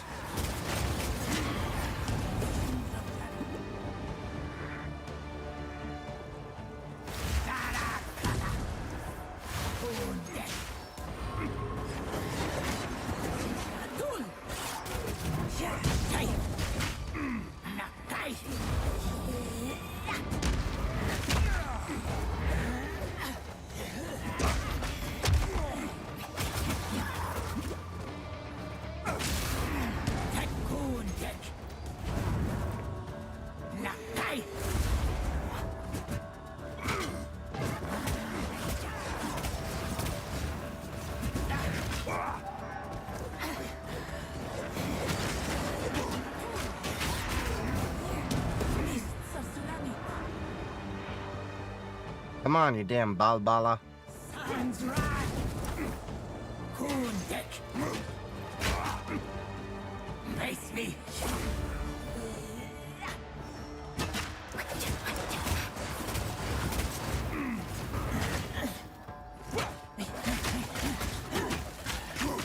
Dodge this! Daria!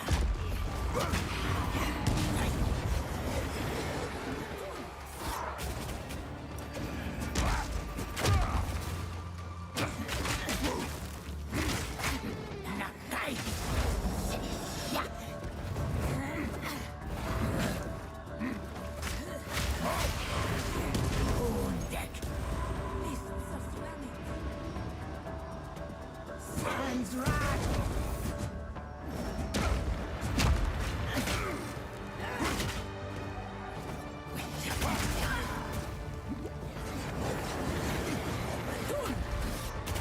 Daria!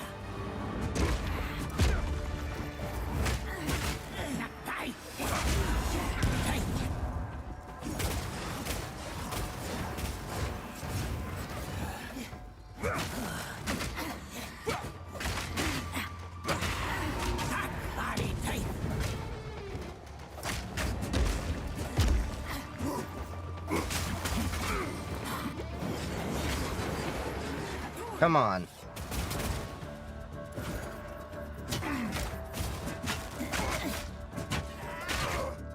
Mists of Sula. Sun's wrath!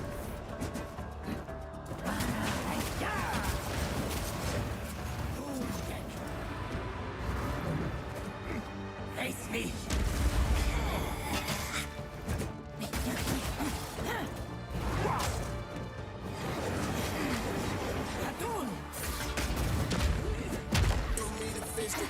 Hey, thank you for the follow, Omen G. Come on. Fuck, fuck, fuck.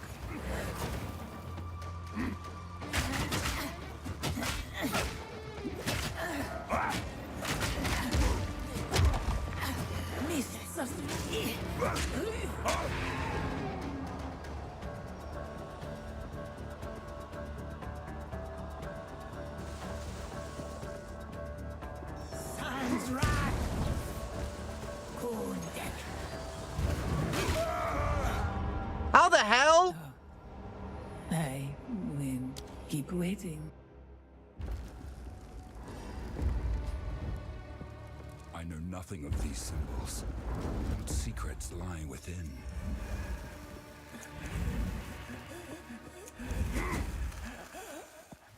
Now, Jingak, I prove myself. Face me. Hakbaria.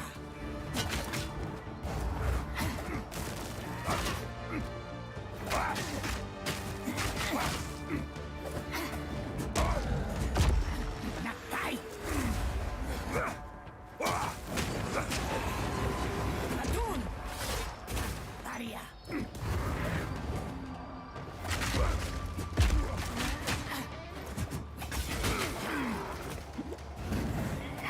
Face me.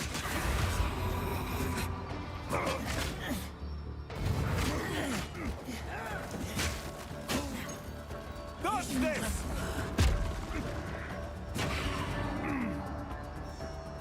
Okay, we're down to like 1/4 of their life.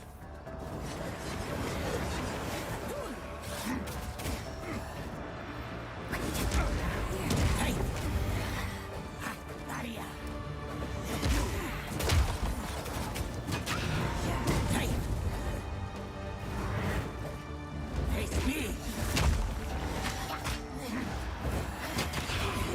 Hey. Coon deck.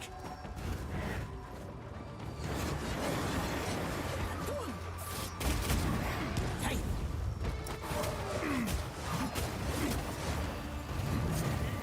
Face me. Baria. Missed.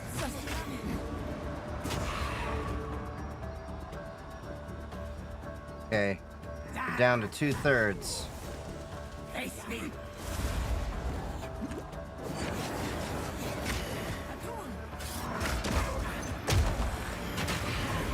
Hey.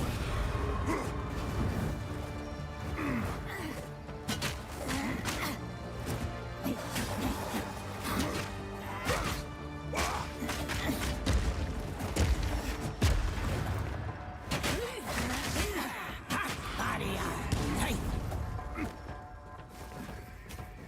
Yeah, I'm using Pop OS. Sorry, I'm just locked into this battle right now.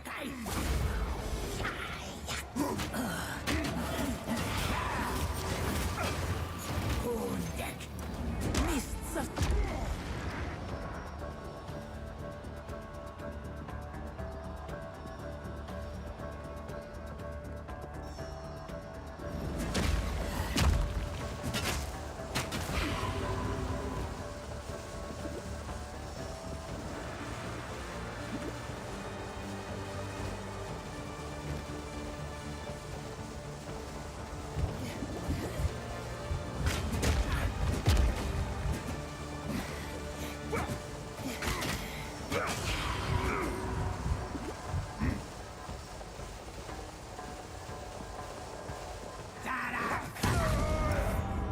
What the hell? The whole area was poisoned and like I couldn't heal.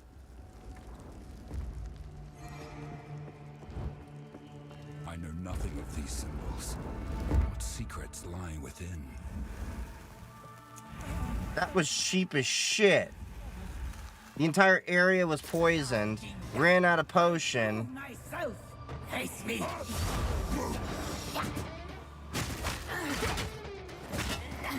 Coon deck.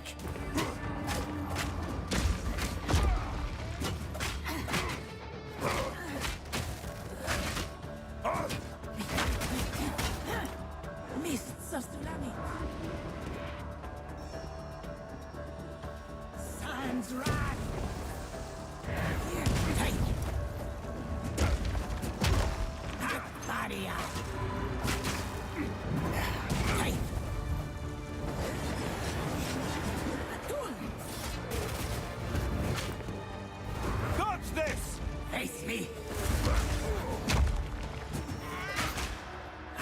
Aria.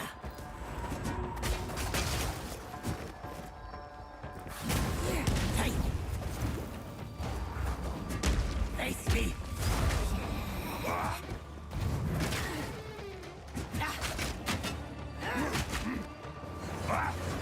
Poison doesn't go away until you attack him. That's annoying. Aria.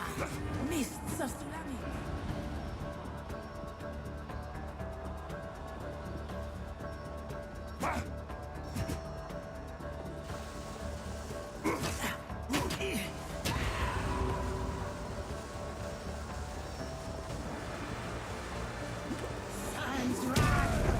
See, that is stupid as hell. Poison doesn't go away until you attack him. Poison stays there until you can find him. Nothing of these symbols. What secrets lying within?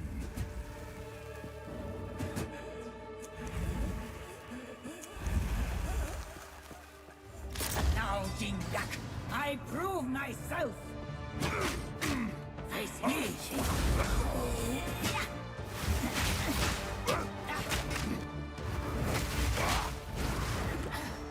Wounded.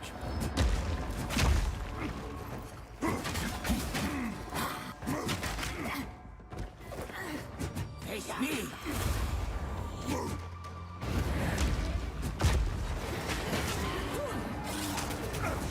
Wounded.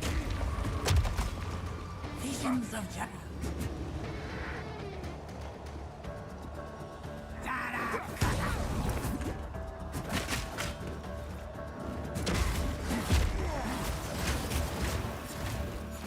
Face me. Wounded.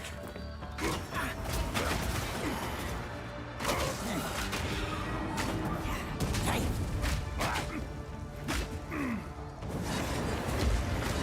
Atun. Face me.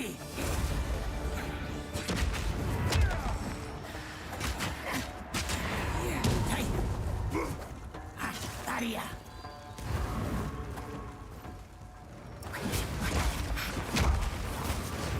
Visions of Jara.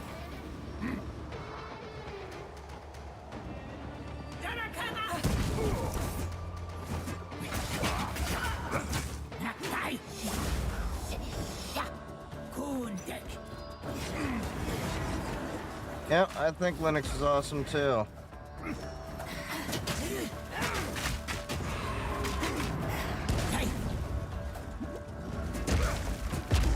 Dodge this!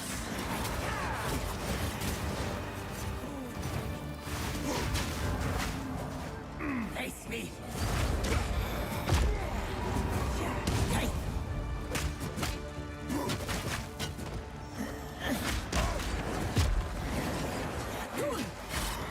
Mists of tsunami. Sun's rise.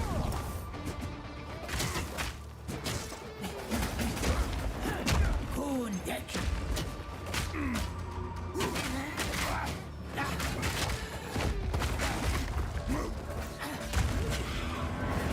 Hey. Atun. Nakai. Aria.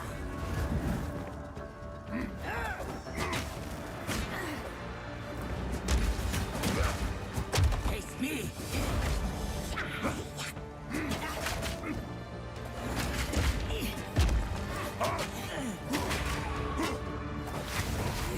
Visions of Jara.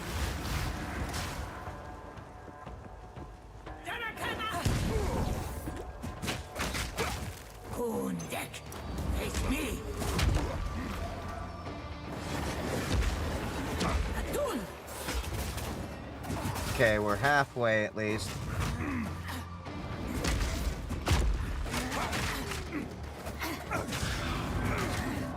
Face me.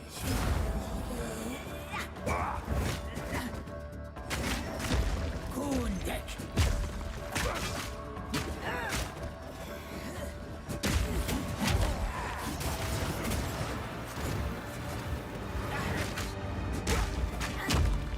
Missed.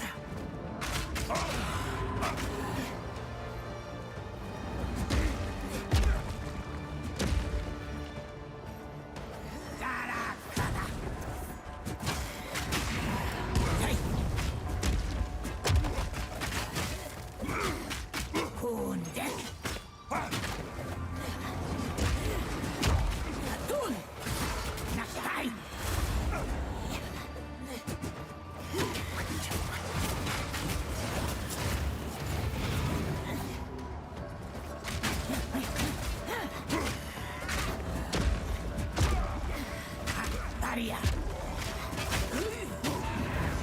Hey. Face me. Hey. Visions of Jara.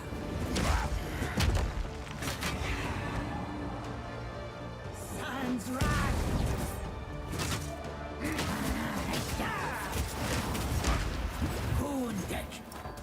God damn, that was close. Dodge this!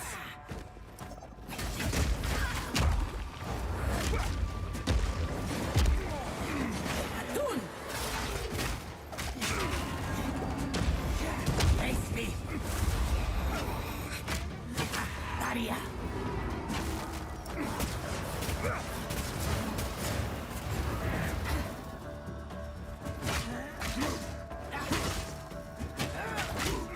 Nakai.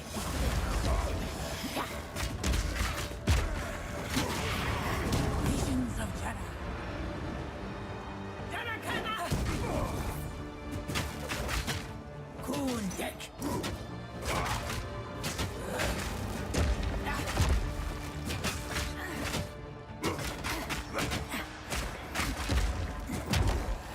Nakai. Hey. Finally!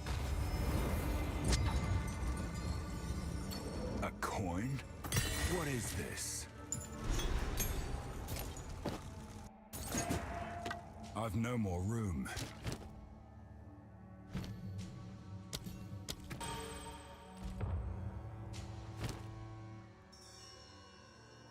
Allow me to repay you for freeing me from my imprisonment. By my right as Is this the Jinn, POT I pre-release under invite Proton? you to Yeah. Participate in the trial of the Sechemas. There I can earn my rest, and you may prove yourself worthy of the wisdom of the Marrakech. Alright, let's go back to town.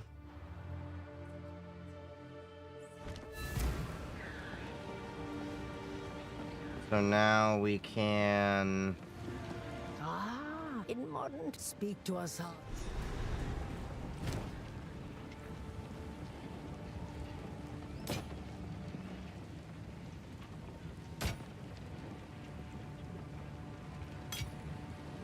Did it work out of the box? Yeah. Didn't have to do anything, just installed it and then hit play. I'm not even using Proton GE. Stay in sight. So, you really... Take your time.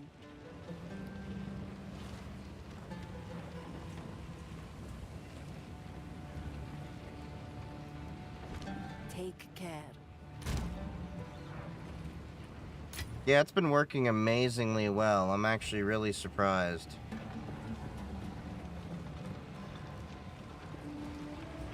I haven't had issues with it other than server-side related issues, like the servers being overloaded and stuff like that. This game was really, really well made.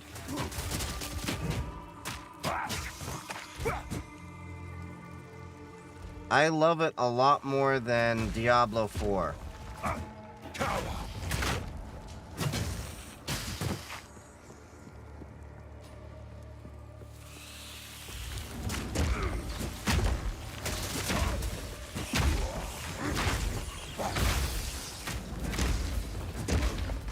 Alright, let's get back to the gates.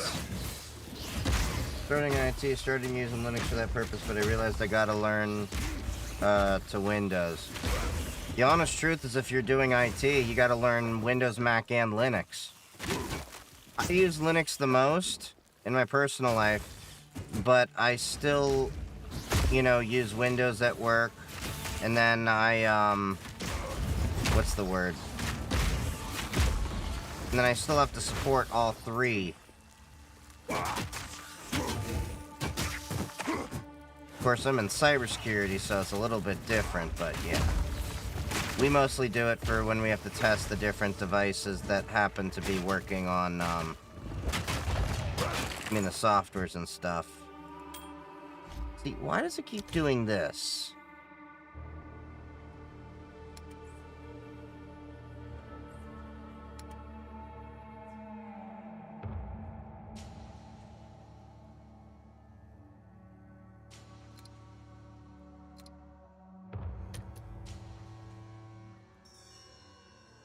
For some reason, it keeps removing the highlighting of items and stuff, even though I set that.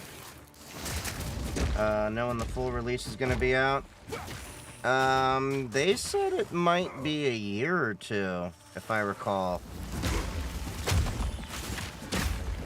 Because if I remember, Path of Exile 1 came out in 2011. Though I didn't play it, I was looking into it.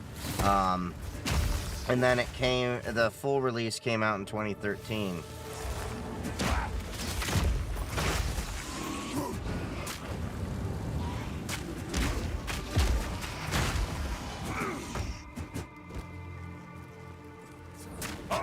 But for an early access game, it sure got a lot of stuff in there. The only thing, like I've noticed, and I can show you in a sec, is basically your skill trees and stuff. So, there's no swords in the game yet. There's just maces for the warriors. Which is annoying, because I tend to like swords more. But,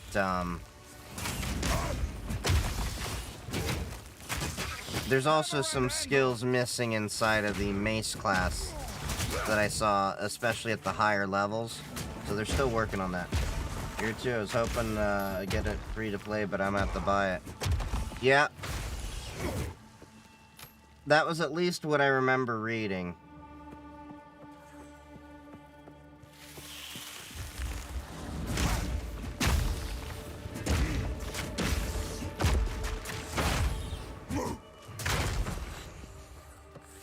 But I say it's worth it. 30 bucks for early access. I mean, it's definitely a game that's worth paying money for. Let me put it this way. If you will pay for Diablo, you'll get more money's worth out of this.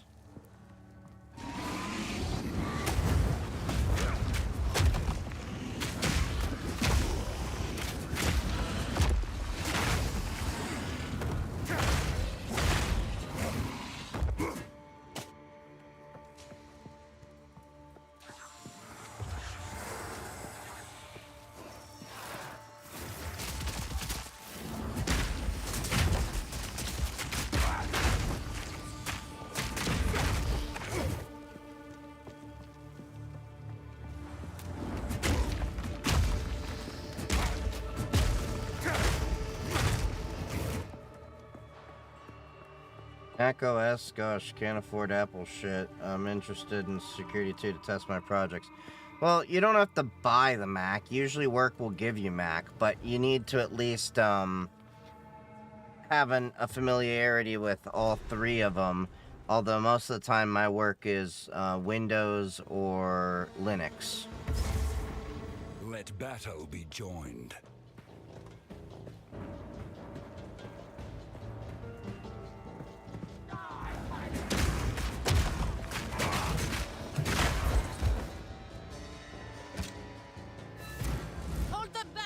Open the gate!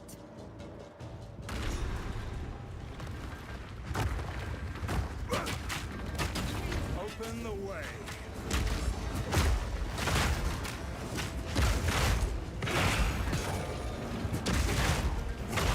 Advance with me! There are 2 more gates we must open!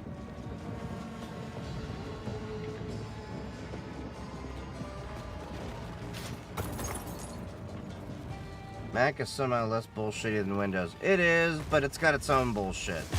Break. Like, it's got its own metal API for when it comes to gaming and you know, graphics, and there's just a bunch of weird, stupid shit with Apple that you're like, why did you do that?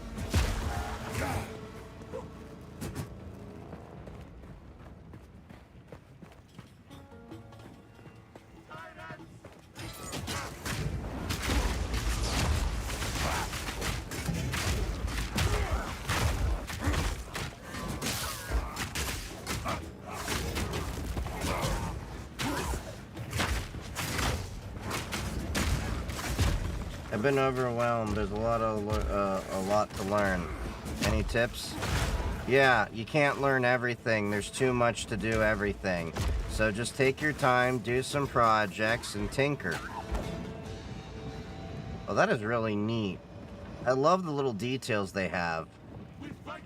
Like the caravan is still moving.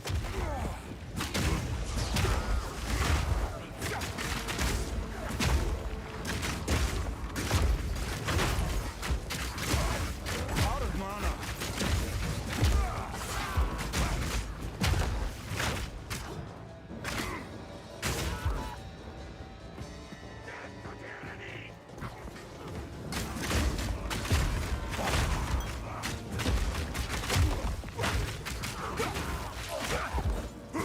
Chose Linux back in 06 because I was going to be a developer. Yeah, I kind of did the same thing. Well, not for developer reasons. I ended up doing it because I just got tired of Windows and a lot of their bullshit. And I was kind of in the mindset of, well, if I want to make the world a different place, I got to start embracing and supporting the open source software movements and stuff like that. Wait, are these like terracotta soldiers that just got to life? That's so cool.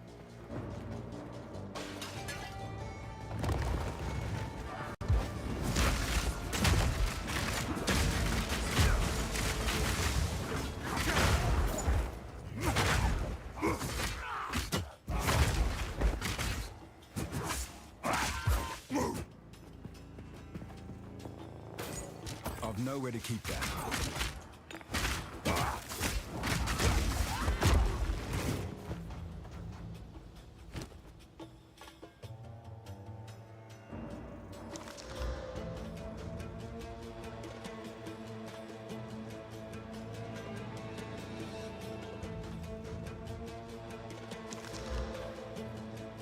6% increased chaos damage, plus 30% to cold resistance.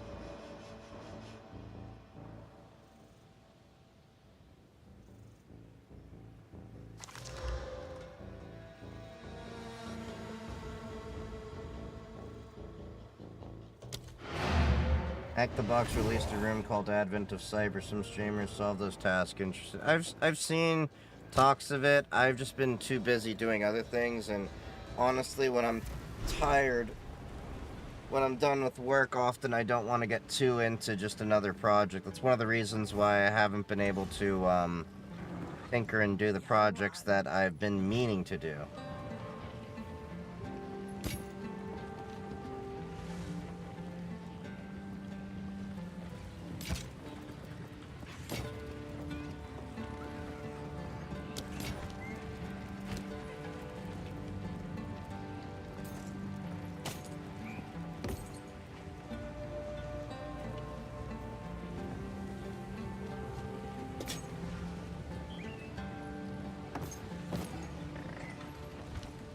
Stay in sight.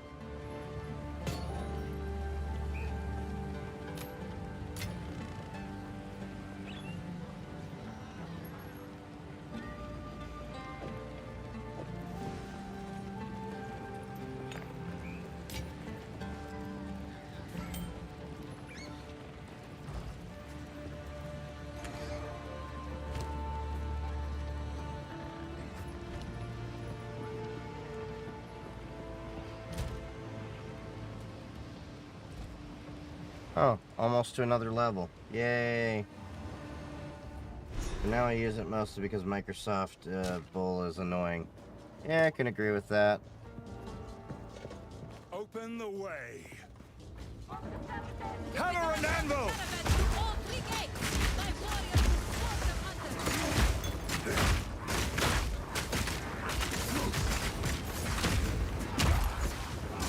Out of mana.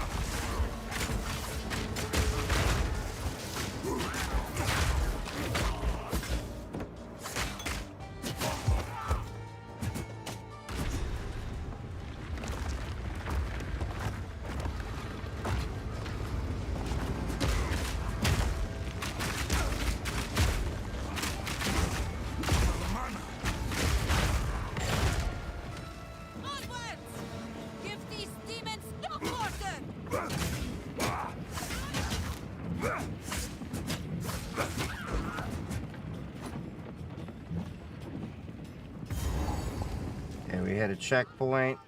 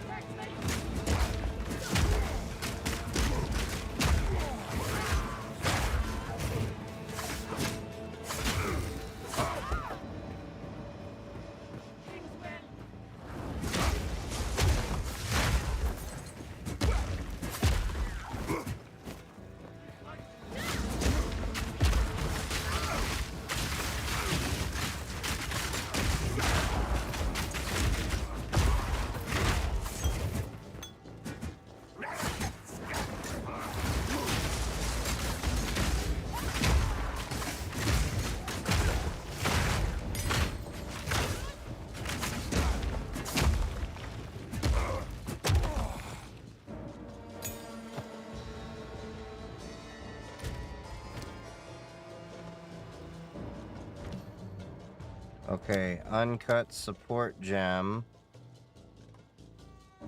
Ignite duration enemies.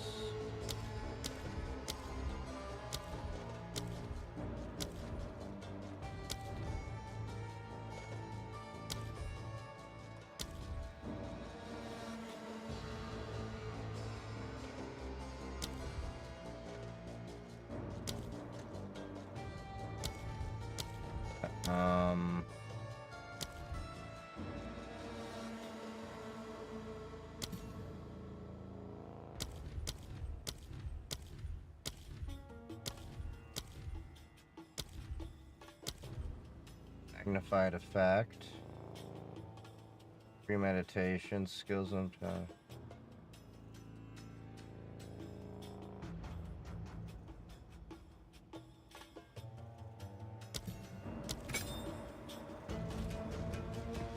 Alright.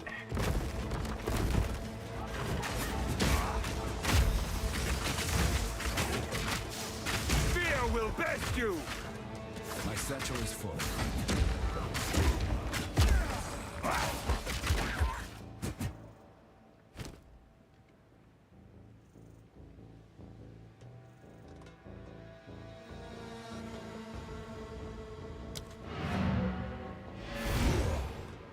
Alright, let's get back to town. Fun to get some rest. Yeah, you're right. Yeah. Because it's easy to overwork yourself in tech and everything.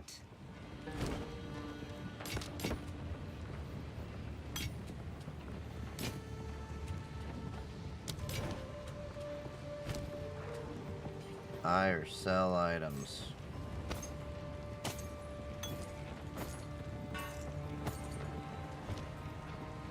I will tell your tale.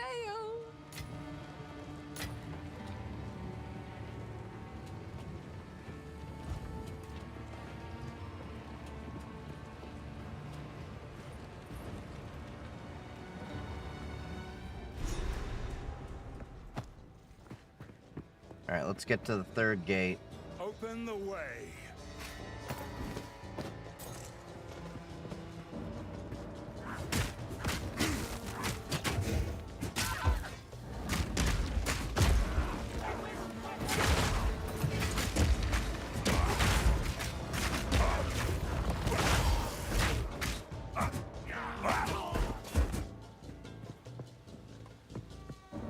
Alright, so we got this area cleared.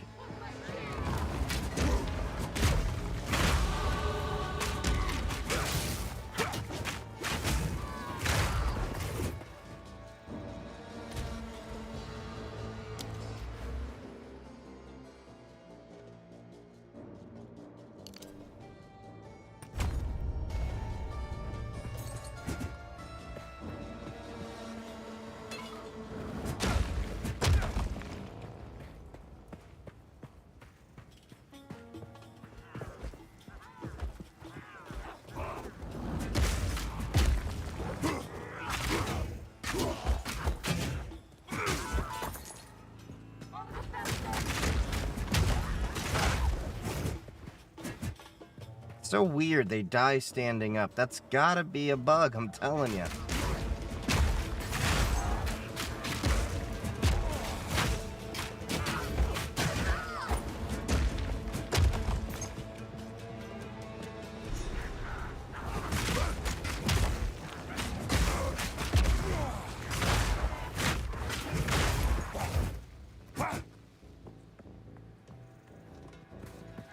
Feel my wrath! Oh, there's those weird vines again. Alright, we got a checkpoint.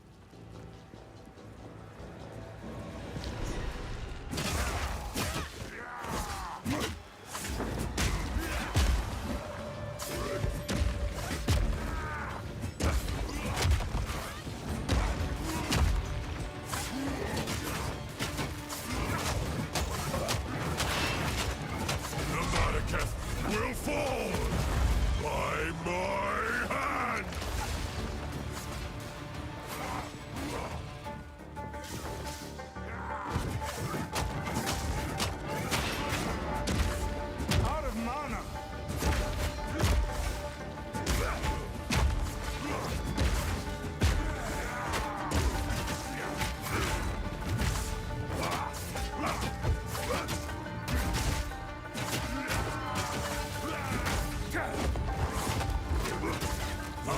Maraketh will fall by my hand!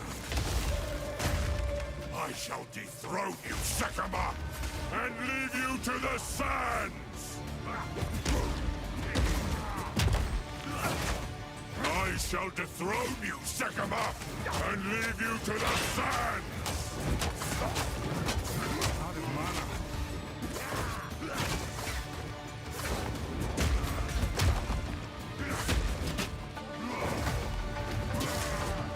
I shall dethrone you, Sekama, and leave you to the sand! I shall dethrone you, Sekama, and leave you to the sand! Shit. Yeah, Path of Exile 2 has been out since Friday. Hold them back while I open the gate! Noxious Sekama! Shaman Ra? How is this possible? Wrath of the king!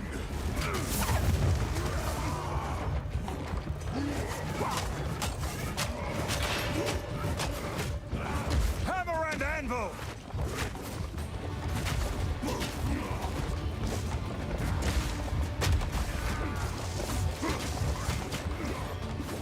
Wrath of the king! The Maraketh will fall! The Maraketh will fall! By my hand!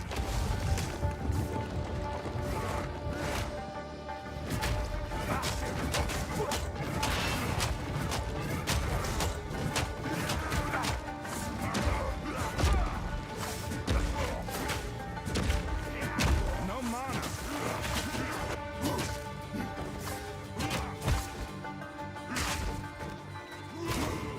You are unworthy! I shall dethrone you, Sekama, and leave you to the sands!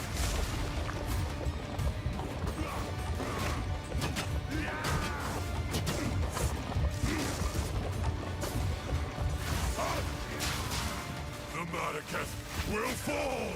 You are unworthy!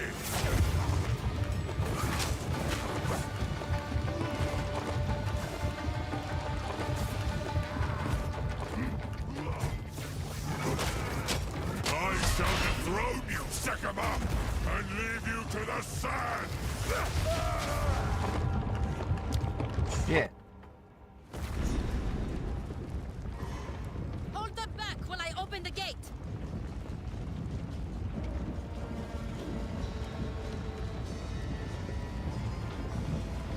Noxious Sekama! Shaman Ra? How is this possible?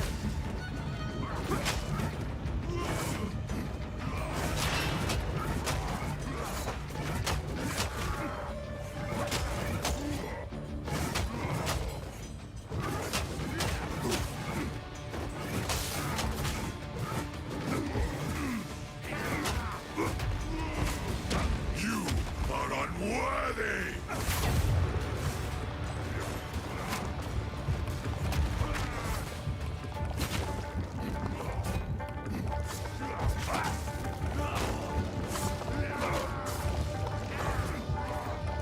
I shall dethrone you, Sekama, and leave you to the sands! The Maraketh will fall by my hand!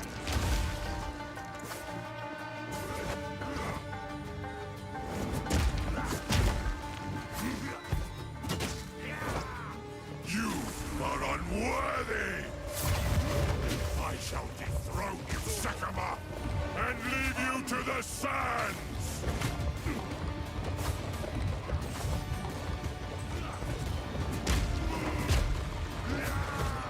The Maraketh will fall by my hand! I shall dethrone you, Sekama, and leave you to the sands!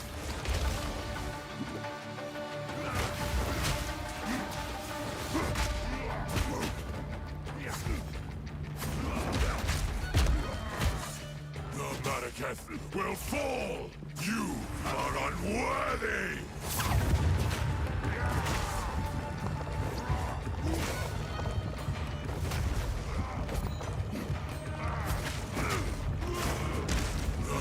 Malekith will fall by my hand! Wrath for the king!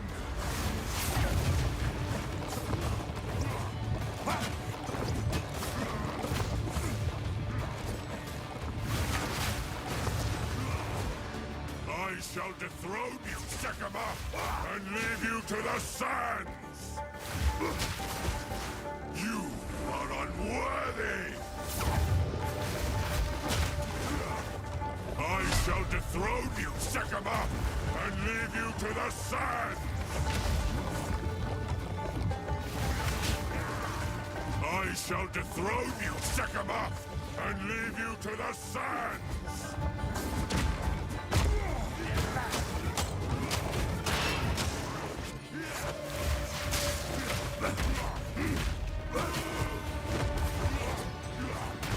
You are unworthy!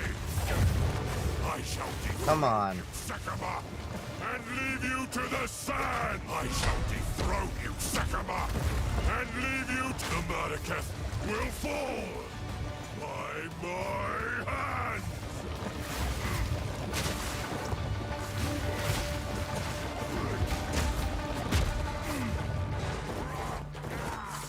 The Malekith will fall by my wrath for the king! Okay. We're halfway there.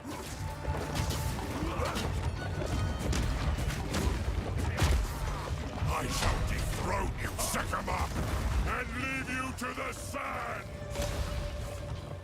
I shall dethrone you, Sekima, and leave you to the sand!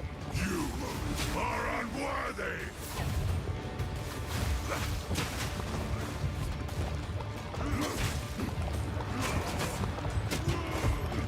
I shall dethrone you, Sekima, and leave you to the sands! Wrath of a king!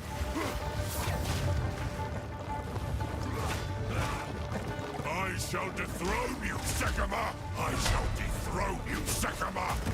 And leave you to the sand!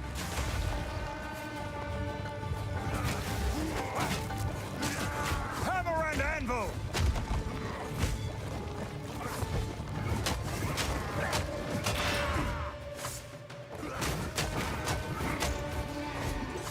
You are unworthy! I shall dethrone you, Sekima, and leave you to the sands!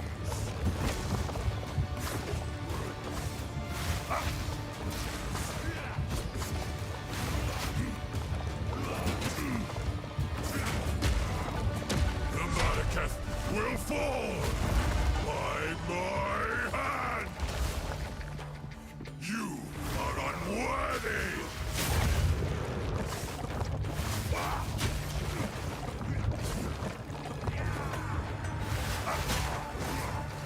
The Malekith will fall by my hand!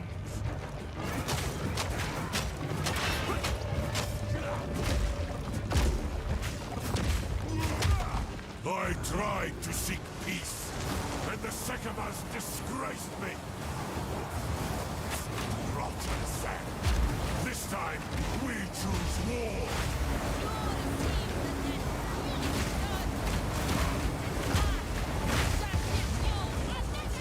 We shall finish this. Okay. Just recharged my health just a little bit. He must not escape! He has the beast. I must stop him.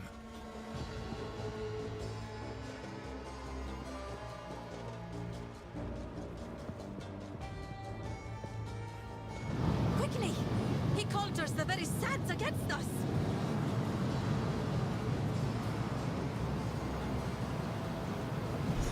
This is no natural sandstorm. We must battle sorcery with sorcery. Let us return to the caravan and entreat Zarka's wisdom.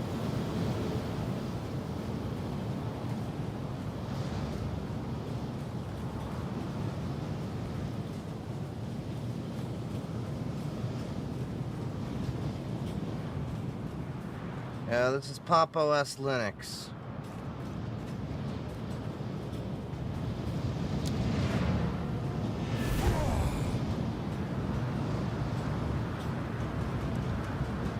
Pop OS. Okay. So let's at least... German rock and there is. We would have to retrace the steps.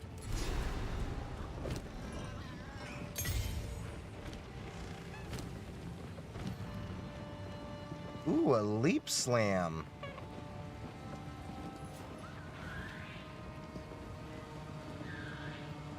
So we have Earth Shatter. Minimum 6 spikes. Leap Slam is useful for closing in on enemies and stunning them. It is even more effective against enemies with broken armor.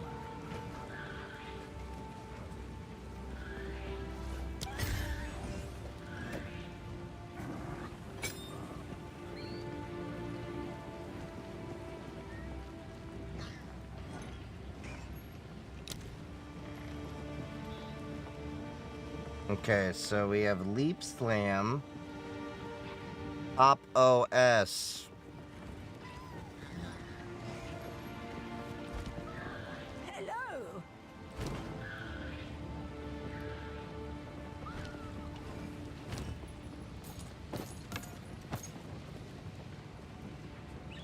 A giant life flask.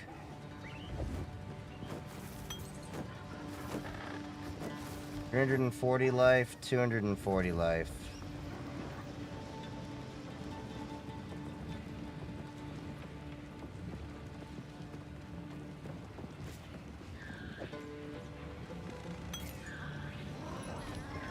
I will tell your tale.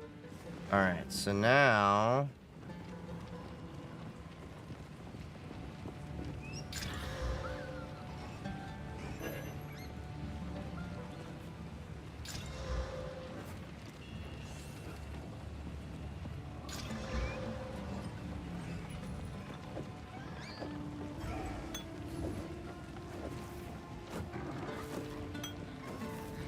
What?